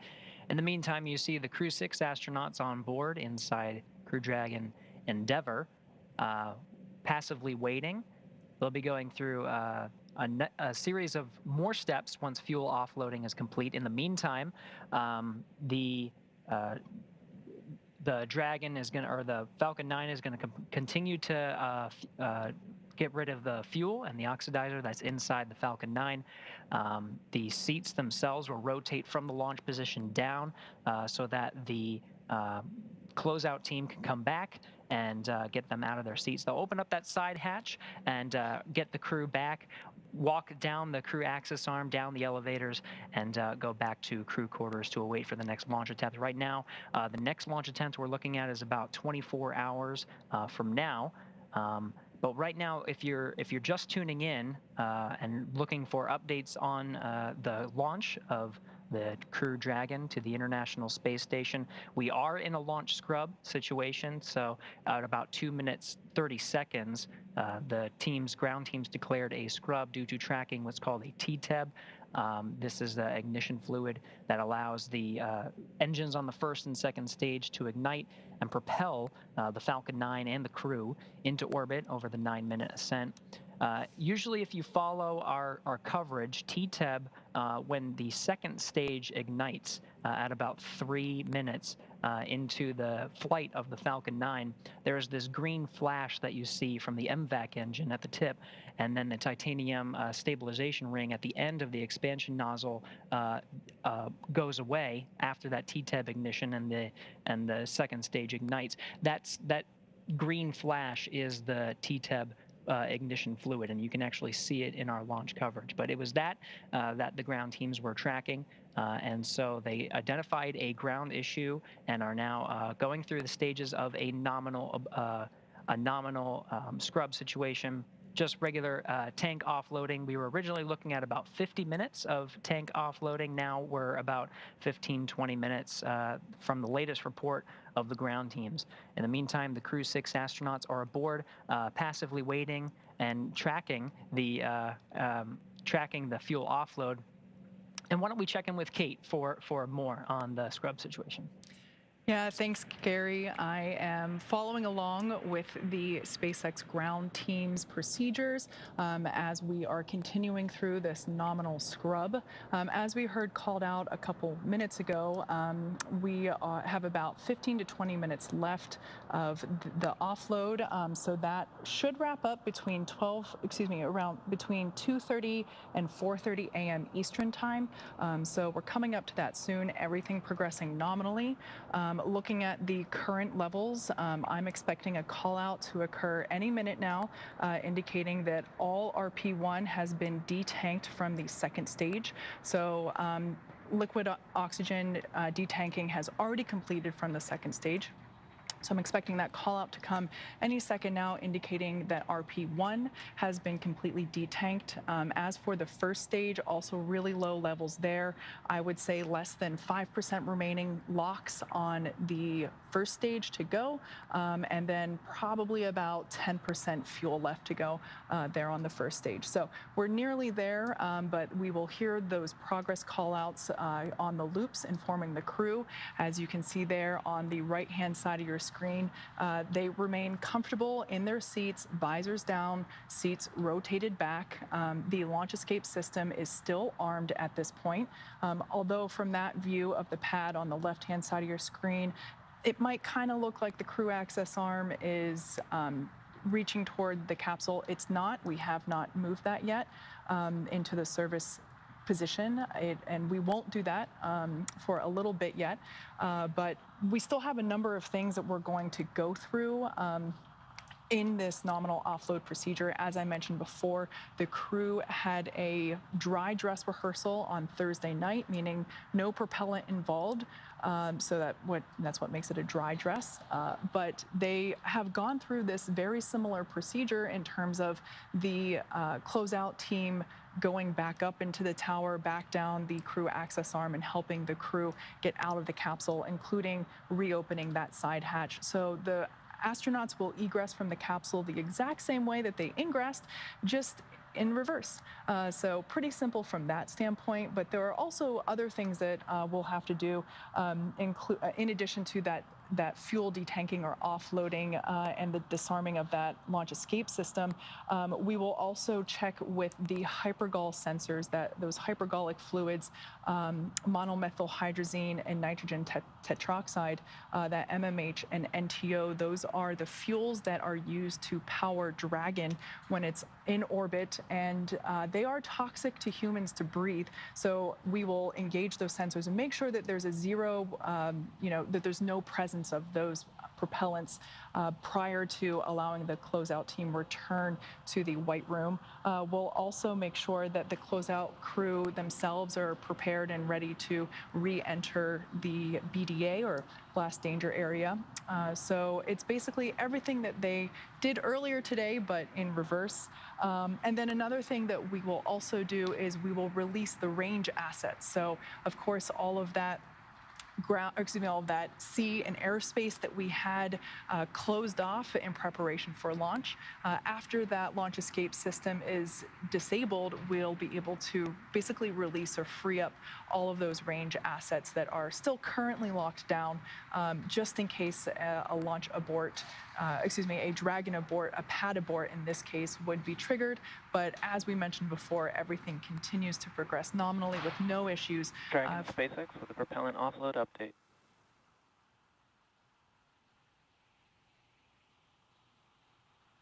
SpaceX Dragon, go ahead. At this time, we have RP1 locks off of stage 2, expecting just another 5 minutes or so here until we are fully offloaded. SpaceX Dragon copies, thank you.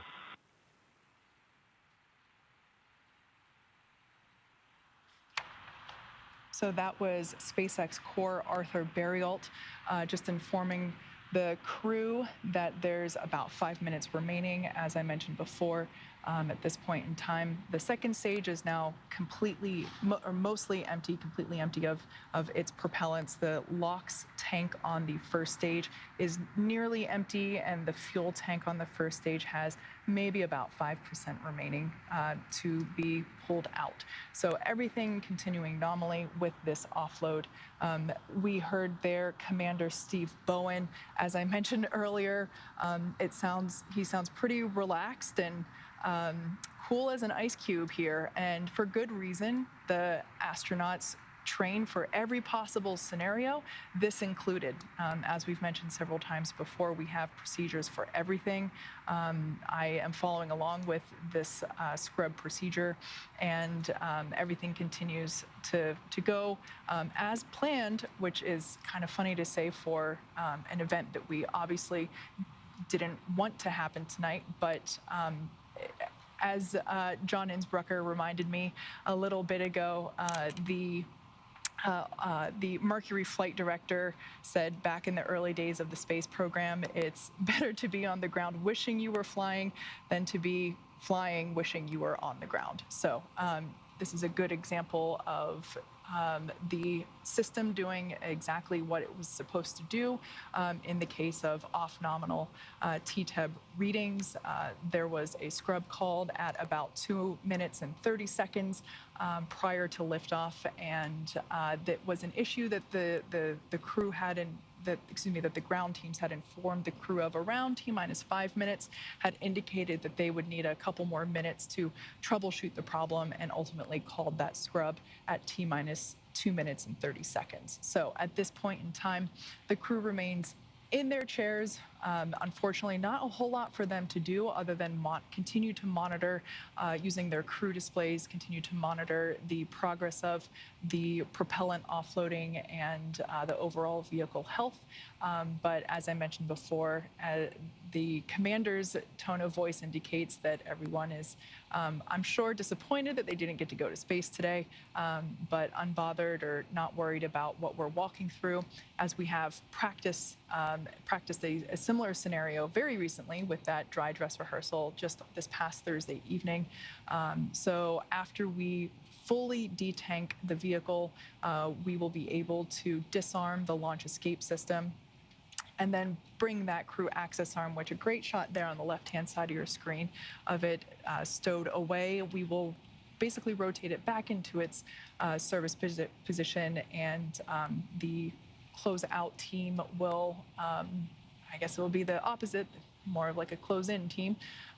They will return to the pad and go back up to the side hatch, reopen it, and help the astronauts out of their seats. That's right, Kate. And again, we're getting that live view from inside the Dragon. They are passively waiting. It's the ground teams monitoring the detanking process, which we're really just minutes away from finishing. In the meantime, we continue to keep that launch escape system armed just to make sure the crew is safe through the process.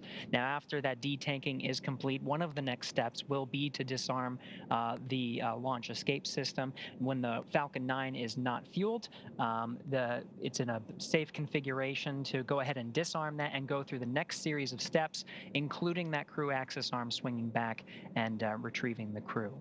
Now, Crew-6 will have another opportunity to launch. Right now, we're tracking a 24-hour turnaround for the next launch attempt.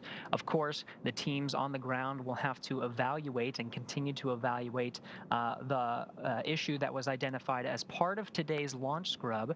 And again, that was a ground issue identified with the TTEB ignition fluid that allows the first and second stage engines to ignite and propel the Falcon 9 and the Dragon into orbit. So they'll continue to talk and discuss about the issues before going ahead and proceeding with that next attempt, but we have that identified. If we were to proceed with a launch attempt tomorrow, again, today's launch attempt, we were counting down to 1:45 a.m. Eastern time. For tomorrow, for a 24-hour scrub, it's just about 24 hours, a little shy of that. So we'd be looking at about 1:22 a.m. Eastern time tomorrow for our next attempt. In the meantime, we're continuing to follow along, just really minutes away from completely detanking the Falcon 9. So we'll continue to follow along and get this next status update until that's completely detanked and we hear that they're disarming the launch escape system. All right, so Kate, we're continuing to follow along. Really just sitting and waiting at this point for that detanking process, but we should be expecting to hear something from the ground teams very shortly. Yeah, that's right. We continue to see the crew remaining buckled in their seats, keeping their hands inside the ride at all times, for a lack of a better analogy. Yeah, their visors remain in the closed position. This, of course, is, as you just mentioned, the launch escape system is still armed. So while it is armed, the crew will stay exactly as you see them now. This is just in case for some reason, a Dragon pad abort is required. As I mentioned before, not likely, but it's a good backup. Of course, crew safety is the top priority at all times, even as we work through this nominal scrub procedure. So we will see the crew remain like this until further notice, basically. Checking in on vehicle status here, as I mentioned before. The second stage completely empty of all of its propellants. The first stage LOX tank also basically completely empty. I'm seeing a tiny little bit of fuel, that RP1, rocket propellant 1, still coming off of the first stage tank there. But for the most part, Falcon 9 is basically entirely empty of its propellants at this point in time. So as I mentioned before, we were expecting this to wrap up sometime between 2:30 a.m. and 2:40 a.m. Eastern time. So now at 2:33, we are in that range. So we should be hearing momentarily from SpaceX core Arthur Berrialt, located here at SpaceX Hawthorne Mission Control, just behind Gary and I. We should hear from him soon, indicating that the propellant offloading is complete and that we will then prepare to disarm the launch escape system. So for those that have recently tuned in, we had a nominal countdown. The SpaceX teams reported a issue with the TTEB, basically the fluids that we use to ignite the Merlin engines. You can kind of think of it like the spark plug to your car if you drive a combustion engine vehicle. So that TTEB is a critical component to getting the rocket to fly. It's what creates the spark for that engine ignition. So we heard around T-minus 5 minutes that the SpaceX teams were troubleshooting an issue, and then about 2.5 minutes later, at T-minus 2 minutes 30 seconds, there was a scrub called in the launch countdown. But as I said, prior to that, we had a nominal countdown, and now just working through this scrub procedure. Dragon, SpaceX with a propellant offload update. SpaceX Dragon, go ahead. At this time, we have all propellant off the vehicle and are proceeding with nominal closeouts. SpaceX Dragon copies.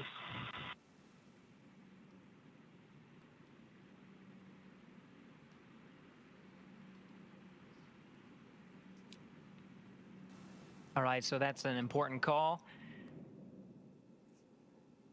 Propellant load, or the propellant offload rather, being complete. So we'll be tracking to see when the launch escape system gets disarmed.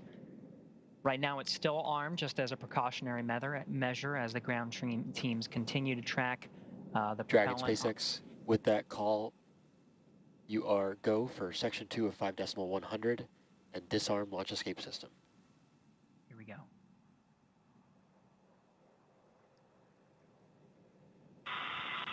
All right, and I'm not sure what call that was that you're referring to, other than that we are go for 2.1 for launch escape system safely. And copy that. Good read back, Dragon. Okay, we are in launch escape system safing. We are 2 Alpha 1, and we're at 2 Alpha 2 with disarm the launch escape system.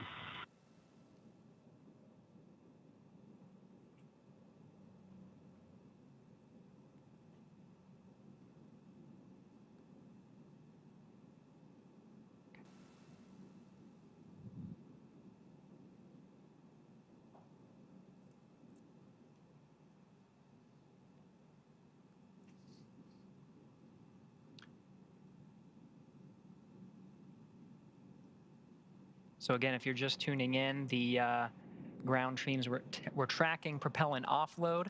So it'll be the crew themselves inside Crew Dragon Endurance that issues the command to turn off. The launch escape system will wait for confirmation of that command being successfully issued to the Dragon system.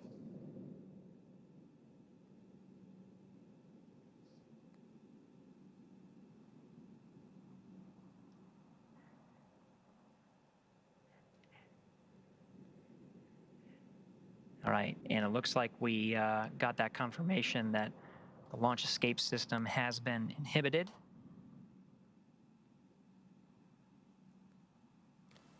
So that confirms the propellant offload and the launch escape system being disarmed.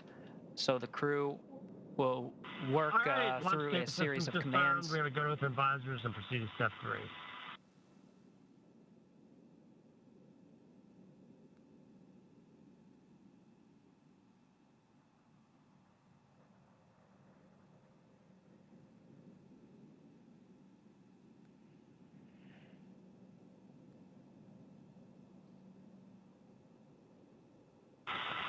And SpaceX Dragon, we are ready for a steep rotation. SpaceX copies will report when initiating. Okay, so recap of what happened. We declared a scrub inside 2 minutes 30 seconds. That scrub time was actually 2 minutes 14 seconds. Dragon SpaceX initiating and seat we rotation. scrubbed for the day. Since then, we've been in a nominal scrub procedure, so it was followed.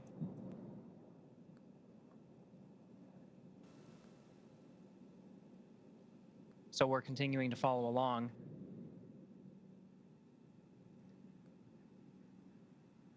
And that crew access arm, we did get confirmation. You can see it visually, actually.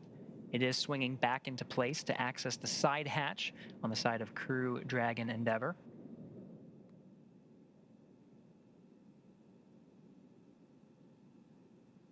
So again, the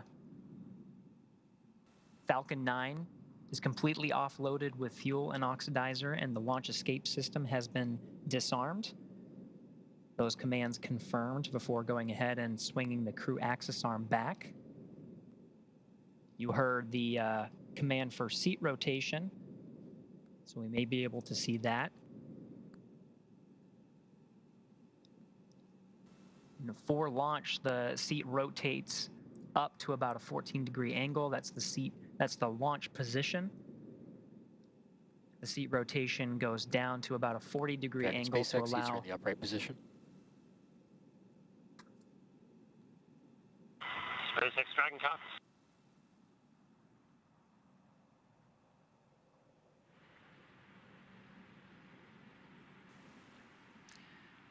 So there we can see the crew access arm closing the final inches as it moves back toward Dragon Endeavour. We are now pulling the closeout team to re-enter the BDA, or blast danger area. So as we've mentioned before, they will go back up the tower, back down the crew access arm, reopen that side hatch and help the astronauts egress from the capsule. As we heard called out earlier, the seats are back down in, so they were in the launch position. They've rotated back down into the ingress position. So we can see the crew access arm just closing the final inches up against Dragon Endeavour. At this point in time, we're going to head back over to Kennedy Space Center's Daryl for additional updates. I'm sure that they can see they were able to see that crew access arm move from their seats at the press site. Daryl, how are things over there? Thank you, Kate. And yes, indeed, we could see the crew access arm coming back and making a connection with Dragon Endeavour. And as you see on the screen there, the white room connected back in. And so as we watch, the astronauts can unbuckle and pull up their visors, take a moment to relax, and from here on, Commander Chari, looks like they'll be heading out at some point. They should be, yeah. And at this point, the vehicle's pretty much completely safe. So with the LES disarmed or safed, there's basically no longer active prop in the F9, and also the Super Dracos are safed on the vehicle. So that completes their procedure 5.100, which is the one they're running inside the vehicle at this point. They're just waiting for the recovery crew to show up. Like was mentioned earlier, they have to stay outside an exclusion area while there's any potential of propellants or the abort engines kicking off. And so now that that's safe, those teams will approach the vehicle. You can see they loosen their straps. One of the questions we were talking about while we were listening to SpaceX was why don't they just get out on their own, which they could. But we mentioned before that whole white room is a clean room, and so if they were to get out on their own, they maybe like scuff a boot, touch a hatch seal, and since all those things we want to keep really pristine, there's no rush right now. There's no reason to risk anything like that. Bumping a visor, scratching something, tearing a rubber seal. So the safest thing to do, since we're going to have to do this again on the next opportunity, is to let the closeout crew come and make sure they help them out and make sure nothing is nothing gets damaged or anything like that on the way out, and preserve the opportunity, those follow-on opportunities. The good news is the next opportunities will probably go faster because everyone's done it once now, so they've got some more practice. They don't have to sign the patch, like you said. They've knocked that out, so we save ourselves a few seconds here and there. And again, that's for the crew. Although there's some disappointment of like, oh, you didn't get to go, but it feels a lot just like another sim and another chance to go through the procedures, another chance, because like we talked about, once that rocket lights, things happen really, really fast. So the more times you have to walk through it and talk through it, and especially in a case like this, we're actually sitting in the seats with the displays up, hearing the vehicle sounds, that in and of itself is a worthwhile experience, and it makes you more perceptive if things aren't nominal. So the next time if you hear a sound, they're like, well, that's different than what we heard before, and have a baseline for comparison.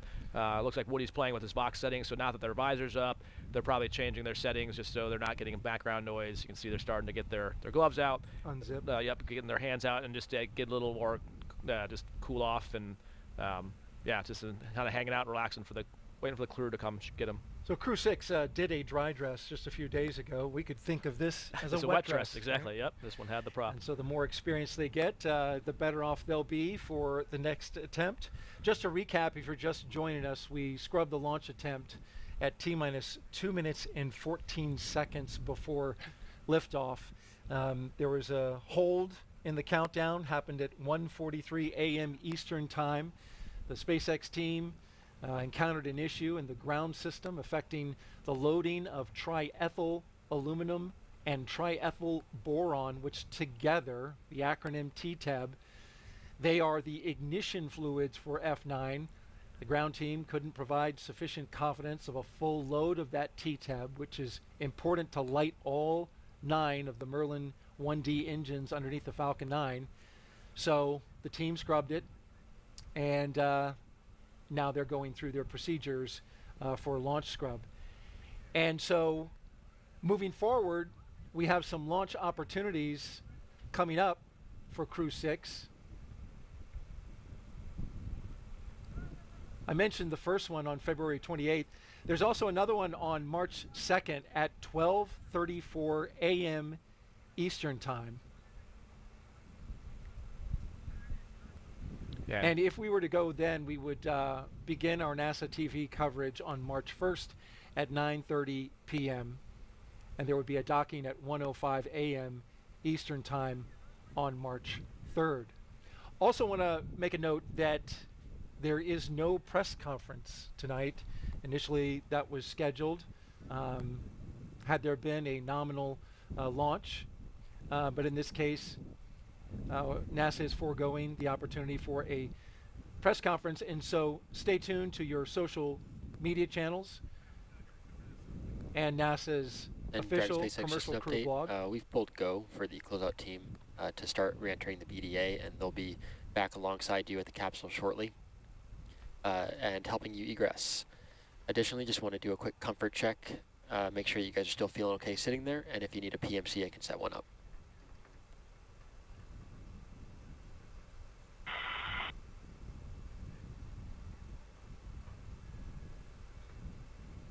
And wait for Captain Bowen to respond. At SpaceX Dragon, we're all feeling good, just waiting on the opportunity to get out of the capsule, that's all.